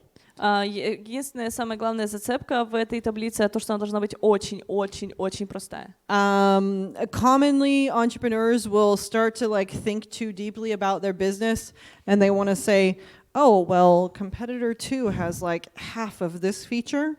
Допустим, чаще всего бывают такие ошибки, что предприниматели начинают очень углубляться в детали и такие, ой, ну вот у меня пол вот этой функции. And I really like feature 2, so I'm going to shade this to make it stand out more. Допустим, я могу вот это затемнить, тут вот тень наложить, тут какой-то цвет, вот чтобы, мне кажется, это самое важное. And this competitor is extra good at this one. Допустим, этот вообще супер крутой вот в этом вот. If you do this kind of thing, it's very visually overwhelming to your audience, and you lose the impact that you have. Если вы такое делаете, это просто очень тяжело воспринимается аудиторией, и вы теряете всю ту смысловую нагрузку, которую вы хотели донести. So here you should have 1, maybe 2 colors at the absolute max. All of your font types should be the same, and you shouldn't be using more than 1 symbol. Скорее всего, вам нужно будет использовать не более 2 цветов. Больше 2 это уже вообще ни в какие ворота не лезет. Только 2, максимум 2 цвета, и очень просто, все одинаковым шрифтом, без там каких-то выделений. All right, next. Market opportunity. Возможность рынка. If you did not talk about it on your previous slide in depth, this is where you get really in depth on why right now in the market is the most important time. The idea. Раньше мы упомянули, если вы не упомянули это раньше, то вам нужно здесь изложить о том, какая сейчас возможность выхода на рынок.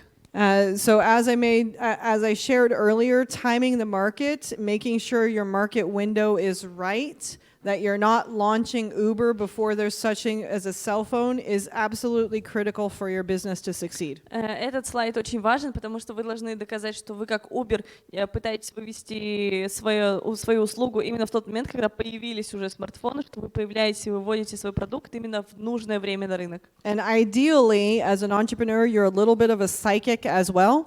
И как предприниматель вы немножечко еще и экстрасенс. Because really, you should be in business about 1 year before the window of opportunity appears in the market. Обычно, чаще всего, вы должны быть уже на рынке примерно в течение года до того, как появится реальная возможность большого роста. And this is because you want to nail down your business operations. You want to make sure you've raised investment capital so that when the window appears, you are ready to take hold of the largest part of the market that you possibly can. Желательно говорить об этом там за год до того, как вы ожидаете действительного подъема, чтобы у вас была возможность там поднять инвестиции, наладить операционную деятельность и уже быть готовым на выход на рынок в конкретно тот момент, когда это будет нужно. In terms of assets, we're talking about you, we're talking about your team, we're talking about things like intellectual property or trade secrets. What is assets? Like the things that make you better than everyone else. Про ваши ресурсы. Здесь вы должны описать, почему вы это лучше всего подходите, чтобы это сделать. Какие ресурсы вы приносите для того, чтобы... Какие вы ресурсы привносите для этой команды, какие ресурсы привносит ваша команда, какая у вас есть там интеллектуальная собственность или что угодно. If you happen to have intellectual property, it's a great place to talk about it. Если да, у вас интеллектуальная собственность есть, то вам нужно именно здесь ее упомянуть. So things like patents, trademarks, copyrights, that kind of stuff. Обычно патенты, торговые марки, какие-то торговые знаки. If you're not familiar with those, you can ask me later. Если вы с этим не знакомы, вы можете обратиться ко мне позднее. And the next thing that we're going to talk about is your go-to-market strategy. Дальше мы идем на слайд по стратегии рынка. Your go-to-market strategy is how are you going to get your product or service into the hands of your customer. Здесь вы должны изложить то, как вы собираетесь, чтобы ваш продукт достиг вашего клиента. This is inclusive of the development time, the marketing time, all the way through to the delivery. Здесь мы будем говорить все там от маркетинга до каналов, как вы будете взаимодействовать со своим клиентом. Usually here you're going to have some sort of graphic to display this. You could have a chart which shows your milestones. A lot of entrepreneurs like to show a Gantt chart. Чаще всего здесь вы должны показать такую, допустим, диаграмму Ганта и обозначая свои основные ключевые точки в процессе, там какие-то достижения, важные достижения по окончании этапа. Here you also need to be very careful about your visuals because something like this can get very overwhelming very quickly. И вы также должны быть очень аккуратным в изображении вот этих вещей, потому что что-то перегруженной информацией может просто никак не восприниматься. So you're going to have time markers, 6 months. Допустим, здесь у вас будет временной период обозначен. 12 months, 18 months. 6, 12, 18 месяцев. Sorry, I have really bad handwriting. Извините, я плохо пишу. And then you're going to mark your milestones. So if we are starting on product development before 3 months, so from 0 to 6 months, we have product development. Допустим, здесь на первом этапе вы занимаетесь там разработкой продукта. Product development might be should be overlapping with customer discovery. Разработка продукта должна проходить одновременно, накладываться на изучение потребителей. You might get to this point and you have prototyping.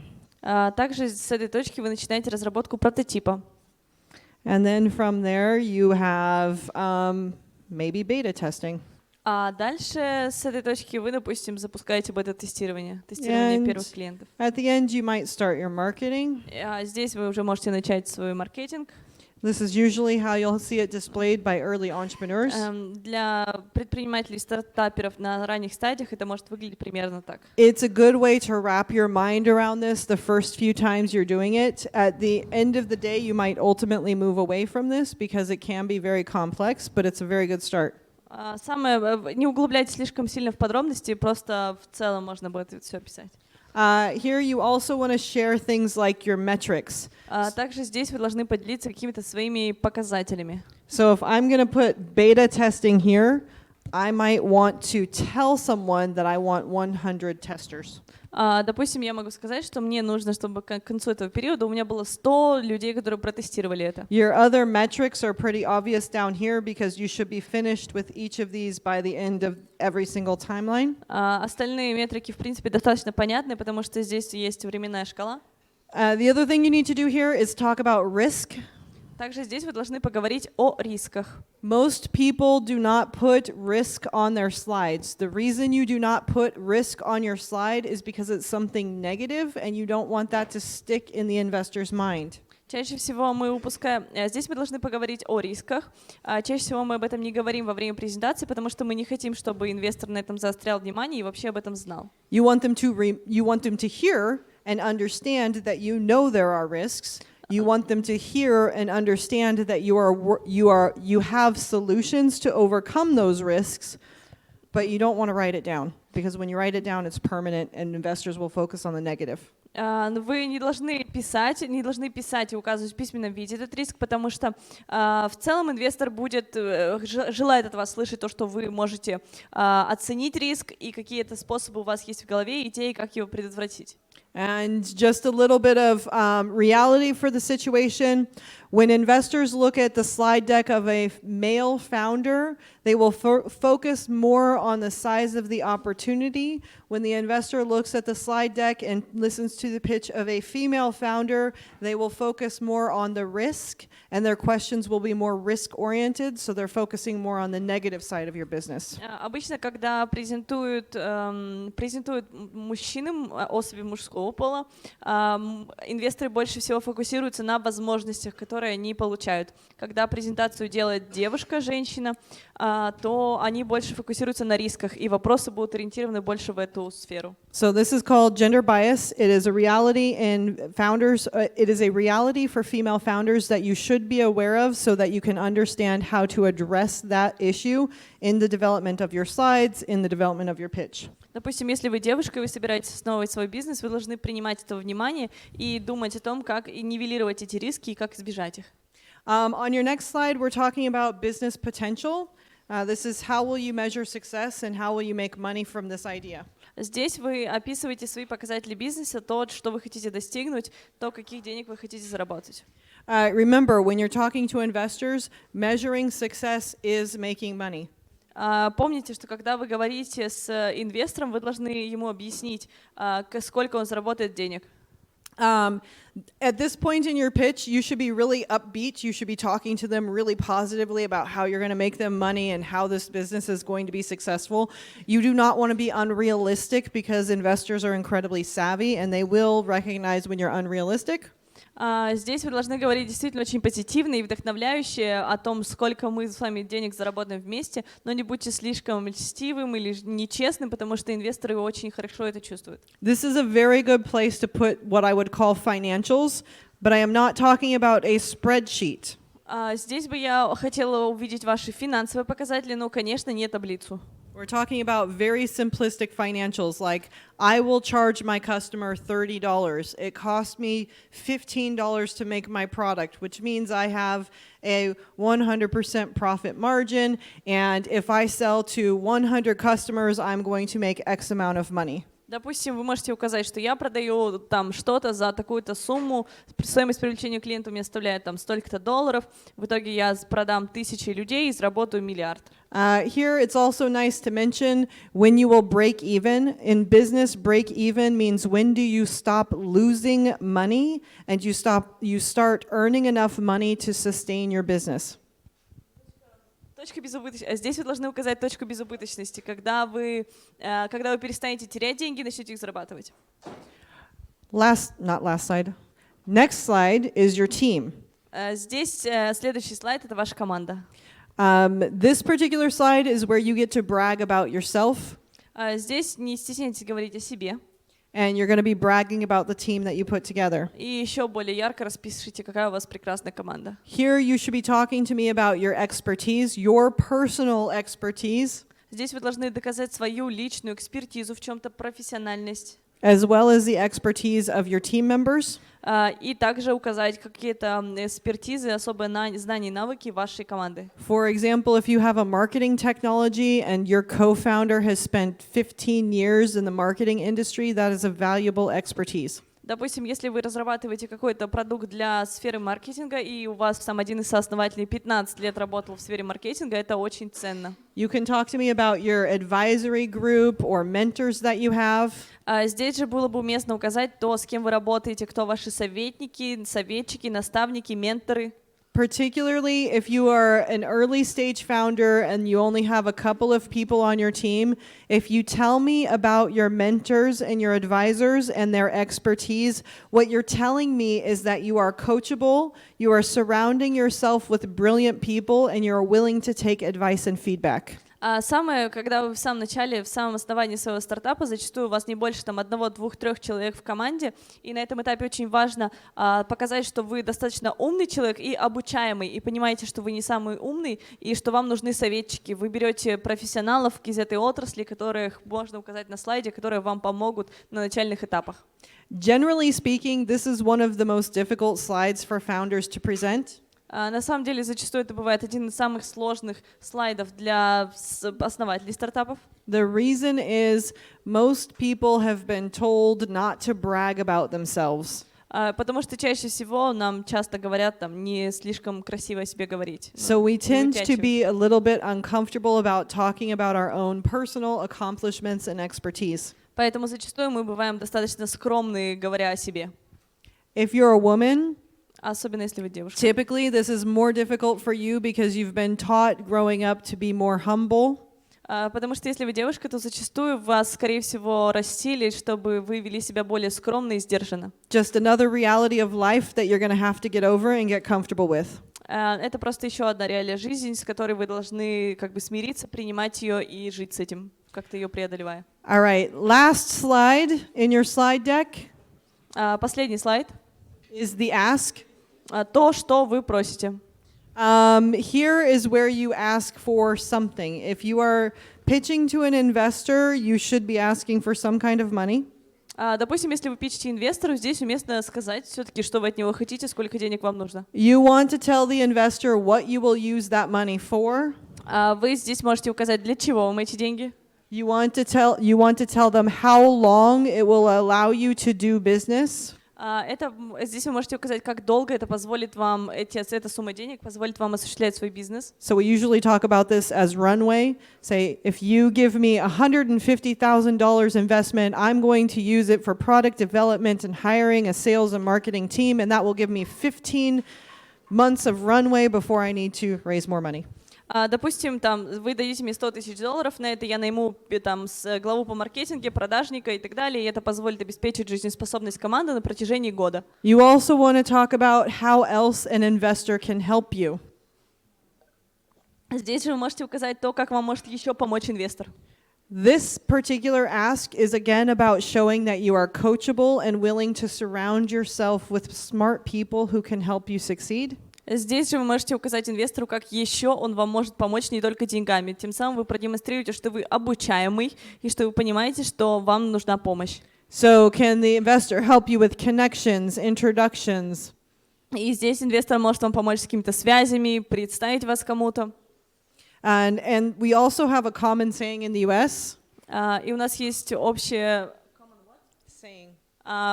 пословица, устойчивое выражение в США.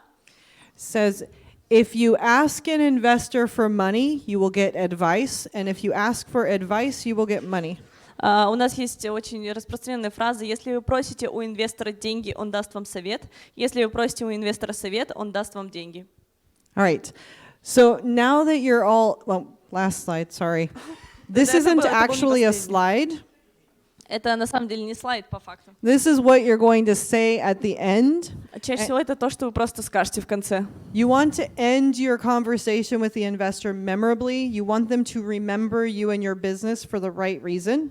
Вы, скорее всего, захотите, чтобы вас инвестор запомнил то, почему вы с ним говорили, то, о чем вы с ним говорили. Usually this end memorably will reference the story that you started at the beginning when you were telling them about your problem. Здесь можно очень уместно зациклить окончание вашей презентации с той историей, которую вы рассказали в начале. It doesn't always have to, though. It doesn't always what? It doesn't always have to reference that story. Это не обязательно должно относиться к той истории, которую вы рассказывали в начале. This is a place where commonly people will make a reference to a company that everybody knows. Иногда бывает стартап-проекты приводят апеллируют к компании, там очень известные, которые все знают. So you can say we are the Facebook of. Мы можем сказать, что мы там Facebook какого-то определенного. Or you can say we are the Uber of the marketing industry. Да, мы, допустим, Uber в маркетинговой индустрии. The reason you use those references is because if it is a huge, commonly known company, it immediately creates an association, an impression in your investor's mind that you don't need to explain. Чаще всего мы используем такие большие названия больших компаний, потому что это сразу же формирует какую-то логическую связь в голове инвестора, и мы не должны больше объяснять, там, что именно мы имеем в виду, у него сразу становится все понятно. So just one quick note of caution. If you told us an emotional story at the beginning, допустим, одно маленькое предупреждение. Если вы рассказали какую-то такую трогательную историю в начале, and you did not finish that story, и вы не закончили эту историю, you do not want to leave your audience hanging. Не надо оставлять вашу аудиторию ждать в недоумении, типа, что вы рассказали. For example, I had a female founder who was working on some sort of technology for cardiac health. Допустим, я работала с одной девушкой, основательницей компании, она делала какой-то медицинский прибор для сердечно-сосудистого здоровья. It's supposed to reduce heart disease. И она предполагала, что своим устройством она сократит количество сердечных заболеваний. The story she told us at the very beginning was about her father who had a heart attack. В самом начале она рассказала историю о своем отце, And она рассказала о своем отце, который имел какие-то проблемы с сердцем. She talked to us about the number of people who have heart attacks every single year and how many people die. Она в самом начале рассказывала о том, как много людей умирает от сердечно-сосудистых заболеваний, какая большая эта проблема. By the time we got to the end, и к тому моменту, когда мы подошли к концу презентации, the first question that the investor team asked was, "Did your father survive?" И первый вопрос, который задали все инвесторы: у тебя отец живой? Он выжил? Because she never finished her story. So the entire time that she was presenting, the investors were distracted with whether or not her father was dead. Потому что она на самом начале не закончила свою историю, и инвесторы просто все то время, пока она презентовала идею, были вообще в недоумении. У нее папа-то все хорошо с ним, он вообще жив или нет? And when you have a limited amount of time with a potential investor, you usually have a very limited amount of time. Обычно у вас очень ограниченное количество времени с инвестором, поэтому the last thing you want is to have them waste one of their questions on whether or not you completed your story. Поэтому меньшее, что вы должны хотеть, это чтобы просто инвестор интересовался той историей, которую вы сказали в начале. This stage of investor pitch deck, your first example where you were standing up here pitching is an elevator pitch. This stage of investor pitch deck is designed to give them enough information to decide whether or not they want to meet you a third time and to spend an hour or two with you diving into your business and getting to know you. Сначала мы с вами, когда презентовали свои идеи по 60 секунд, это назывался elevator pitch, то есть короткая презентация, после которой вы можете договориться на более долгую встречу, например, вот эту, чтобы обсудить более подробно ваш проект, и вам дается обычно это не больше 4 минут. И по окончании этой презентации вы уже можете понять, хочет с вами инвестор встречаться дальше, чтобы потратить час или два для того, чтобы обсудить вашу бизнес-идею, или не будет. So opportunity for a quick picture. We put this in Russian, so you could take a picture of it if you'd like. Здесь мы разместили основные слайды по структуре презентации, которую вы будете делать. When you're done taking pictures, let me know because I'm going to switch decks so that I can show you an example of a good pitch deck. Пожалуйста, не забудьте мне напомнить, чтобы я снова включила вот этот слайд после того, как я покажу вам один из примеров хороших презентаций. Are we good? Все ок. I still see a couple of cameras. Вы сфотографируйте. You asked me to tell them to take a photo of this slide. If they want to. Если вы хотите, сделайте, пожалуйста, фотографию этого слайда, потому что она потом переключит на другой. Я думала, она вернет. Okay. Can I change it? Уже, может, все сделали фотографию?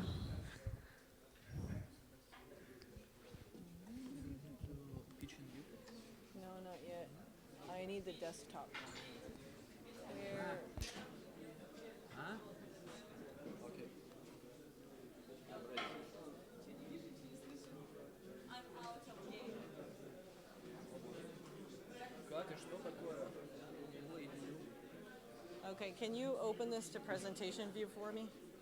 I can't read anything.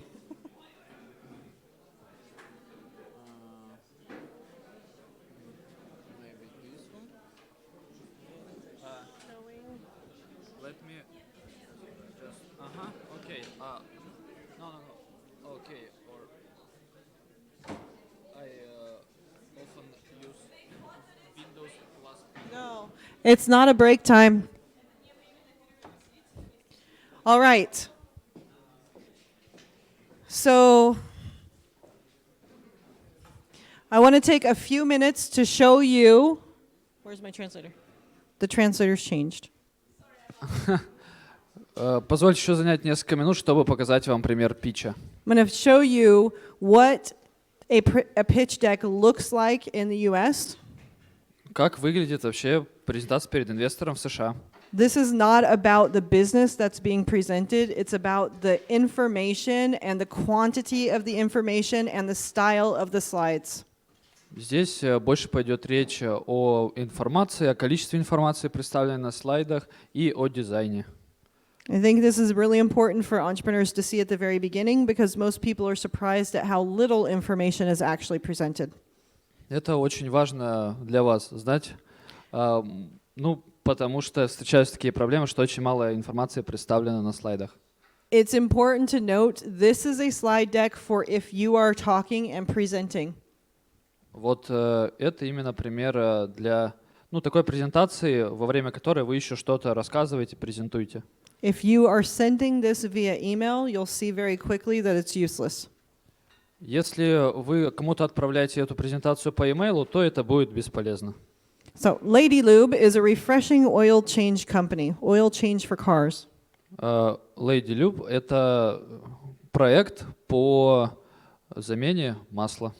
It is a company that's designed and developed by one of the entrepreneurs in one of my accelerators, not me.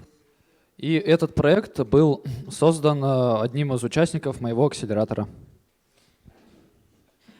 Starting with the problem. This picture here is telling me that the problem is 800,000 gallons per day. Начинаем с формулирования проблемы. На этом слайде мы видим, что тратится более 800 тысяч галлонов каждый день.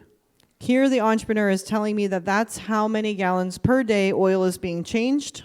Здесь вот как раз предприниматель говорит, сколько меняется галлонов масла в день. Next, we're talking about the size of the market. $7 billion just in the US alone. 800,000 gallons equals $7 billion. Да, и теперь мы поговорим о размере рынка. Вот эти $7 миллиардов соответствуют предыдущей цифре, если это умножить там на стоимость. Это размер рынка США. Here, 65 to 80% of all decisions for service and maintenance of vehicles are actually made by women. В США от 65 до 80% решений об обслуживании или там замене чего-либо в США принимаются женщинами. So you have women who are making 65 to 80% of all decisions in terms of the 800,000 gallons per day of oil being changed.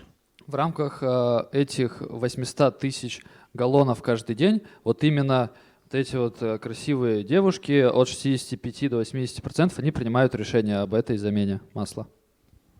So women are empowered Поэтому женщины крутые, by мощные. Lady Lube.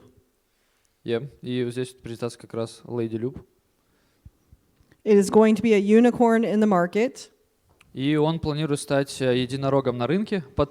Let me explain. Explain unicorn. Единороги на рынке — это те компании, которые за очень быстрый промежуток времени достигают капитализации в $1 миллиард. Good. Currently, only 50 companies control 35% of the market revenue.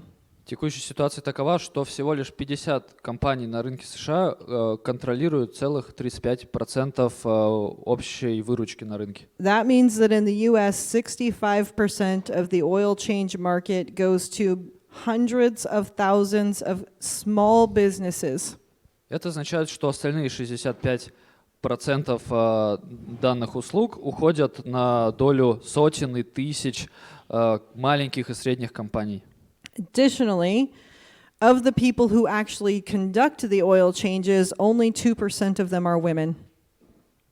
А вот те, кто меняет масло, всего лишь меньше 2%, это вот девушки, 98% это мужчины. Here, the founder would talk about the environment that this creates for the female decision makers working with the male mechanics and whether or not the male mechanics actually pay attention to what the women are saying when they take their cars in for service. Да, и здесь вот случается такая проблема коммуникации между ремонтниками, мужиками и девушками, которые принимают решения о смене масла. Они говорят на разных языках. If you've ever been a woman going to a mechanic, the answer is usually no. Если у вас есть машина, и вы когда-нибудь обслуживались в автосервисе, где работают мужчины, вы понимаете, о чем она говорит. Lady Lube is, before we get on to that, Lady Lube is a full life cycle solution where it is a female-owned business, and they are training female mechanics to be able to conduct these oil changes and change this 2% of women in the industry issue. Да, здесь в рамках этой компании происходит вообще полный цикл. Здесь и хозяева девушки, и у них есть хорошая система обучения для девушек, кто хочет стать механиками и менять там масло и другие сервисы оказывать, и чтобы увеличить вот это количество больше, чем 2%. So then we talk about money. In the first year, Lady Lube expects to sell 8,000 oil changes, which represents $400,000 in cash revenue. За первый год они хотят продать 8 тысяч услуг по замене масла, что эквивалентно $400 тысячам. In the second year, the company expects to sell 11,000 oil changes, which represents $700,000 in revenue. Ну а во втором году, естественно, они хотят продать 11 тысяч услуг по замене масла, что эквивалентно $700 тысячам. Here, what I want you to notice is how incredibly simple the financial slide for this pitch deck is. Вот на этом слайде она хочет показать, как можно просто и красиво и понятно визуально изобразить финансовую информацию на слайде. The ask. They're asking for $650,000 in startup capital to establish their first location. Они просят $650 тысяч стартового капитала, чтобы открыть вот первую точку. The founder here would also talk about the other asks that they have: mentorship, expertise, connections. Could you please repeat first part? The founder would also talk about what other help they need in terms of mentorship. Okay.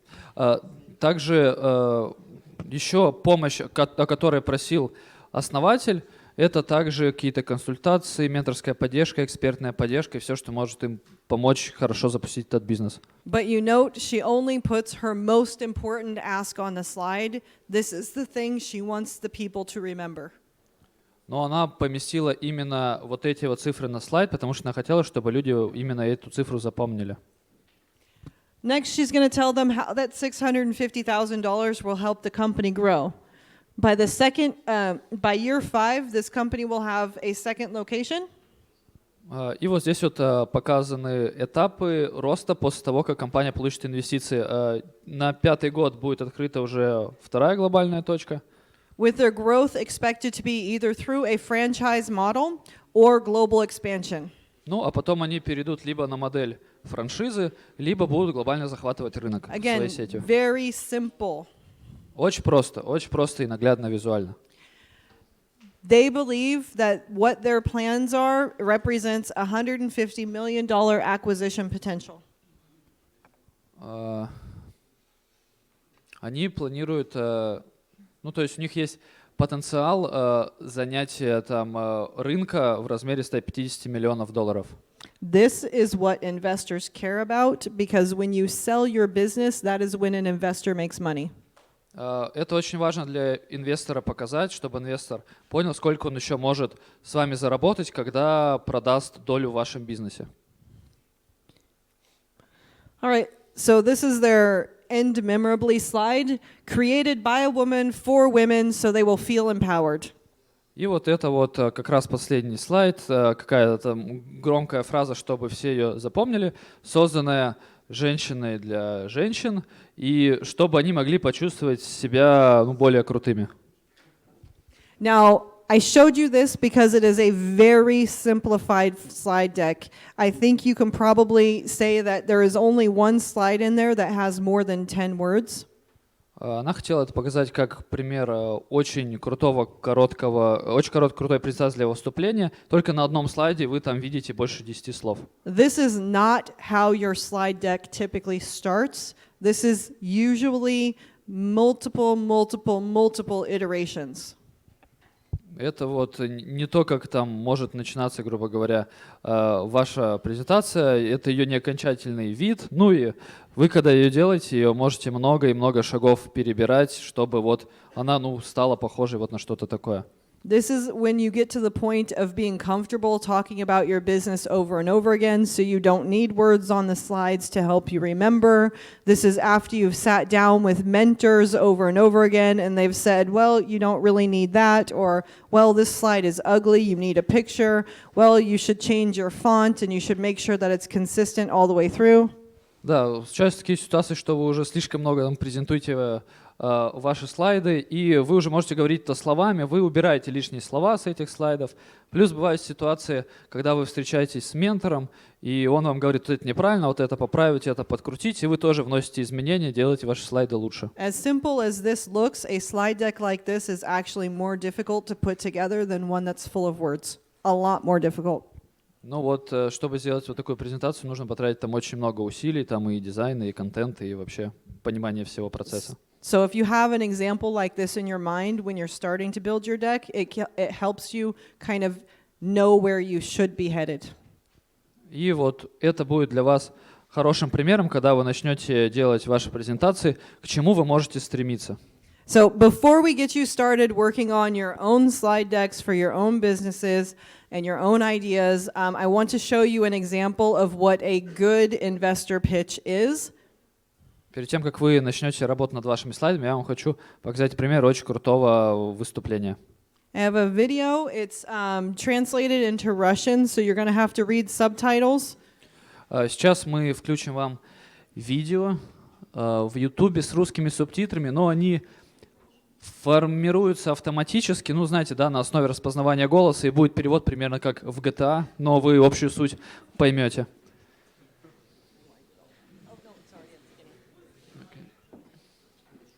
Ага. We need this one.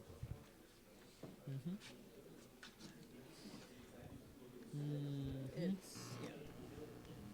And then make it big.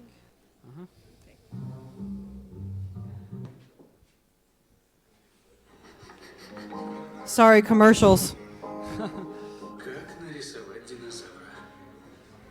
Научитесь, как рисовать динозавра.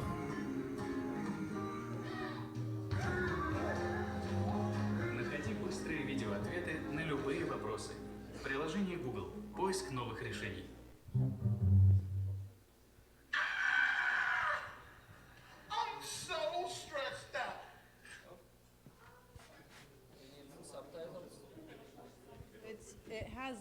just really small.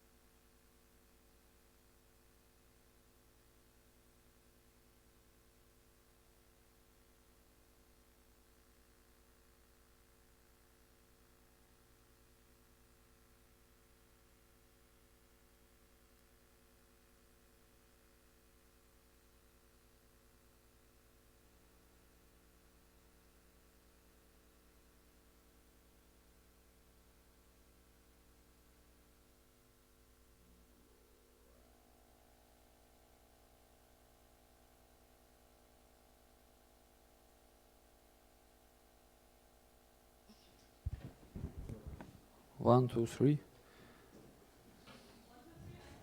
Hello. Now you can hear me. How many of you want to buy Willie G's box? Who wants to be Willie G's party box? Once again is. How many of you want to buy Willie G's party box? Кто хочет купить его продукт под названием Willie G, коробочные решения для вечеринок? If you were an investor, would you consider investing in him? Если бы вы были инвесторами, хотели бы вы в него проинвестировать? Why Кто not? из вас? We have one no. Is this no's or yeses? It's yes. Okay, so we have two yeses. Who would not invest in him? Кто не хотел в него инвестировать? We have a couple of no's. You have a lot of no's. Okay, did you hear that his market size is $250 billion? Вы слышали, что объем его потенциального рынка 2,5 миллиарда долларов? Кто слышал? Did you hear that his cost to acquire a customer is $5 to $7? Кто слышал, что стоимость привлечения одного клиента в его компанию всего лишь от 5 до 7 долларов? And in 1 month, he's made $150,000. И за 1 месяц он успел сделать 150 тысяч долларов. Was it 4 months?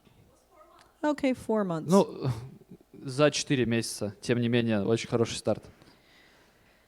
Did you hear that he has a 70% profit margin?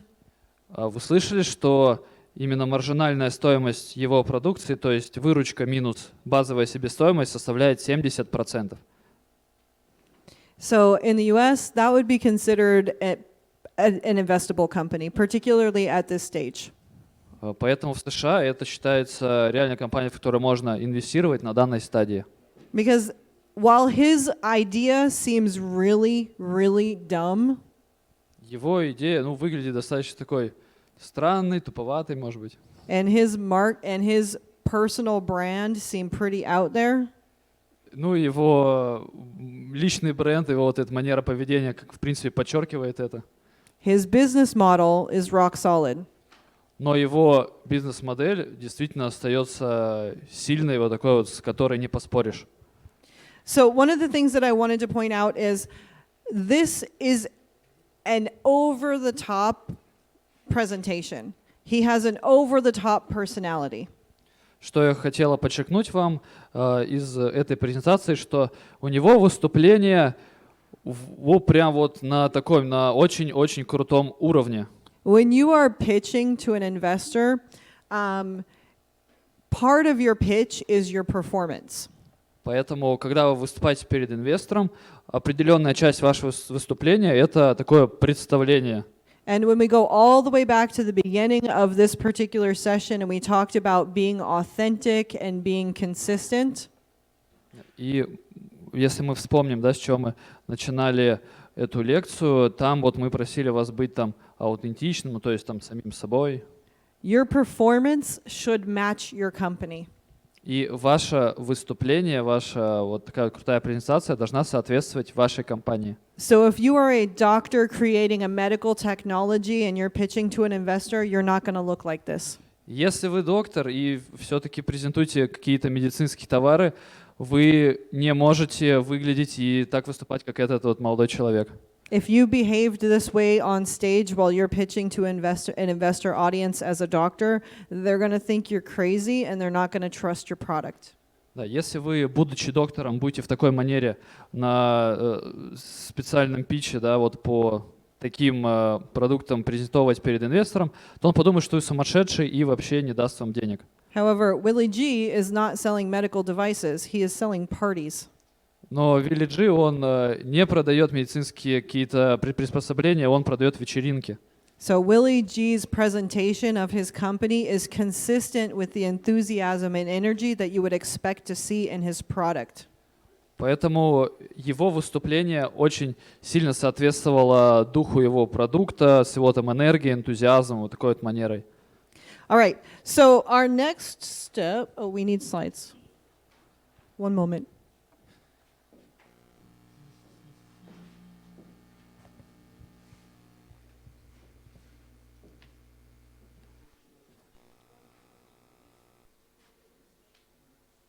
Мгм.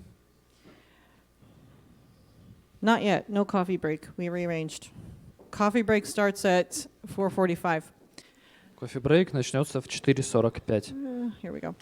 Okay, our next step for today, this is the workshop portion of this. How many of you, remind me, how many of you are in here working on your own ideas? Напомните, пожалуйста, поднимите руки, кто здесь работает над своими собственными идеями. How many of you have your own ideas? Именно For собственными. those of you who are working on your own, do you have team members here with you? У вас есть какие-то члены команды или те, кто хочет к вам присоединиться? Yes? Okay. If you are working on your own idea and you have a team member here with you, you are working with your team member on your idea. So please make sure you stay together. If you are Если вы работаете над своей идеей, у вас есть те, кто хочет вам помочь, ваши члены команды, пожалуйста, работайте над вашей идеей с вашими членами команды. If you are working on your own idea and you do not have a team member with you, you are working as an individual. Если вы работаете один, у вас нет команды, то вы просто работаете как один человек, не команда. For everybody else who does not have an idea that they're working on already, Для тех, у кого пока нет идеи, над которой можно поработать, I want you to get back together with your groups that you were with in the previous session where you did your 90-second pitches. я хочу, чтобы вы объединились с теми группами, которыми вы готовили предыдущее выступление. You are going to work with that team and you're going to build your pitch deck on the idea that you generated in the last session. И я вам рекомендую именно собраться той командой и работать над упаковкой того проекта, который вы придумали для прошлой секции. Does that make sense to everyone? Всем понятно? Okay, we have 1 hour and 15 minutes for you to develop your pitch deck with slides. У вас есть целый час 50 минут, чтобы вы подготовили ваше выступление со слайдами. And prepare to deliver that pitch in 4 minutes. И подготовили для вот эту презентацию, для выступления на питче не более чем на 4 минуты. Now, for those of you who are working on teams, only one of you can pitch. Для тех, кто работает в команде, только один представитель может из вас выступить. Or if you are a 2-person team and you decide you want to do it together, you pitch one time, one company, but you do it together. Could you please? If you're a 2-person Yeah. team and you want to do it together, you can have 2 people pitching, but you're only pitching the one company one time. Да, если вы все-таки хотите выступить вдвоем, вы можете, да, это сделать, но вы будете в рамках одного проекта выступать. For those of you who are working in the groups from the previous session, you will need to choose one person or 2 people to do this 4-minute pitch. Но если вы как раз являетесь той категорией, которая нет идей, которая объединилась буквально там час назад, вы можете выбрать либо одного, либо 2 людей, которые будут представлять вашу идею. In the final session, we're going to be having a competition where each of you will deliver your pitches for 4 minutes. You'll start with your 90-second pitch for your team, and then if you make it to the final round, you get to do 4 minutes. We'll have 15 spaces open for the 90-second pitches. So if there are more than 15 teams in here, somebody's not going to get to go.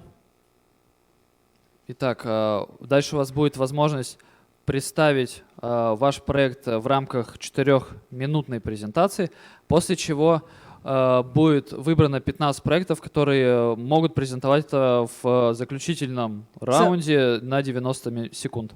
So at some point during this working session, I need you to come put your names on the list so that we can have a list of the individuals/teams that are going to be pitching. Я хочу, чтобы вы подошли, записали имена тех, кто будет выступать от вашей команды. In the meantime, you have an hour and 25 minutes to get your deck together. И, в общем, у вас будет one more time. They have an hour and 25 minutes to get working. Ага. У вас будет 1 час и 25 минут, чтобы работать. This is the format for your slide deck, so you should have one slide for each of these. Вот здесь на каждую строчку Slides. создаете один слайд. They can use paper. So you can use sheets of paper, or you can take your computer out and create actual slides. Either one is 100% okay. Для тех, у кого есть компьютеры, просьба делать это в электронном виде, чтобы всем было красиво это наблюдать. Для тех, у кого нет компьютеров, используйте бумагу. All right, you have an hour and 20 minutes. Let's get started. Katya, Victor, myself, these gentlemen are here to help answer any questions you may have about what you should be putting in your pitch. Вот я, Катя, Бриана и те наставники, которые вчера у нас обучились из преподавателей, могут вам помочь. Вот они все здесь представлены.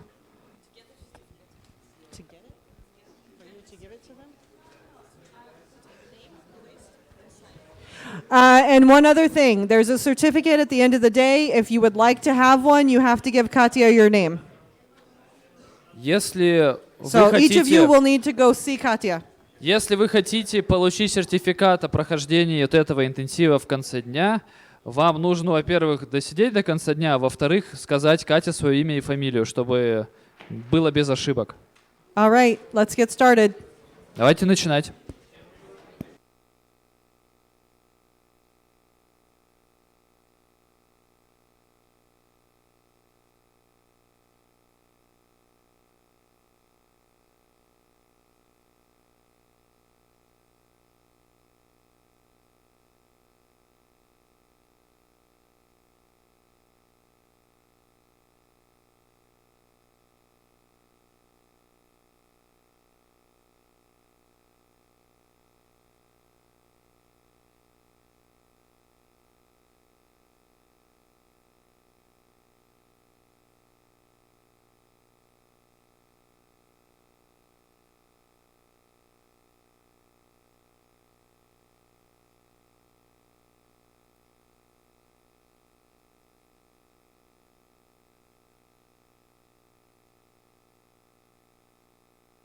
If you don't complete this session, you do not get the certificate. There's no point in waiting in line. Start on your slide deck and come up to her when she's free. Если вы не будете принимать участие в секции, нет смысла сидеть и что-то там ожидать.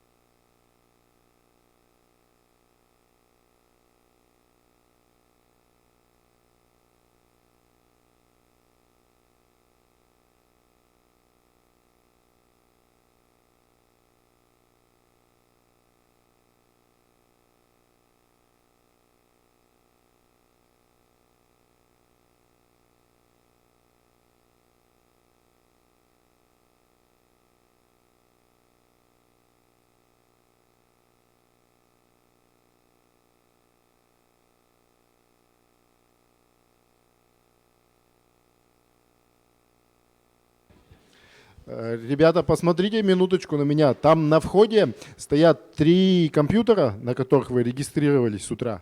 Они доступны для вашего использования. То есть кто хочет, может спуститься. Там пароль студент, как на любом компьютере в дисплейном классе. И все эти 3 компьютера можно использовать, на флешке все скидывать, потом здесь делать. Поэтому кто хочет сделать более качественную презентацию в электронном виде, можете туда спуститься и сделать.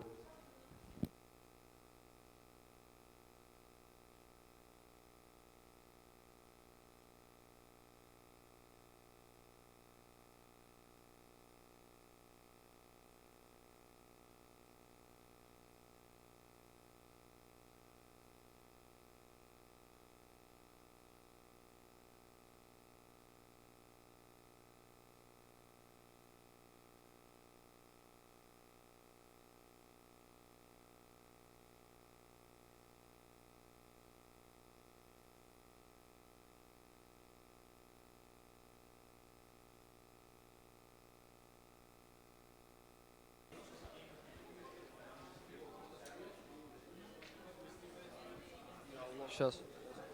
Друзья мои, знаете ли вы особенность мозга, пока какие-то базовые потребности в еде, в тепле, в безопасности не удовлетворены, вы не можете думать о чем-то высоком.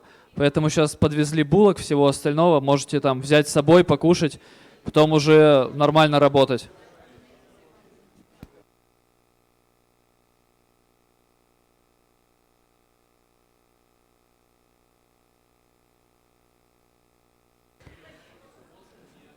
The slides that you are preparing, everybody listening, the slides that you're preparing should be using this format. If you make it to the second round of the competition, you will have 4 minutes to present your slides, whether they're on a piece of paper and you just flip through them, or if it's a presentation, you'll have 4 minutes. The first round is 90 seconds. You just stand up and you say, based on same format, just less content. Короче, вся структура ваших презентаций должна соответствовать вот этим вот слайдам, ну, вот этим всем надписям. Одна надпись, один слайд. Можете использовать как вашу презентацию, так и использовать листы бумаги, их там друг за другом переворачивать, там менять, что угодно с ними делать. И сейчас вот это небольшие корректировки все-таки. Катя, мы же в первом раунде 90 секунд. В первый раунд это вот 90 секунд. Буквально короткую информацию с каждого слайда называйте, чтобы уложиться в это время. Ну а потом уже 4-минутные.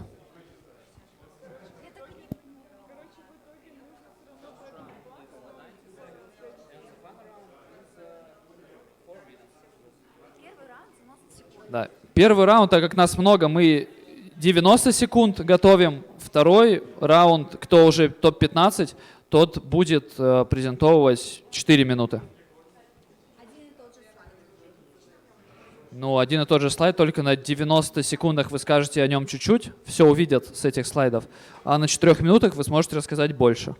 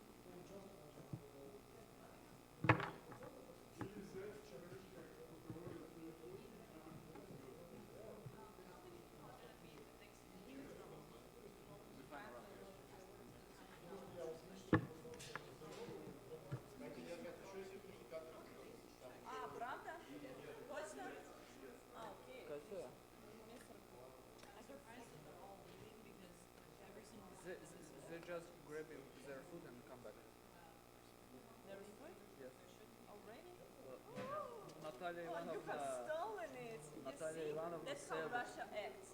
Like you don't take how many you want, you take just in advance in case you need. Спасибо большое.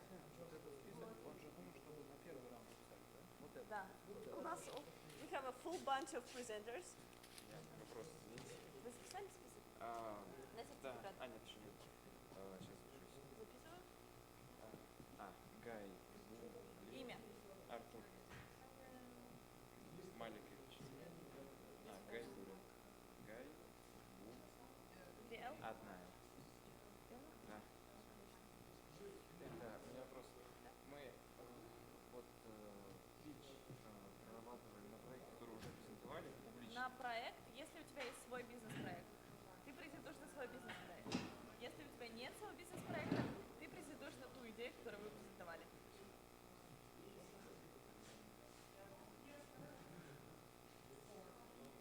Or people.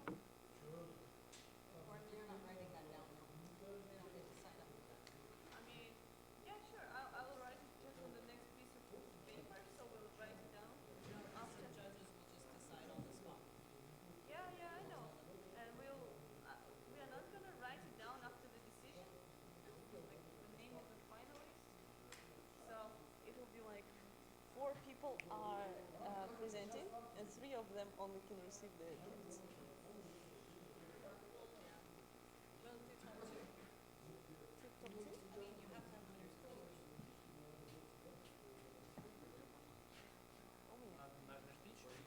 На пич? Вот на пич, пожалуйста. На пич? Нет, что там? Да, сертификат.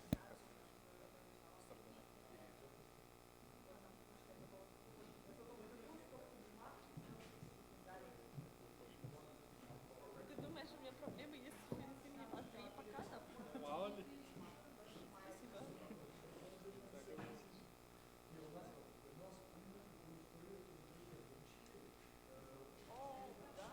Давай проверим, там только должно быть без.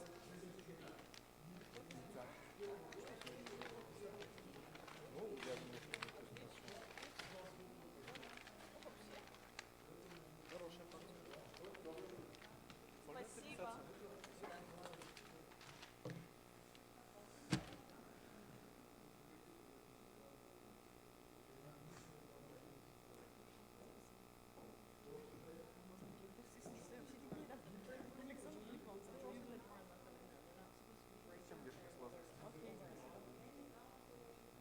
They're like showing and they're like coming to me and showing their names on WhatsApp, LinkedIn, whatever. I was like, do you think I'm so stupid?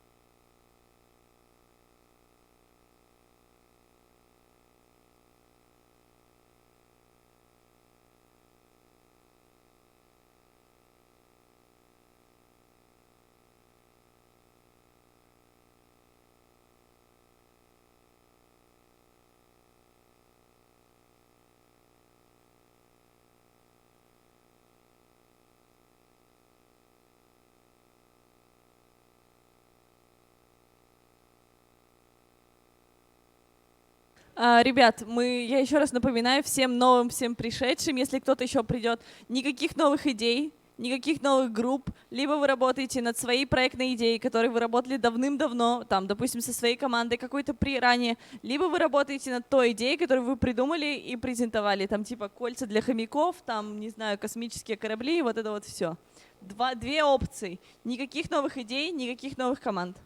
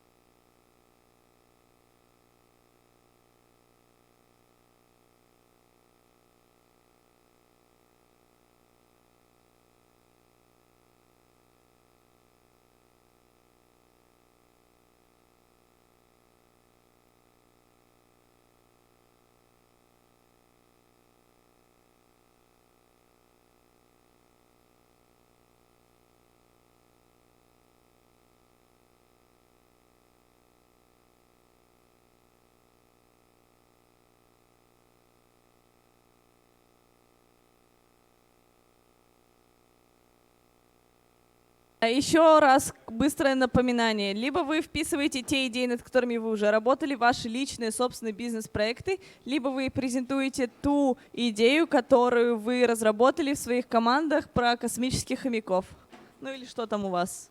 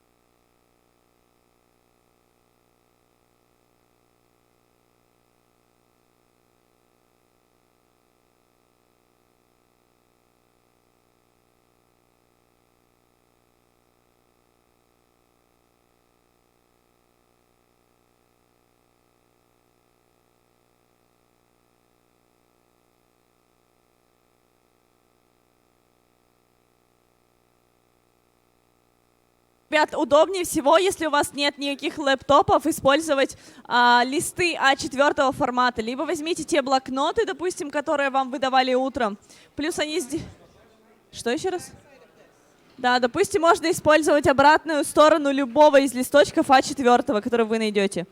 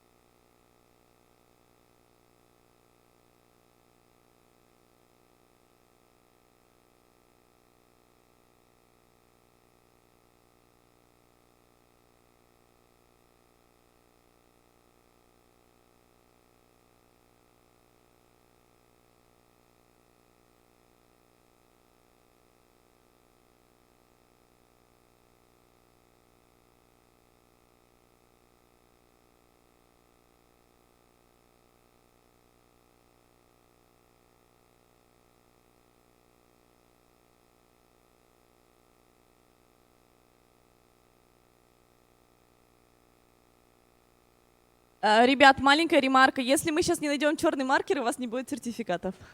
Потому что мне нечем подписывать. Желательно тонкий. Нашел.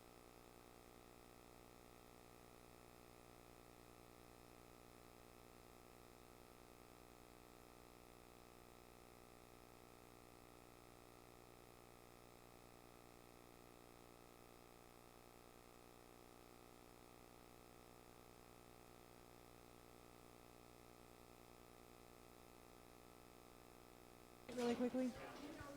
Katya.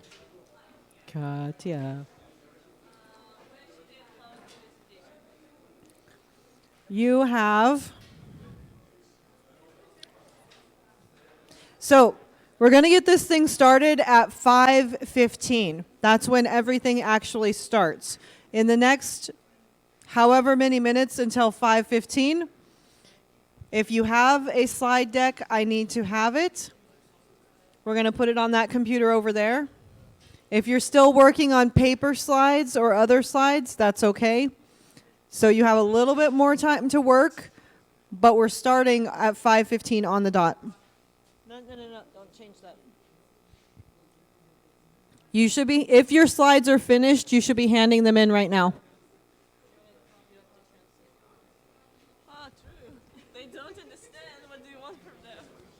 Итак, значит, мы уже все, кто закончили делать свои презентации, можете скидывать вот на дот-компьютер. Если вы не закончили, у вас есть последние 5 минут, мы начинаем в 5:15, все начнется, уже защита начнется, первый человек. Соответственно, последние 10 минут, чтобы все доделать. If you have not practiced your 4-minute pitch at all yet, now is the time. You have 30 minutes to practice your 2 different pitches. 90 seconds and 4 minutes. У вас есть 25 минут, чтобы попрактиковаться в своих 90-секундных питчах, а также порепетировать 4-минутный питч, потому что несколько из вас перейдут на второй раунд 4 минуты. 4.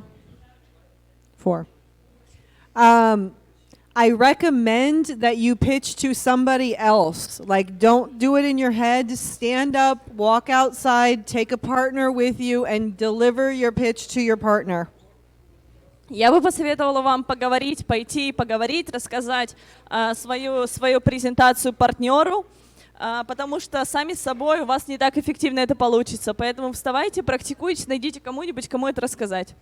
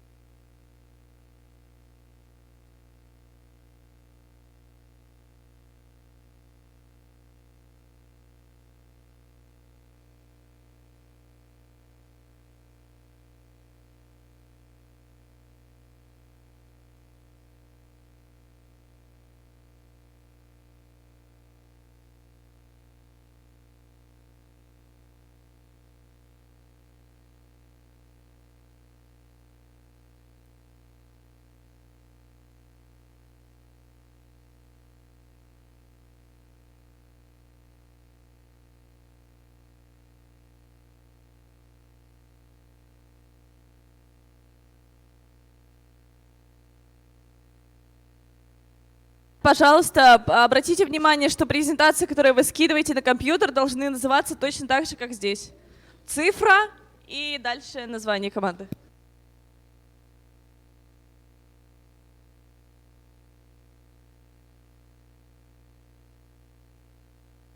Нет никакого смысла в том, что вы тут сидите, если вы будете презентовать, идите и практикуйтесь, проговаривайте там в коридоре, проговаривайте, говорите кому-то. Мы не начнем до 5:15. У вас есть свободное время, можете выйти, походить, погулять, потому что вы тут еще будете тусоваться.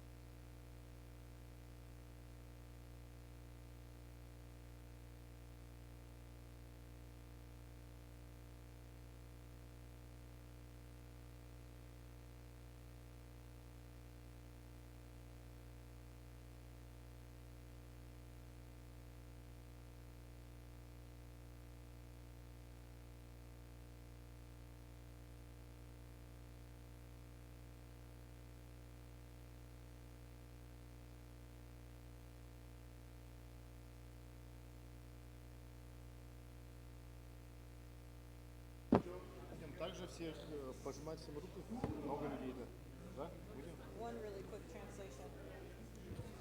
If you would like to know what order your team is pitching in and how you're going to be judged, come look up here. You are not pitching in this order. Если вы хотите посмотреть, в каком порядке вы будете выступать, пожалуйста, подойдите, посмотрите здесь на списке. Вы питчитесь не в том порядке, в котором записывались.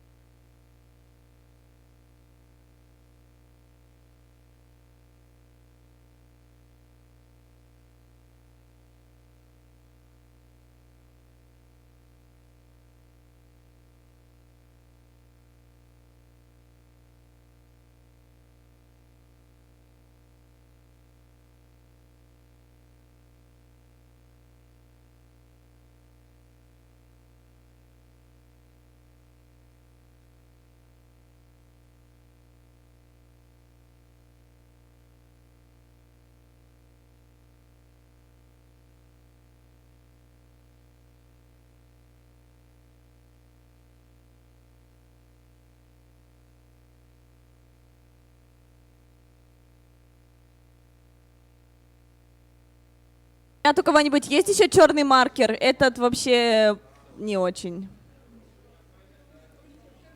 Я таким и напишу вам сертификаты. Это в ваших интересах. Да-да-да. Может быть, у кого-то просто есть свой черный. Давай посмотрим. Он может просто размазываться. Не, он размазывается.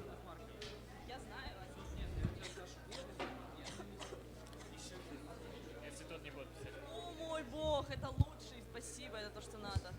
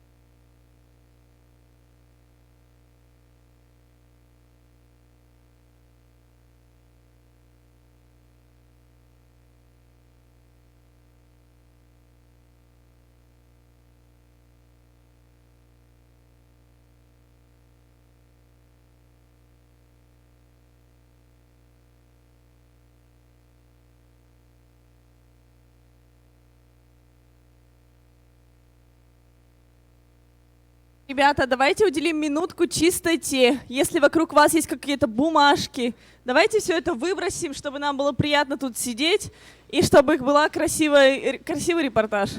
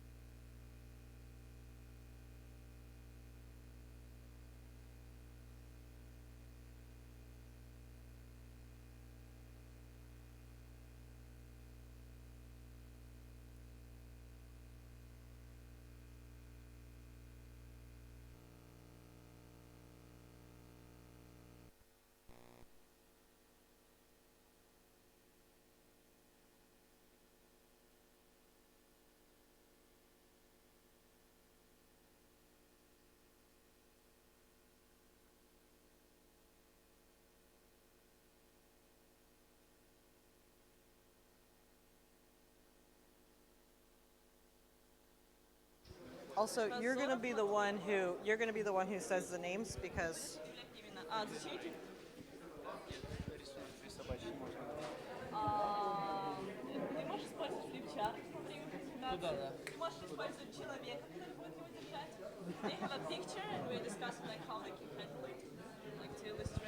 All right, ladies and gentlemen. There's three. Леди и джентльмены. There should be those two and you. That's what we talked about 3 different times. Is there a 4th judge? I think there's 1, only 2, 3, 4. No, you're not judging. Okay. Then it's okay. All right, ladies and gentlemen. I'm not judge. Вот бери двоих и садись. Judges, please join me at the judging stand. Прошу судей занять свои места.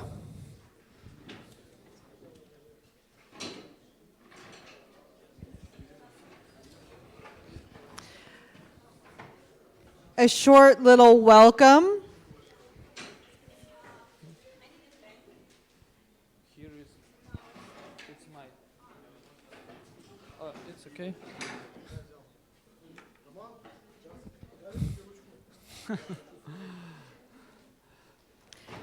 Okay, a quick little welcome. Небольшое приветственное слово.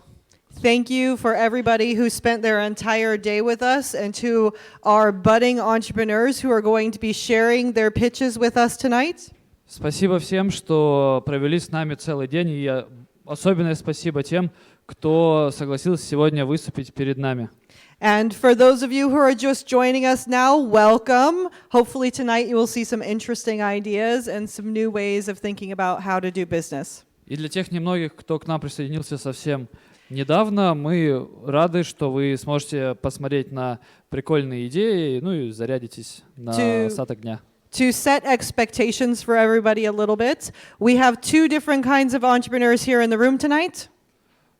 Чтобы сразу, там все ваши ожидания там уравновесить, хочу сказать, что у нас есть сегодня 2 типа предпринимателей. We have those who have been working on ideas for weeks and months. У нас есть те, кто прорабатывал свои идеи месяцами и годами и неделями. And we have those who just discovered their idea 4 hours ago.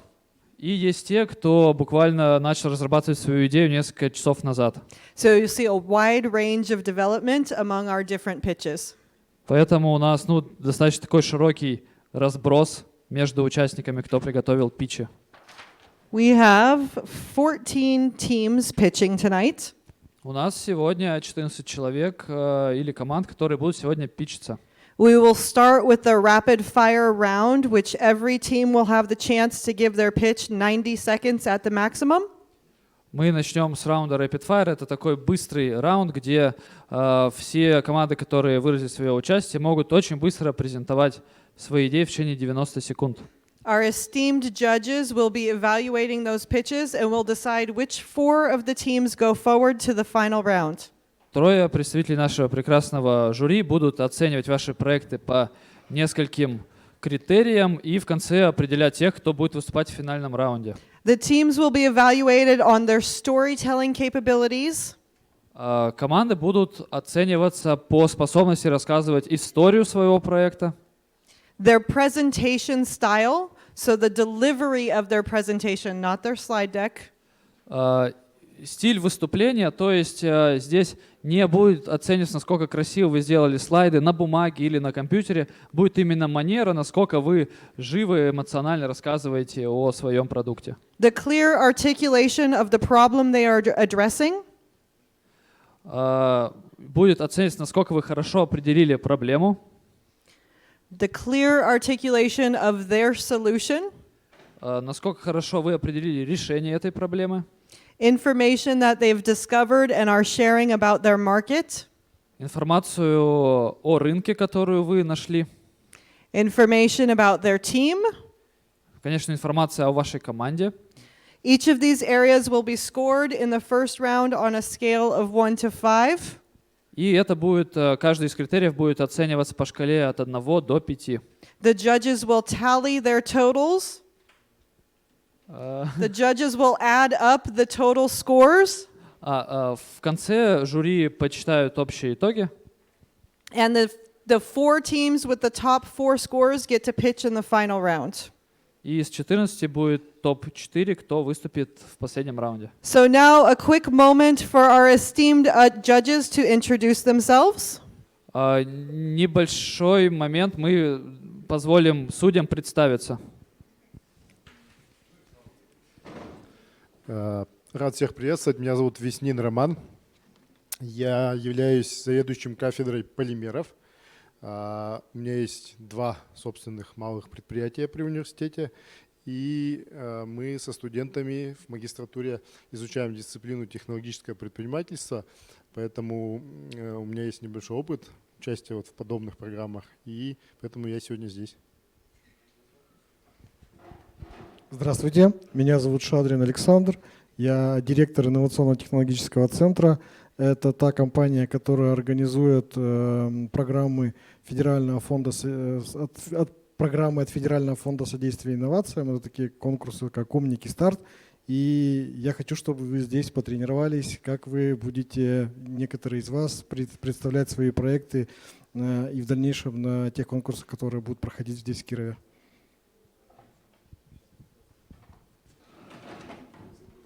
Всем привет, меня зовут Катя, я думаю, многие меня уже знают, потому что я с вами тут уже 3 дня. Я организатор этого мероприятия, и я предприниматель, я сооснователь 2 компаний. Мы выиграли с нашим проектом, мы делаем светоотражающие спреи, технологии и так далее. То есть мы в технологическом предпринимательстве. Мы выигрывали «Умник», «Старт», областной грант, выигрывали конкурсы на женском евразийском форуме, школу миллиардера Forbes. В общем, все это мы уже прошли, поэтому я буду рада чем-то поделиться с вами, и поэтому мы все это здесь делаем. Поэтому спасибо вам большое, что вы здесь, что вы с нами, и давайте начинать.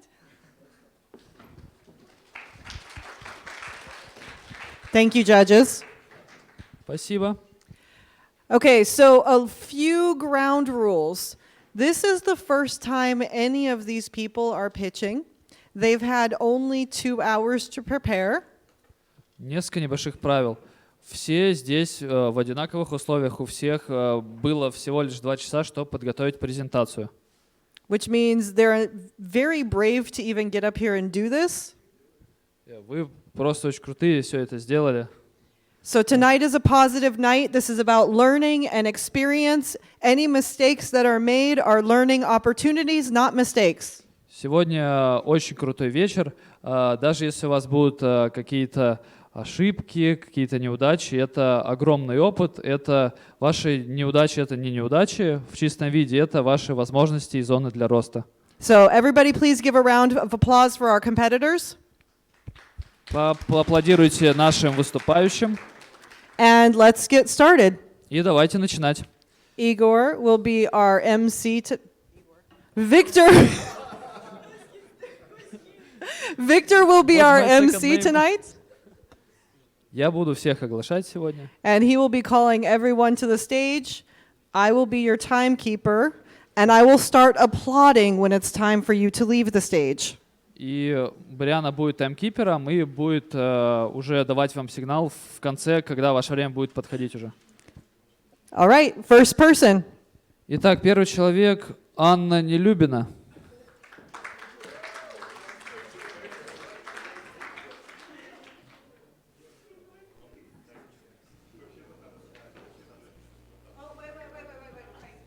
Подождите немножечко. Sorry, to just make it clear, your first round is 1 minute and 30 seconds, no slides. О, No новые вводные. presentation in your first round. В первом раунде, чтобы не тратить время, мы выступаем без слайдов. No presentation in your first round. Presentation is only for your second round. Мы можем дать вам опорный листочек, чтобы вы вспомнили, о чем вам нужно сказать.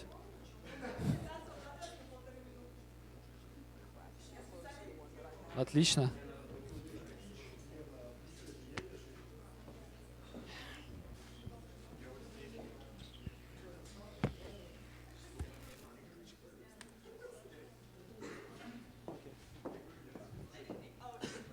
Just so it's not the desktop. Давайте немножко еще раз для жюри. Оценивайте от 1 до 5. 1 — это самая плохая оценка, 5 — самая хорошая оценка. Ну, по всем критериям потом суммируем. И мы начинаем. Всем еще раз добрый вечер. Меня зовут Нелюбина Анна. Мой проект называется «Производство нового вида удобрения пролонгированное действие», то есть удобрение длительного действия. Все привыкли видеть, что у нас есть обычное удобрение, обычно традиционное удобрение. Я покрываю удобрение в полимерную оболочку с полилактида. Полилактид — это биоразлагаемый полимер, мономер которого является молочная кислота и продукты брожения, такие как картофель и кукуруза. То есть это возобновляемый природный ресурс. В чем разница? Мое удобрение нужно вносить только 1 раз за сезон, по сравнению с традиционным удобрением, которое вносится 4 раза за сезон. А потом обычное удобрение, оно усваивается растениями только на 40%, а мое удобрение будет усваиваться на 90%, благодаря тому, что оно выходит из оболочки, из мембраны и потихонечку и усваивается в растениях. Блин, я забыла про проблему. Ладно. Ну, в общем, суть в том, что плохо усваивается растение в почве и экономически невыгодно. Допустим, то, что мы удобрения вносим, вот еще раз повторюсь, допустим, 1 раз или 4 раза. То есть, допустим, трактор проедет по почве, по земле 1 раз или 4 раза. Допустим, нам нужно 4 бункера с удобрениями или 1 бункер с удобрением. То есть, с экономической точки зрения это выгодно. И для экологии это тоже выгодно. Вот, допустим, вы спросите, что ты делаешь нового? Есть уже аналоги зарубежные пролонгированных удобрений, но у них оболочка состоит из синтетического материала. А у меня это биоразлагаемый продукт, тем самым мы спасаем почву от заиливания.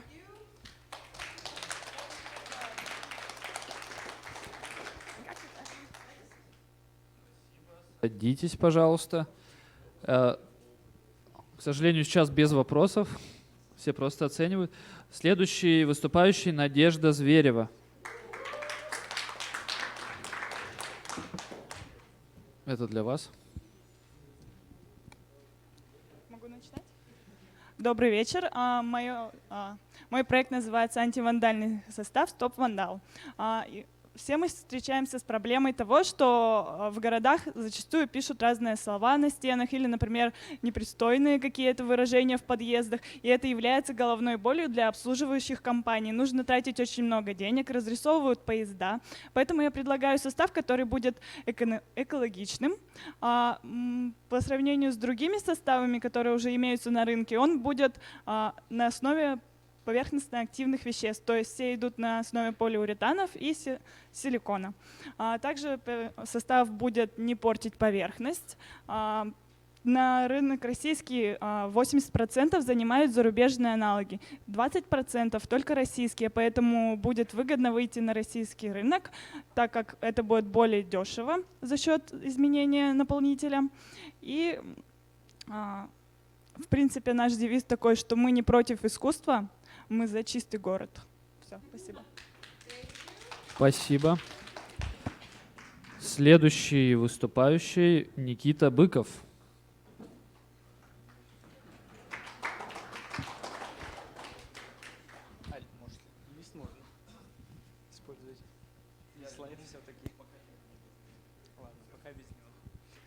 Добрый день, уважаемые слушатели. Среди вас есть ли мотоциклисты?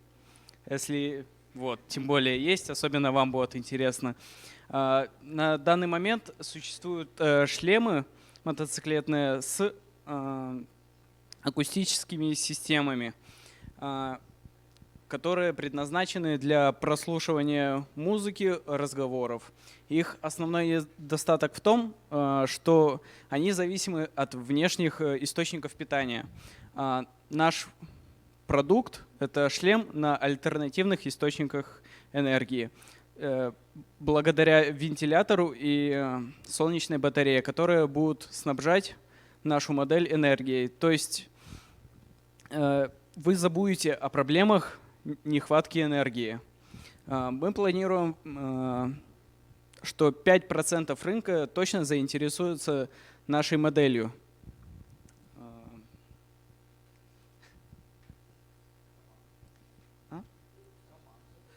Команда.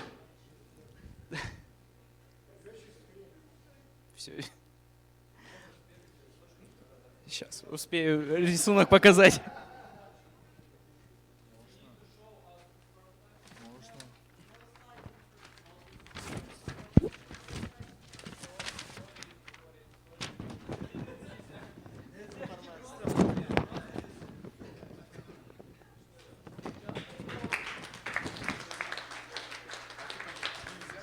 It was just a drawing.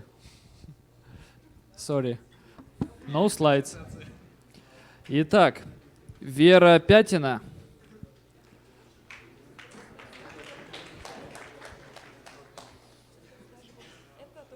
Тоже нельзя.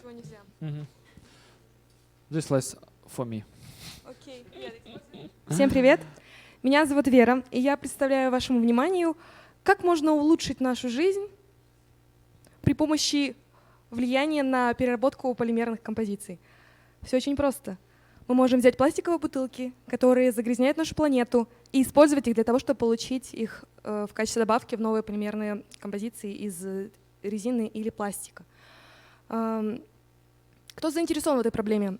Ну, разумеется, человечество, потому что проблема мусора — это самая основная проблема нашей жизни, пожалуй. А кто это купит? Это производство по переработке пластика и резины, потому что продукт, который я получу, а получается он путем разложения бутылок, будет гораздо дешевле, чем сырье для получения добавок в оригинале. То есть, грубо говоря, из мусора мы можем получить конфетку. И все это улучшит что нашу жизнь, что удешевит производство. Я расскажу гораздо подробнее, если у меня будут рисунки, но спасибо.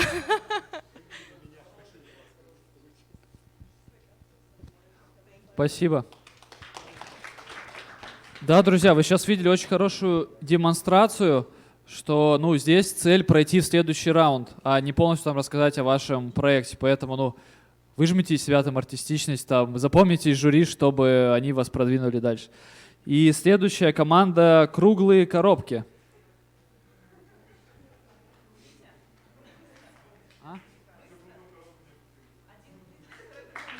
Okay. Готовится Study Sky. Можете выходить поближе. Здравствуйте, меня зовут Соня, и наш проект называется «Круглые пиццы». В чем состоит суть? Мы делаем не квадратные коробки, а круглые, и нашу пиццу доставляют бегуны.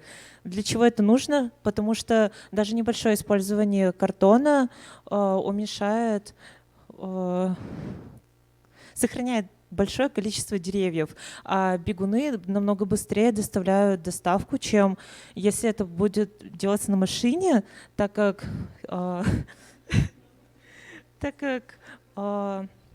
сейчас очень много пробок, и это дает... Ну, в общем, ладно. Так как сейчас много пробок, и это очень занимает большое количество времени. Вот. Ну, что еще?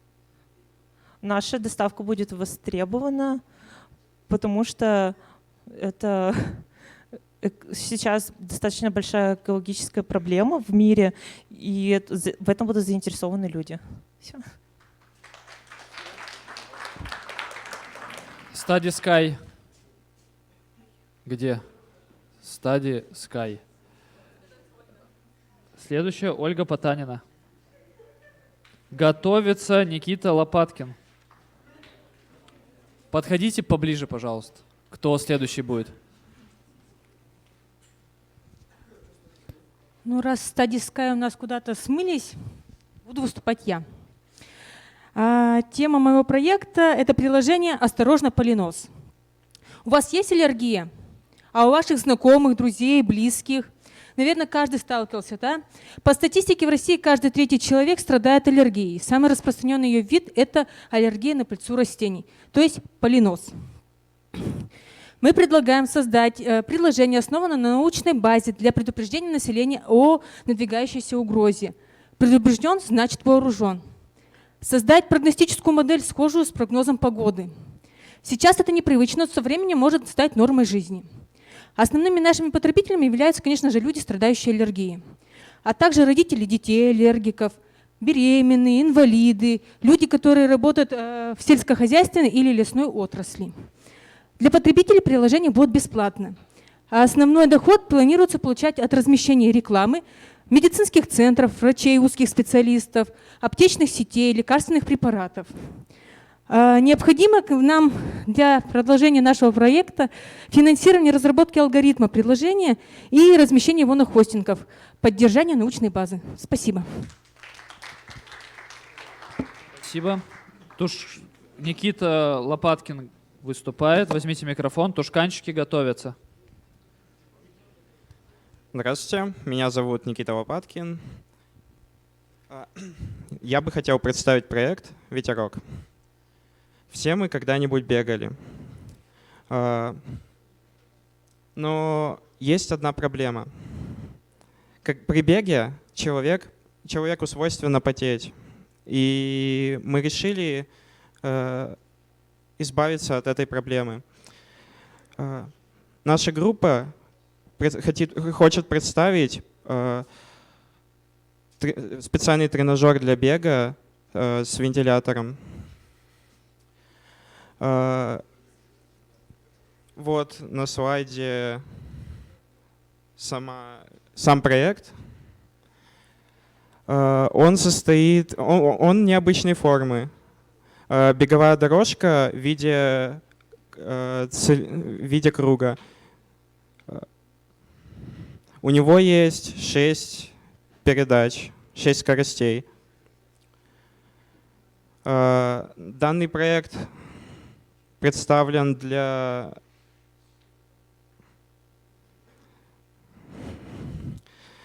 наша целевая аудитория — это небольшие спортзалы и частично и частные дома. Ведь тренажер имеет небольшой размер, и помимо этого его можно легко разобрать и собрать обратно. Спасибо. Спасибо. Сейчас выходят тушканчики, готовится Study Sky. Они к нам вернулись.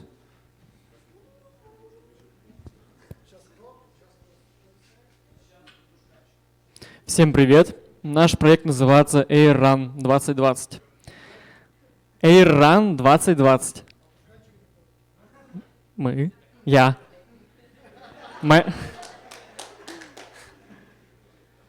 Проблемы, которые решает наш проект. Он решает проблемы электроэнергетики и лишнего веса. То есть люди будут бегать, ухаживать за своей фигурой и экономить на энергии. Этот проект будет разрабатываться для вузов либо спортивных клубов, так как они могут экономить энергию, и плюсом люди будут тренироваться.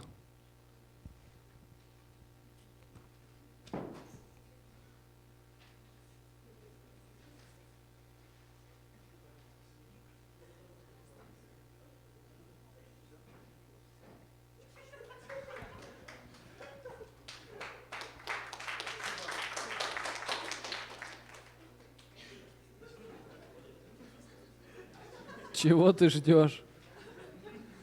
Все.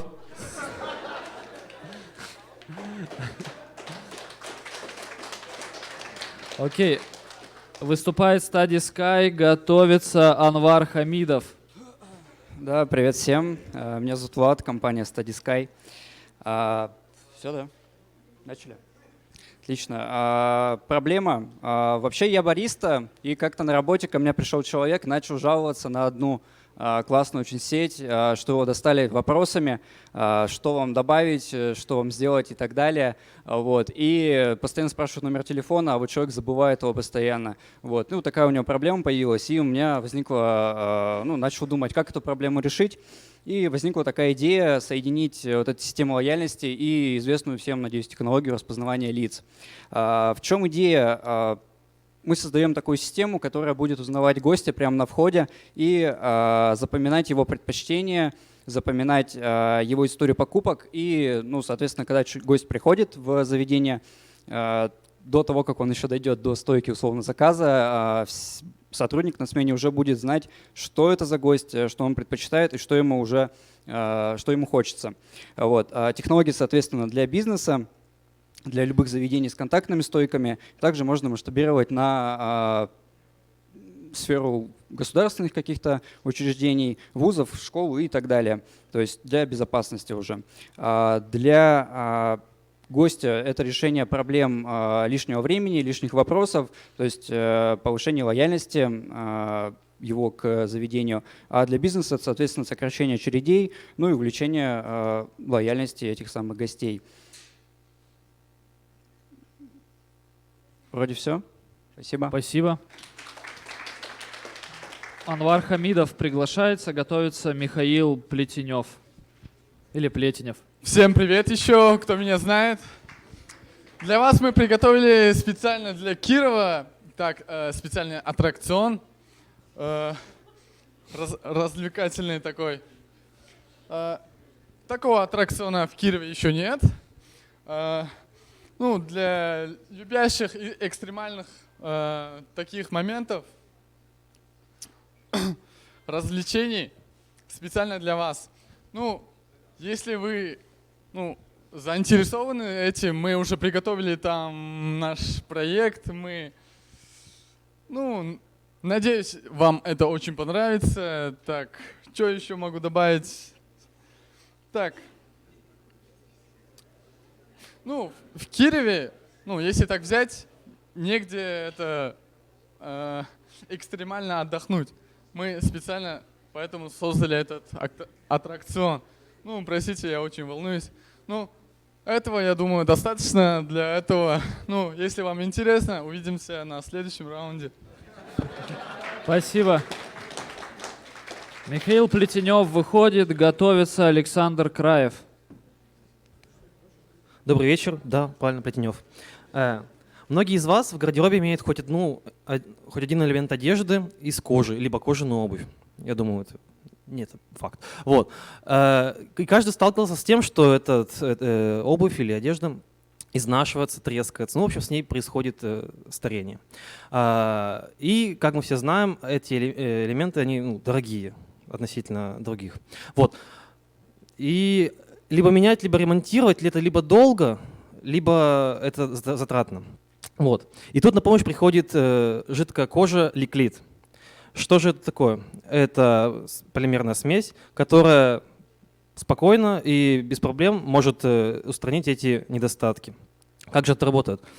Она жидкая, она в тюбике, просто берешь, намазываешь, ждешь, она высыхает, Все, готово. Не надо не ходить никуда, ни в ателье, не покупать новую обувь. Кроме обуви и одежды, она спокойно может залечивать, так сказать, раны у кожаных диванов, у, допустим, кожаные салоны автомобилей. Так что она используется очень широко. Спасибо. Спасибо. Александр Краев выходит, готовится Артем Мочалов.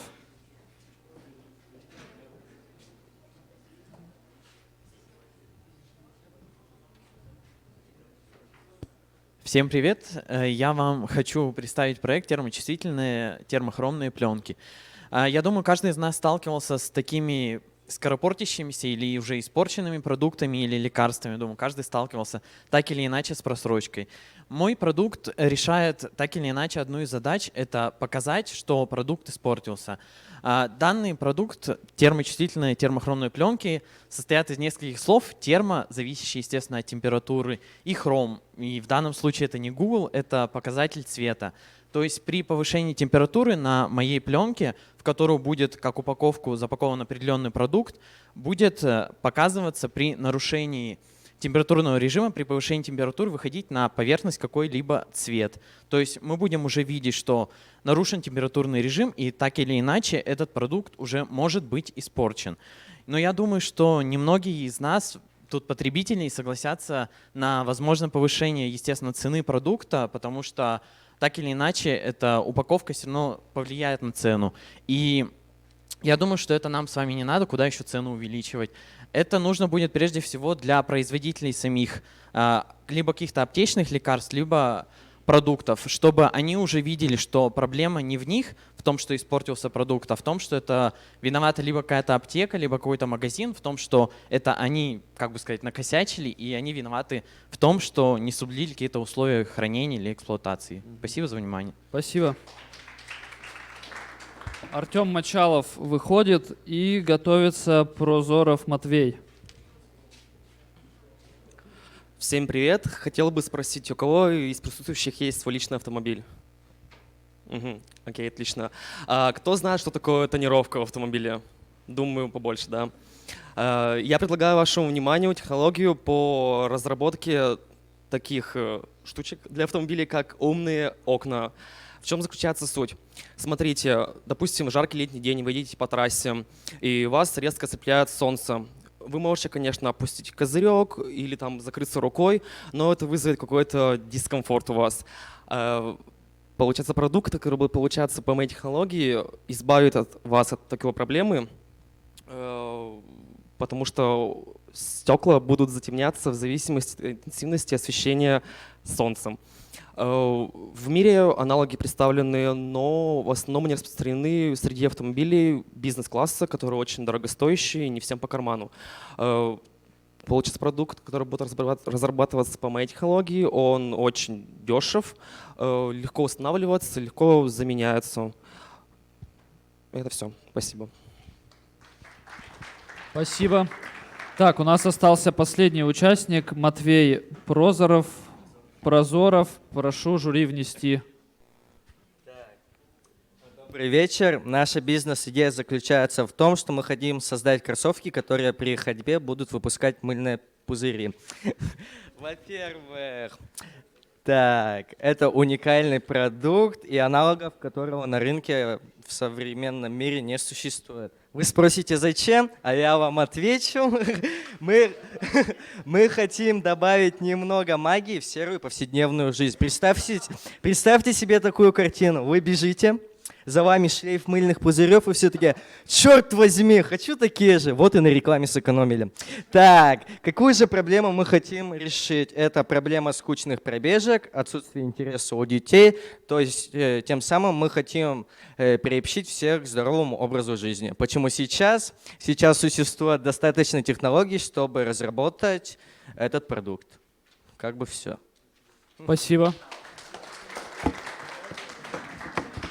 Мы закончили. We're done.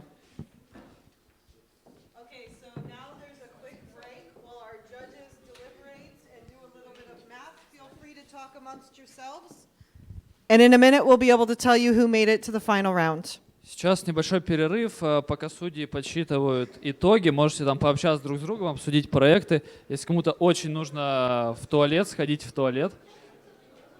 Но сильно далеко не уходите.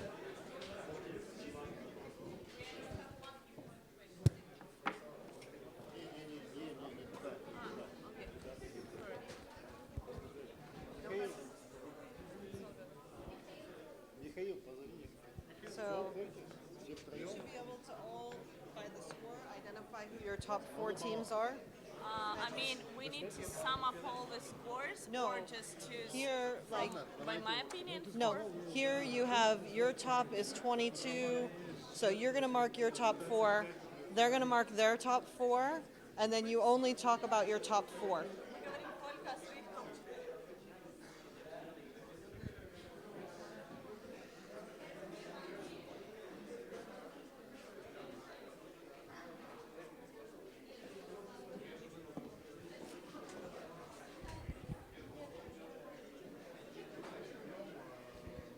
Чего? У меня Зверева, Быков, Потанин, Лопатки.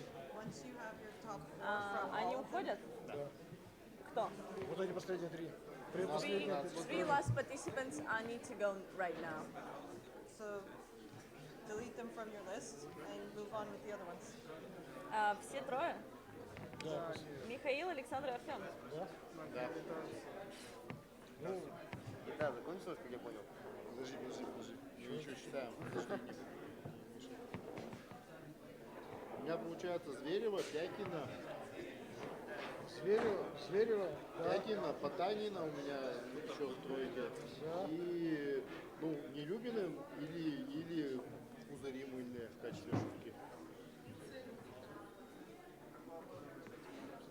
У меня Зверева, Быков, Потанин, Лопаткин. А Лопаткина что?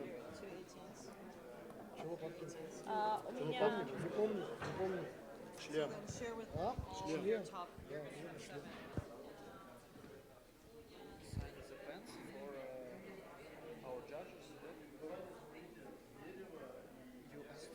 The names of judges for pens or something like that? Oh no, I was just writing cards. I was writing cards, that's why. Okay. Cards, what mean cards? Just like thank you. Okay. I think maybe Natalia wants one more card. No, I have her. Okay. It's not just for the judges. Okay. It really has nothing to do with the judging. It's who was here, like helping and Okay. yeah.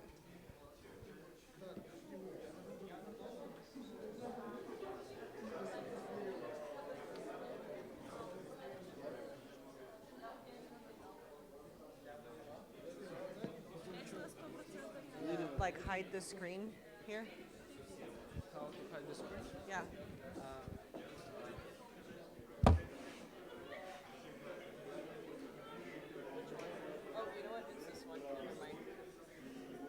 I want it hidden because I'm going to have her type into this. Like.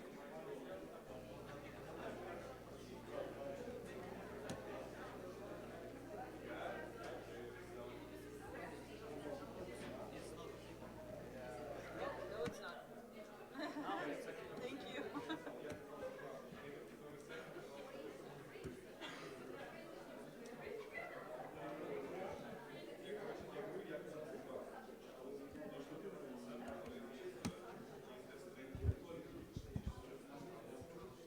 I'm gonna.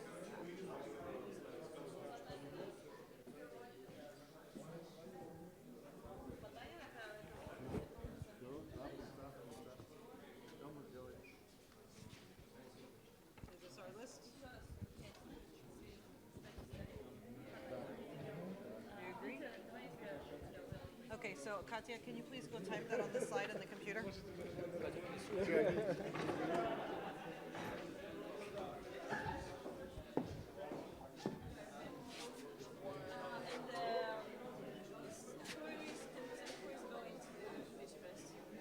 Whatever order you happen to write it in. So you're going to type it here, but I want to show that screen first. No need for numbers, just their name. Just their name on different lines.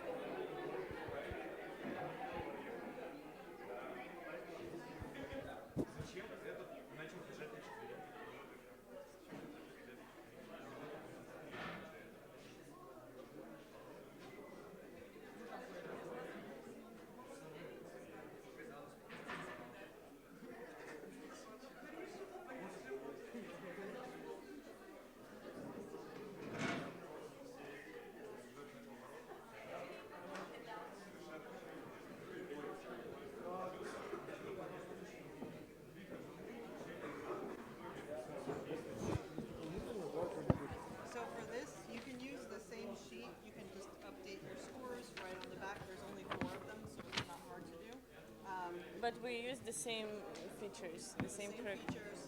And when you're finished with this, you'll do what's called forced scoring. So even if they have, like, you said 5, 4, 3, 2, if you just like one of the teams best because they are overall better, it's okay to choose that team. It's not based on score this time.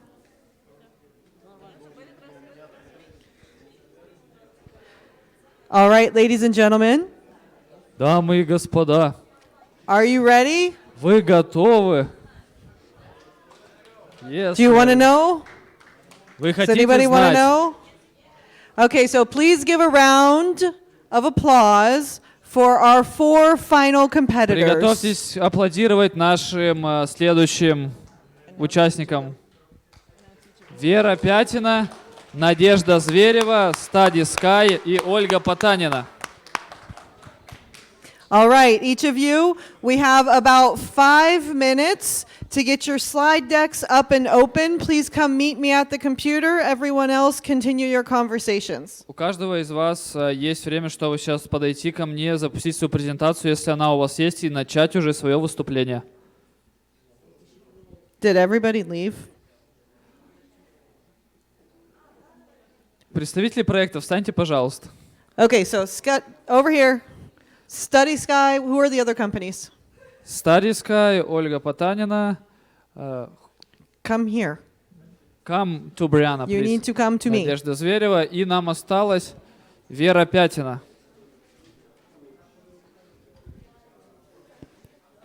And we should have one more. Who's our 4th? Вера Пятина. Call him up. А кто знает, где Вера? She's gone. Then the judges need to choose someone else. Тогда судьям нужно выбрать 4-го участника.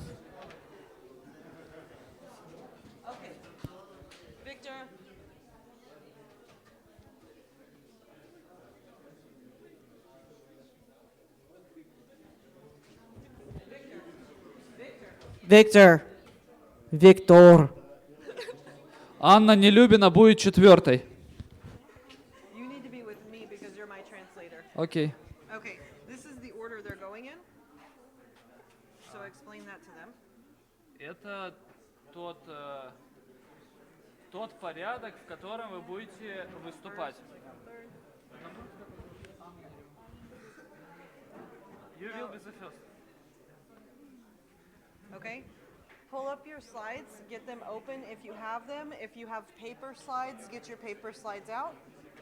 Если у вас здесь есть презентация, ее сразу откройте здесь. Если нет, то приготовьте ваши бумажные слайды.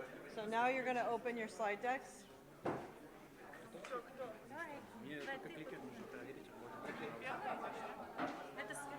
In this round, you have 4 minutes to go through your slides, and the judges are allowed to ask you questions.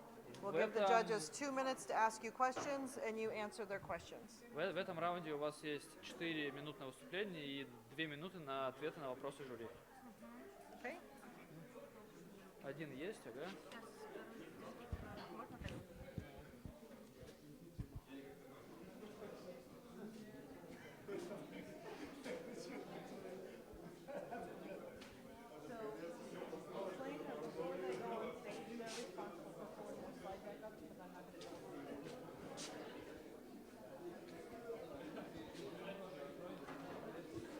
Перед тем, как вы пойдете выступать, сразу откройте здесь презентацию, потому что Бриана не найдет ее. Сами запустите. Okay, for the audience, the way this final round works. No, you have to repeat it. Для аудитории начинается уже последний раунд. Our competitors will have 4 minutes to pitch. У наших участников есть 4 минуты на выступление. They will use slide decks, so you will be able to see their pitches.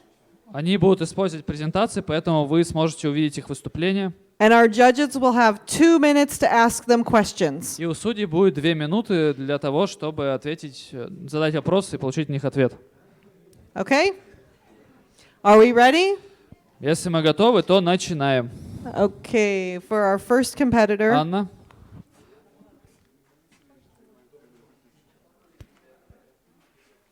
У тебя есть? запускай.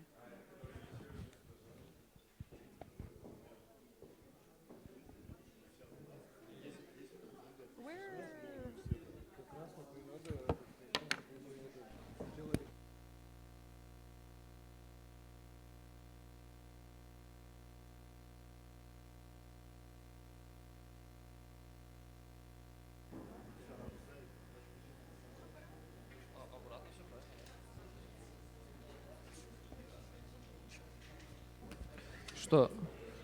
Судьи... Окей. У Брианы будет листочек, она будет показывать, когда останется 1 минута.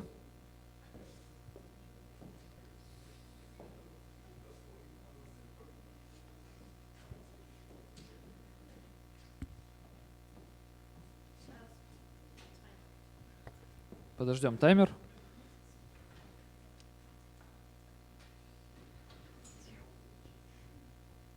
И начали. Мой проект называется «Производство нового вида удобрения. Пролонгированное действие». По исследованиям Market Market рынок удобрений к 2020 году составит около 20 миллиардов долларов США. И эта цифра будет увеличиваться с каждым годом на 7%. Тем самым мы видим, что удобрения пролонгированного действия становятся все более популярны, на них растет спрос.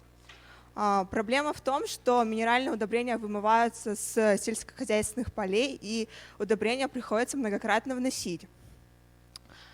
Цель моего проекта – это разработать гранулированное удобрение пролонгированного действия с контролируемым снабжением элементов через питательную оболочку на основе полилактида. Полилактид я вам рассказывала, что это такое, все запомнили, что это биоразлагаемый полимер.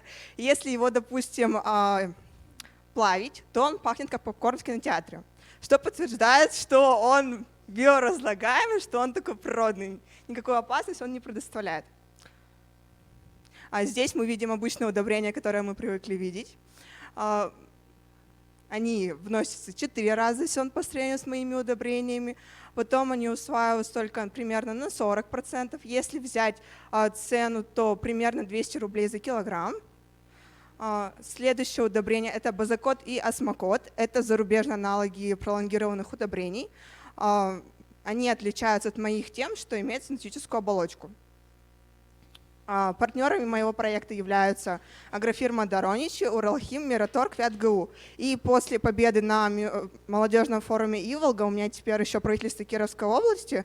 Если подробнее, то Министерство сельского хозяйства.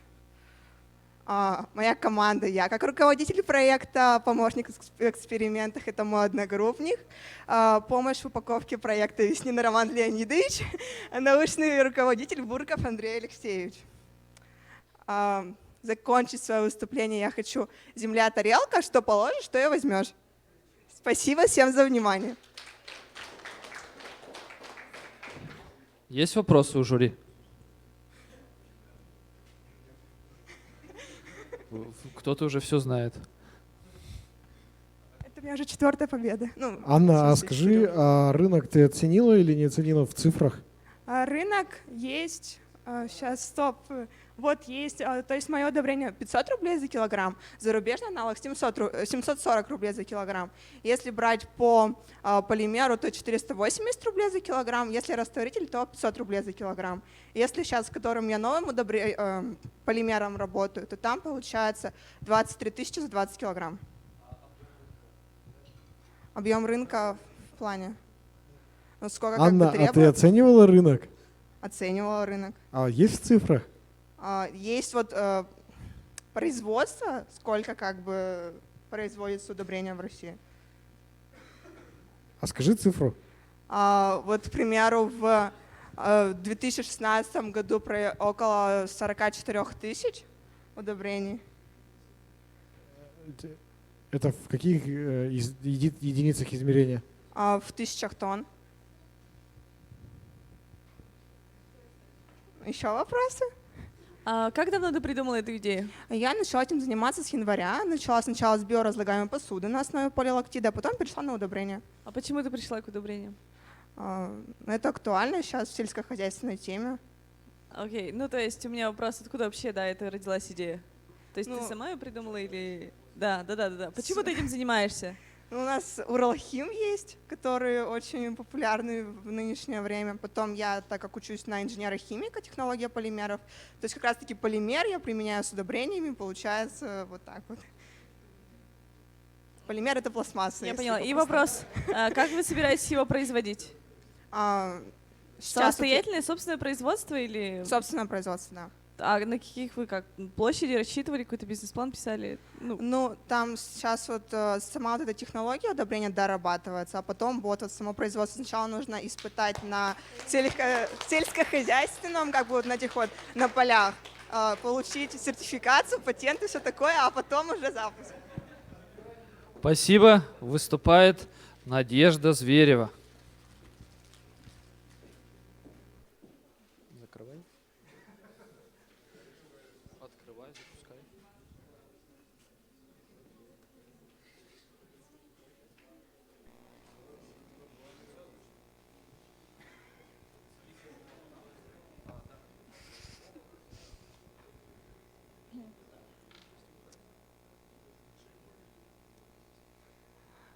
Добрый вечер. Еще раз поподробнее о моем проекте.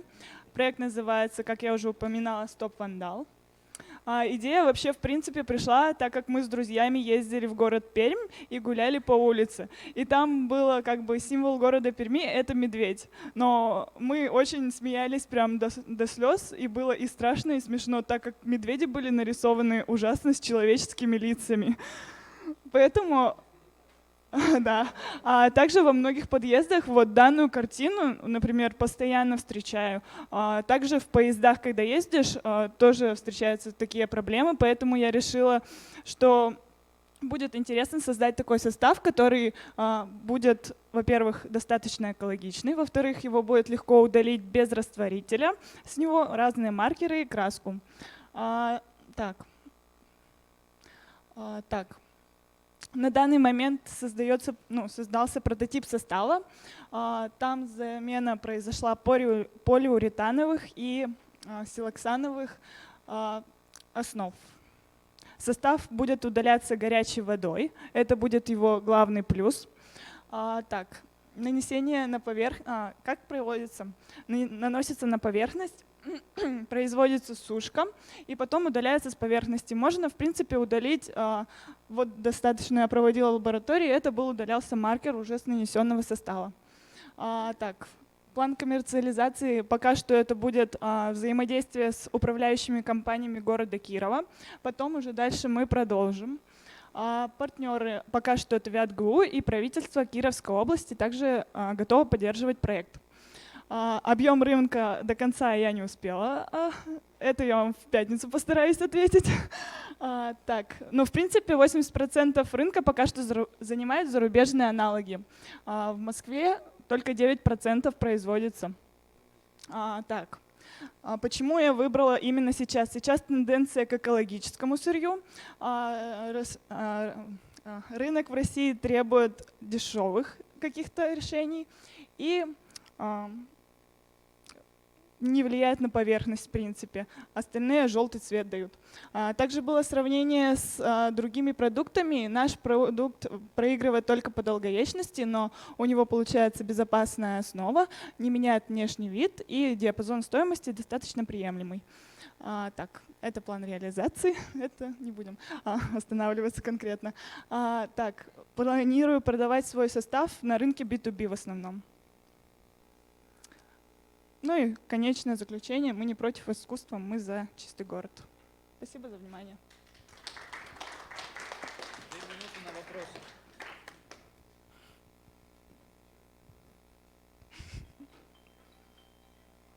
Спасибо. Первый вопрос.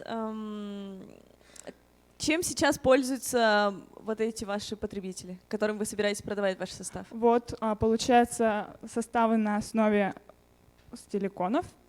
Что это такое?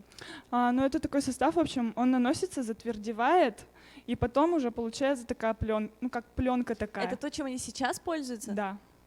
То есть она может со временем желтеть, и во-вторых, когда ее удаляешь, мы портим поверхность, так как реагенты достаточно сильные. Допустим, тот же ацетон, он же стирает сильно. Я не поняла, они наносят вот эту пленку до того, насколько я поняла, да. ну смотрите, насколько я поняла, вы делаете что-то, что смывает граффити, любые краски, маркеры? Нет, не смывает. То есть его наносят, и уже с него можно смыть.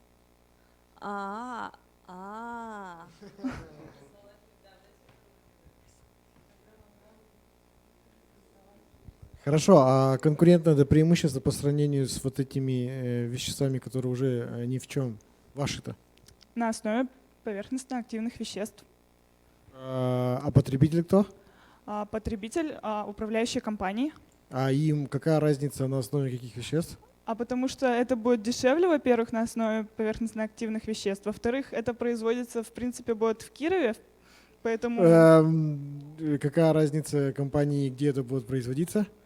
Ну, потому что это будут более дешевые условия какие-то, потому что мы продаем не как полную продукцию, а B2B. Получается, это все равно будет дешевле. Почему? Потому что у других компаний еще идет насчет этого наценка. За счет чего? Ну как? Получается, дистрибьюторы. Все ли... Спасибо. Стадии Sky готовится.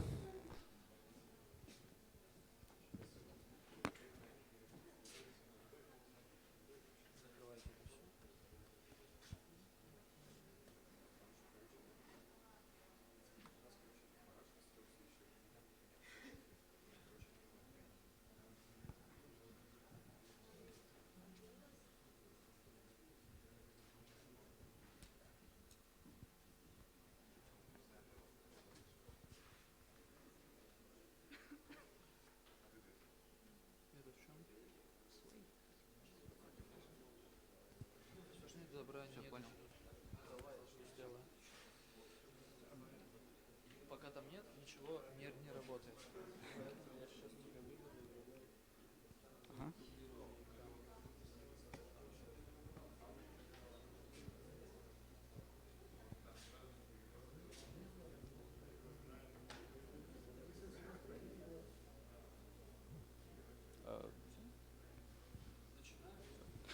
Привет всем еще раз. Меня зовут Владислав, компания Study Sky.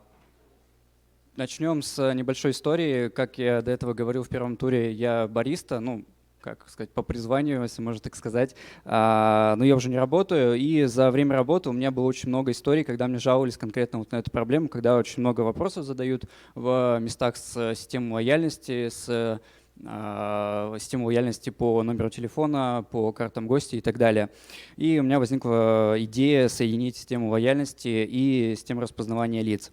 Вот. Историй на самом деле очень много, и не будем заострять на них внимание, все-таки поговорим про наше предложение, которое я рассказал. Какие проблемы все-таки возникают? Если подробнее, то это именно долгое обслуживание, а время — это самый наш ценный ресурс вообще в жизни.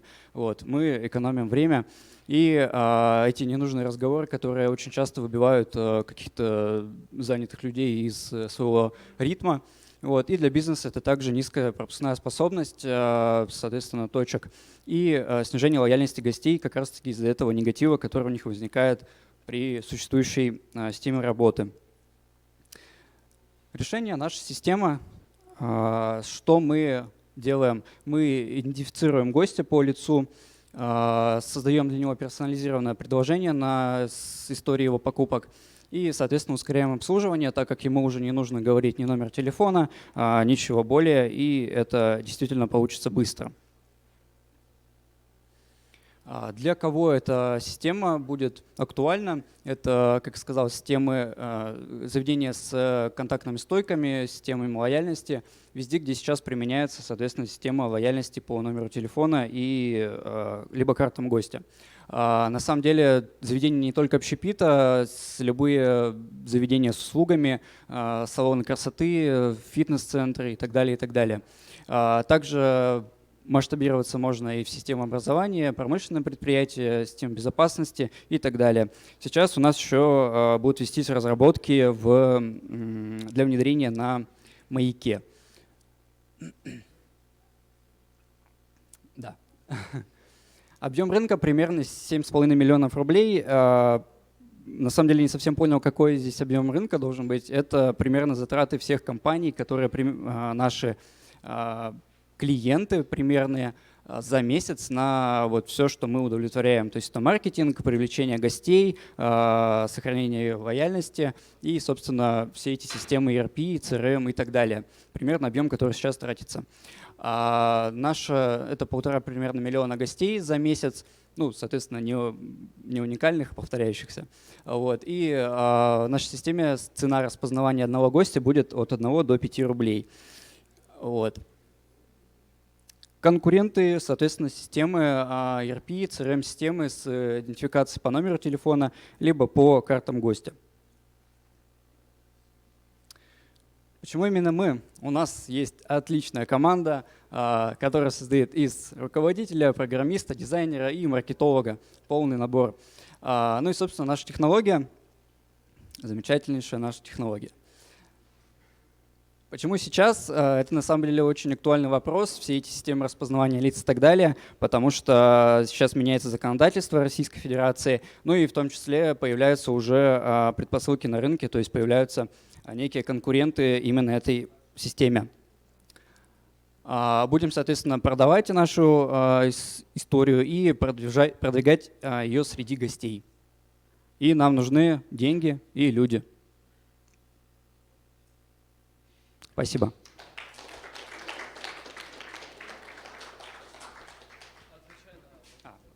Простите.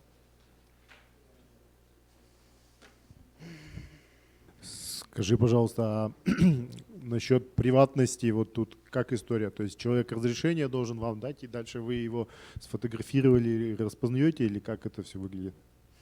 Да, я знаю этот вопрос, он очень актуальный на самом деле, про приватность и все вот такие истории.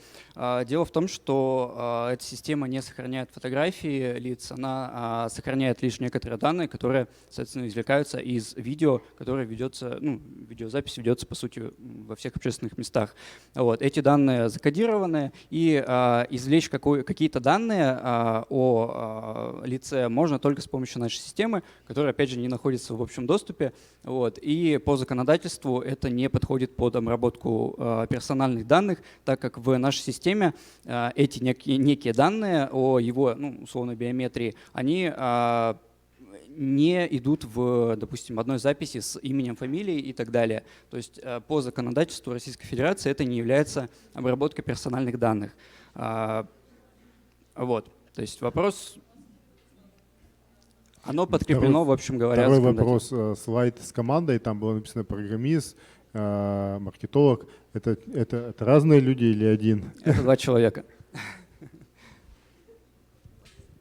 Ты сказал про клиентов, и один из них, Маяк, это он где собирается это делать? Это выпускная квалификационная работа, на которую меня отправляют на Маяк. Вот.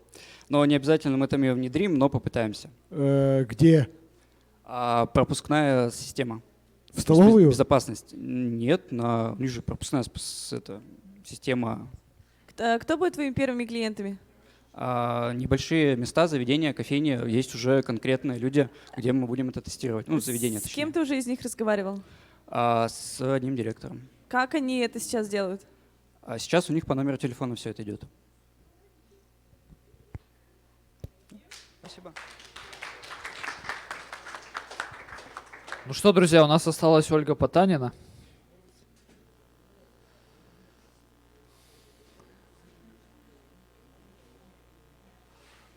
Ой-ой-ой.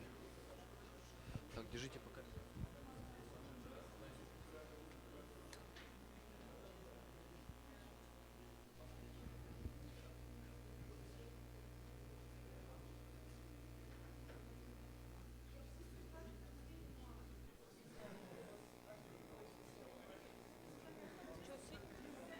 Да, в микрофон.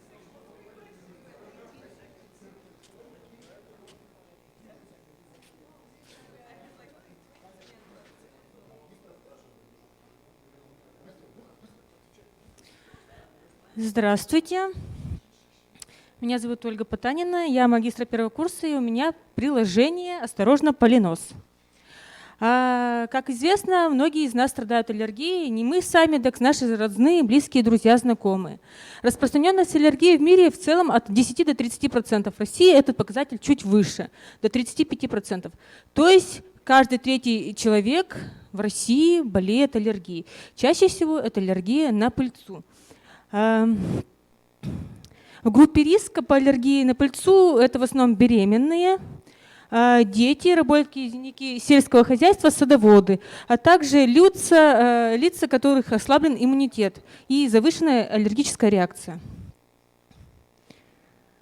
Мы в качестве метода профилактики рассматриваем предупреждение населения посредством прогностических моделей, которые мы хотим выразить в приложение для смартфона. Это будет приложение, которое включает в себя не только прогностическую модель, то есть не только прогноз по пылению того или иного вида, но и также контент, содержащий информацию о аллергиях, способах лечения, то есть такой специализированный. Если смотреть с аналогами, то в принципе есть как европейские аналоги, так и российские аналоги.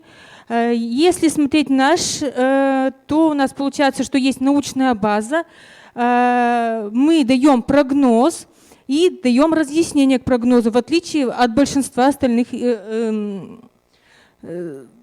источников. В качестве основы нашего исследования мы используем ловушки. Ну, тут представлено то, что мы хотим, а у нас сейчас немножко облегченная модель. И у нас, естественно, есть необходимый инструментарий, который используются в исследованиях. Исследованием нашим уже, к сожалению, тут с 18 написано, с 17 года, то есть 3 года. Этого хватает для создания аналитической модели, и наложение его можно сделать уже на погодные условия, на застройку территории, то есть более подробная карта получается. Перспективы коммерциализации – это все-таки у нас потребитель населения города Кирова. Для населения, как я уже говорила ранее, это все-таки бесплатное приложение. Его хотим окупить за счет рекламного контента соответствующих медицинских центров, врачей и так далее. Нашими партнерами являются университет Вятский государственный, а также департамент здравоохранения города Кирова и Кировской области. Потенциальные наши партнеры – это аптечные сети и сети медицинских центров. Спасибо за внимание.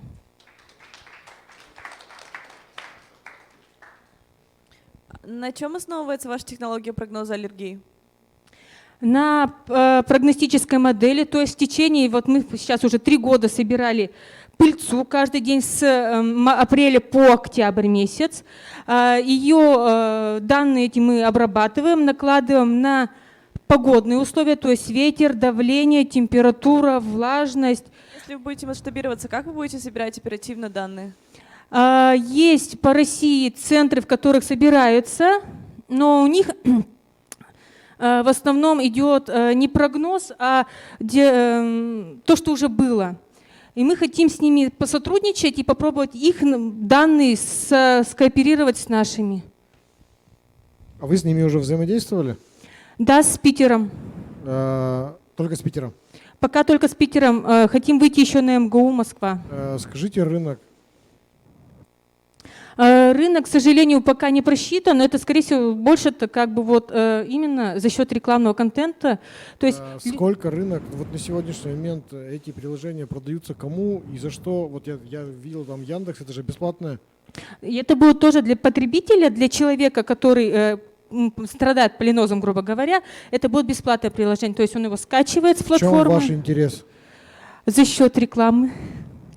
Еще раз? За счет рекламы выехать мы хотим, оплатить свои, грубо говоря, научные исследования. Еще раз.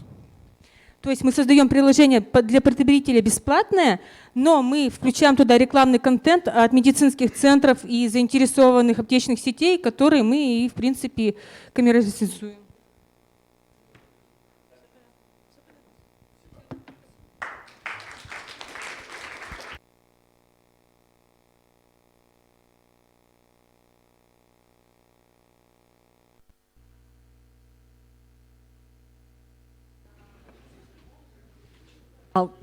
All right, ladies and gentlemen, the judges are going to deliberate before we give out some awards for our wonderful pitching companies today.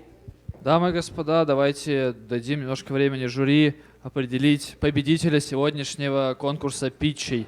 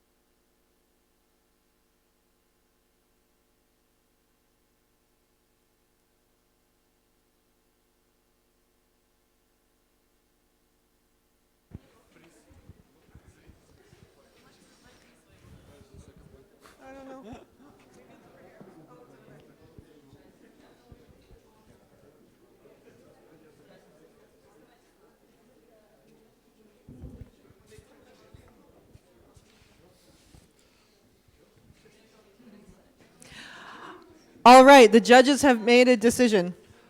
Судьи приняли решение. Each judge will announce one of the winners.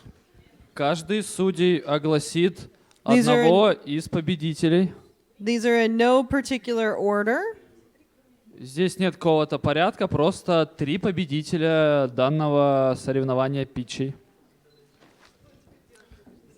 Я бы хотел вручить вот такой приз небольшой. Это подарочный сертификат на 500 рублей в «Читай город».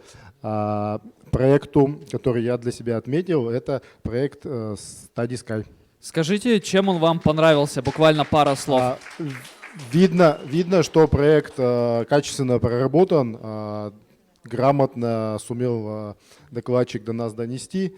Ну и сам потенциал проекта тоже впечатляет. Подождите, не расходитесь, я хочу вас снять на камеру.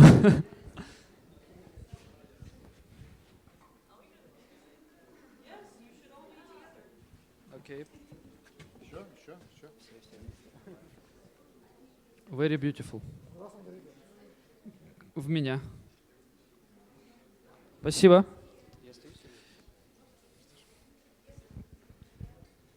Для вручения интересного открытия приглашается Ольга Потанина. И пара слов, чем понравился проект. Проект на сегодняшний момент показал достаточно серьезную проблему, которую он решает. Техническая реализация мне тоже понравилась через мобильное приложение, хотя представитель является, так сказать, химической отраслью. И здесь вот симбиоз информационных технологий и химии, вот, то есть на уровне стыки технологий получился достаточно интересный проект. Отлично.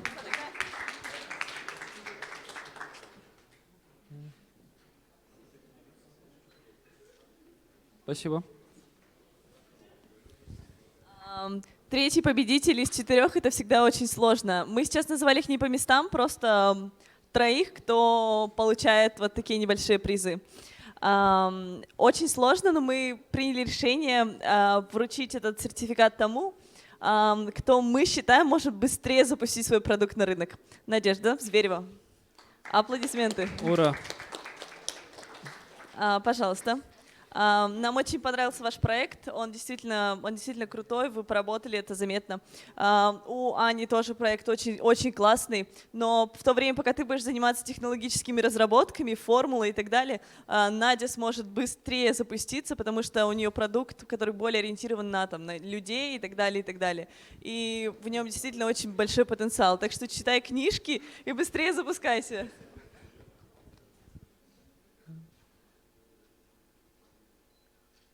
Спасибо.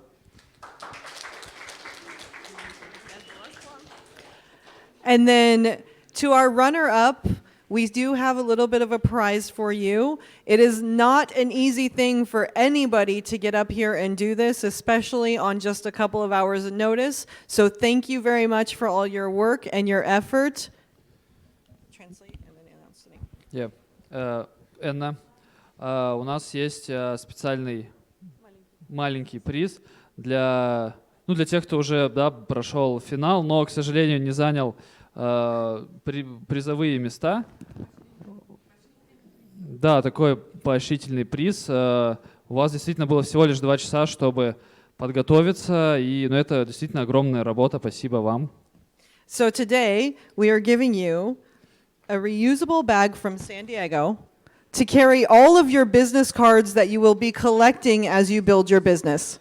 Вам подарят эко-сумку из Сан-Диего, которой можно очень много раз пользоваться, для того, чтобы вы носили там тонны визиток, которые вам дадут на разных мероприятиях. Да, это вам. Thank you.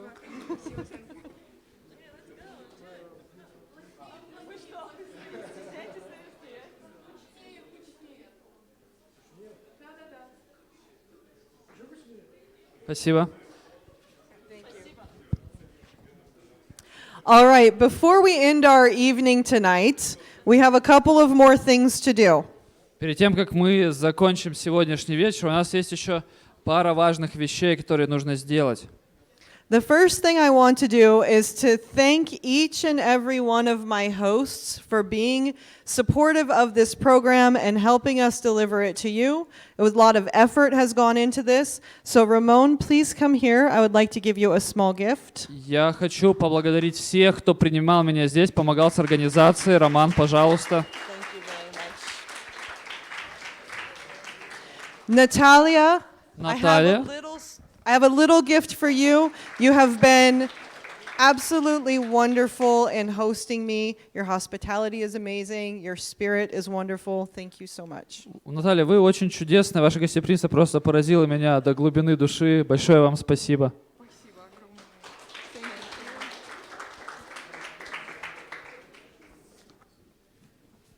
Alexander. Александр.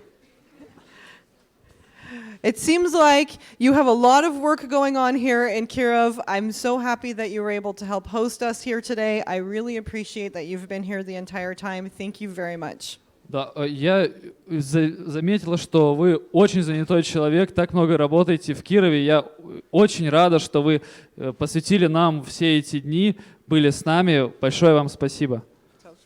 Thank you, thank you, thank you.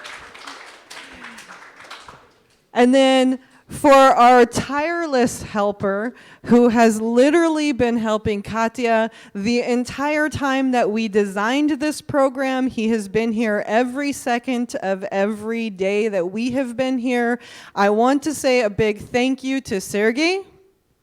И маленький помощник Кати, который помогал ей с подготовкой всего здесь, был с ней каждую секунду, готов был прийти на помощь, Сергей. Thank you. And for Ramon, I have a little bit of something for Andre as well. Without him, the first 2 days I was here, I don't think I would have survived. If you would give that to him, I'd appreciate it. И, конечно, огромная благодарность переводчику, который был с нами первые 2 дня, но, к сожалению, не смог сегодня прийти. Это переводчику Андрею. Роман передаст. All right, now for the time that you all have been sitting here and waiting. We've got some for you. Okay. So this.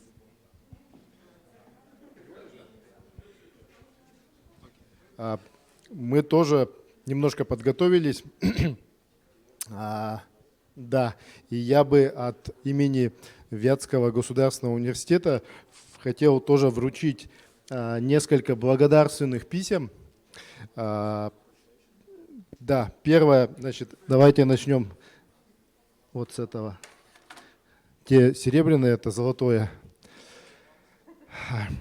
Благодарственное письмо Бриане Вайсингер, стартап-адвокату университета Сан-Диего, за помощь в организации образовательного интенсива построение инновационных экосистем, уроки Калифорнийских университетов и подпись ректора.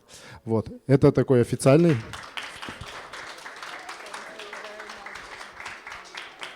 И у нас еще от Натальи Ивановны и от Екатерины есть тоже небольшие презенты. Давайте, Наталья Ивановна, с вас. Да? Хорошо.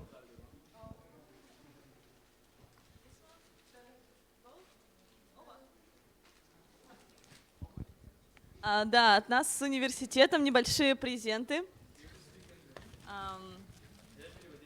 The first one small gift from the university is the hoodie. I think you have noticed some of them we're wearing in our team. Это прекрасное худи отправляется в Калифорнию. Goes to California. It's for you. And one more small gift is a Dymkova clay toy. Yeah, it looks like this. I'm not gonna open it because I can break it. Дымковская игрушка. So it's for you. It's small gift from Vyatka. It's like very handmade. And a nice bag to hold it on. Yes, thank you. Yeah, you can. That's for you. Keep it. We'll take it a photo. Thank you. And one more gift from Natalia. Дорогие друзья, вы не представляете, какое счастье вам выпало вот даже в течение одного дня побывать на этом роскошном уроке, на тренинге Брианы. Потому что вот в очень короткое время вам были выданы жизнеспособные, практикоориентированные рекомендации, которые вы непременно усвоите и будете использовать дальше. Я думаю, что мы все еще сфотографируемся все вместе, и этот день вы будете еще долго-долго помнить. Дорогая Бриана, спасибо, что вы приехали, что вы поделились своими знаниями, своим опытом, своим профессионализмом. Я уже говорила публично на проекте лекции в Политехническом позавчера, что вы прекрасны во всем. И мы очень ценим то, что вы 3 дня отработали, и надеемся, что наша дружба будет продолжаться, потому что в те места, где было хорошо, надо возвращаться.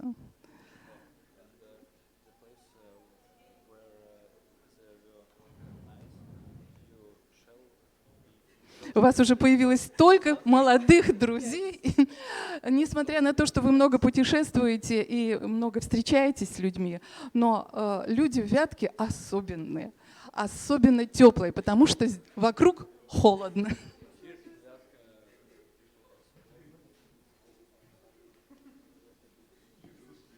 С горячими сердцами. Маленький сюрприз. Момент. Значит, открываем крышечку. Там будет весна. Так, помогай мне. Будет весна с лепестками роз. В лепестках роз укутан индюшок. Это символ нашей вятской культуры, традиции, а на дне лежит рождественский сюрприз, который я не покажу, который вы откроете, если довезете, не разбившись ничего, откроете дома. Это очень вкусный сюрприз,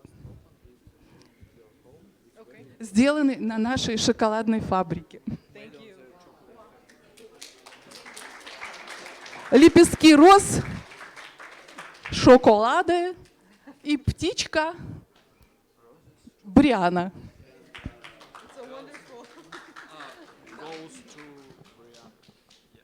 Возвращайтесь, приезжайте к нам.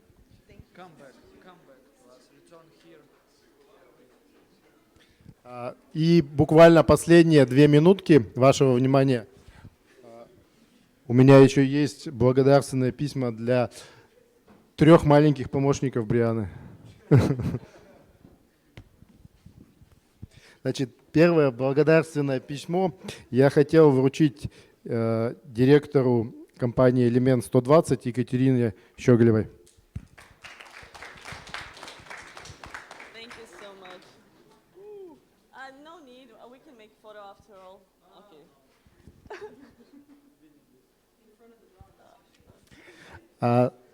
Еще одно благодарственное письмо хотел вручить финансовому директору технопарка «Русский» Виктору Пахмутову. Спасибо.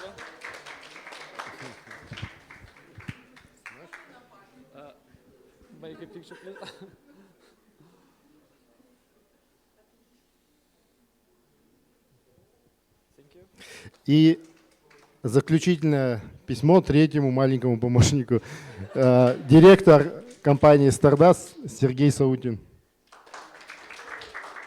Спасибо.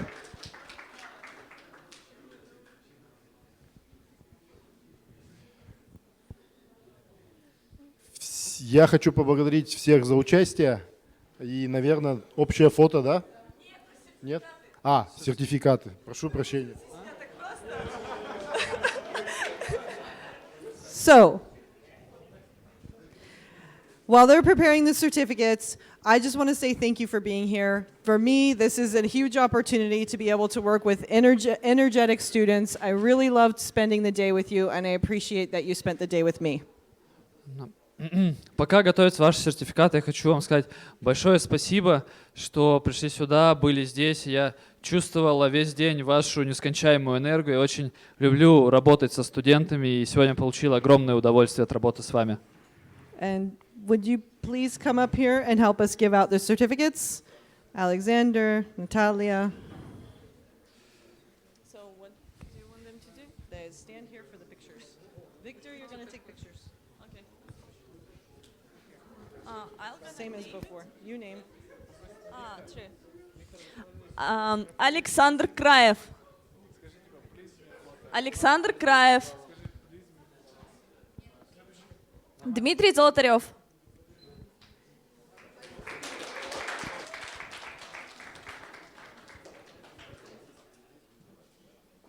Yeah, you need to stand here. Yeah, and give a handshake. Да, пожми руку аккуратно, не переживай, все хорошо. Жми руку, делай фотографии. Мы влазим?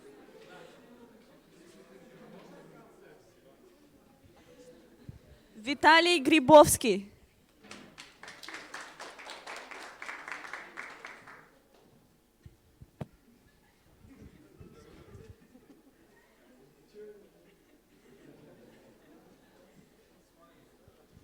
Полина Коновалова.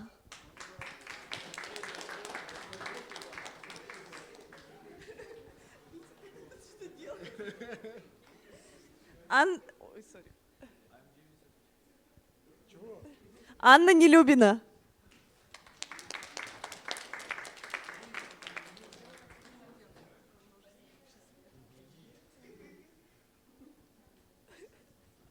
Александр Лекомцев.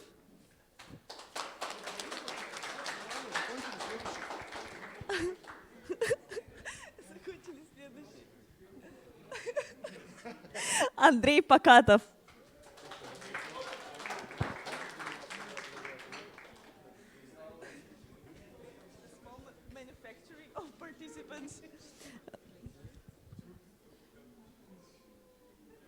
Иди, это значит иди.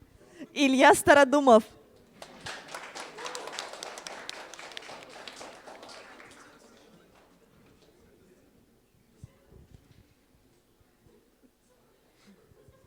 Артур Гайбулин.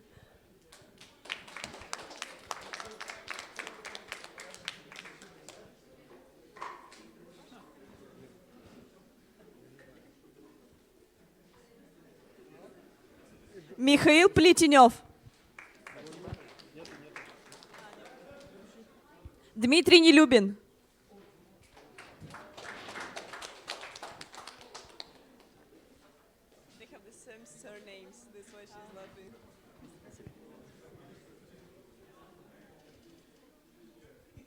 Егор Салтыков.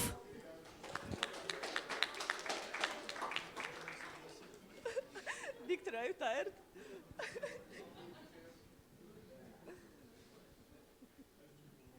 Егор Норин.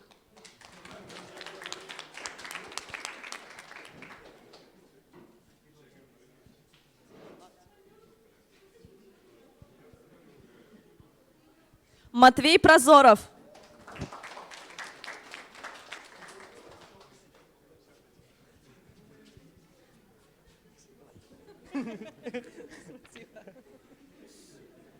Софья Ельцова.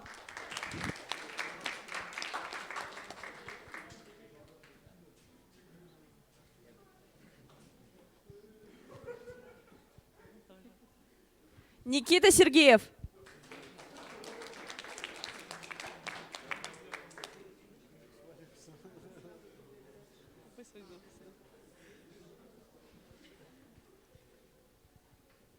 Евгений Вербицкий.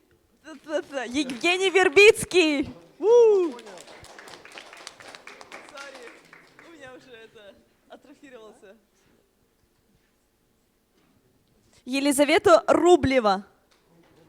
Она сказала Рублева. Рублева. Как правильно? Как правильно? Рублева, но через Е. Окей, извини. Никита Быков.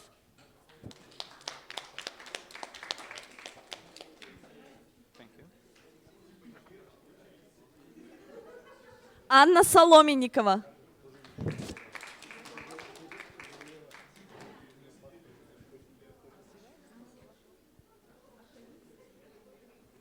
Александр Жуйков.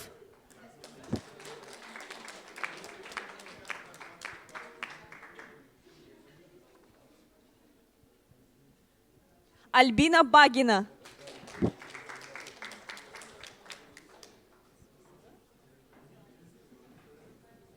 Никита Лопаткин.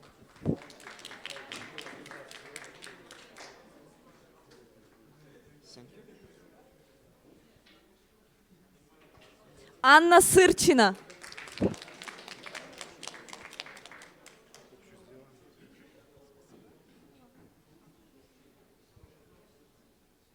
Даниил Лаптев.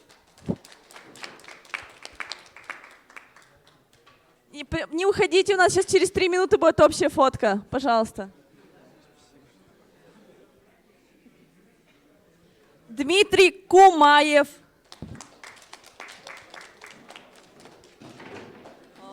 Да, все окей. Чертов стул. Бесил меня целый день. Ольга Потанина.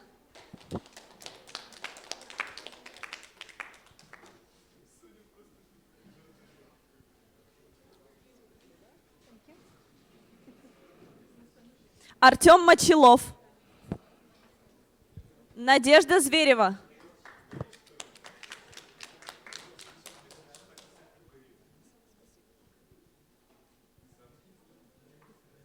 Диора Умар Хаджаева.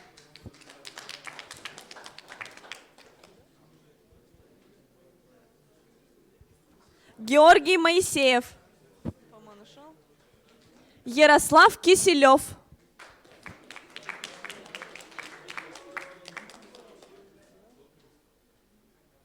Владислав Салтыков.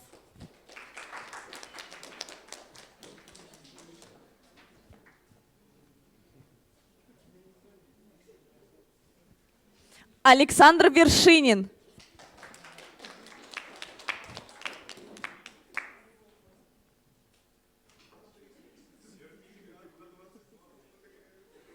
Анвар Хамидов.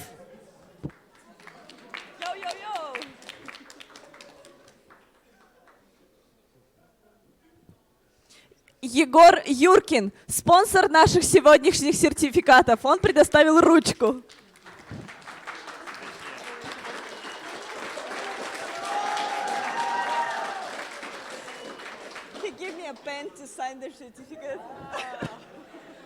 Зоя Медведева.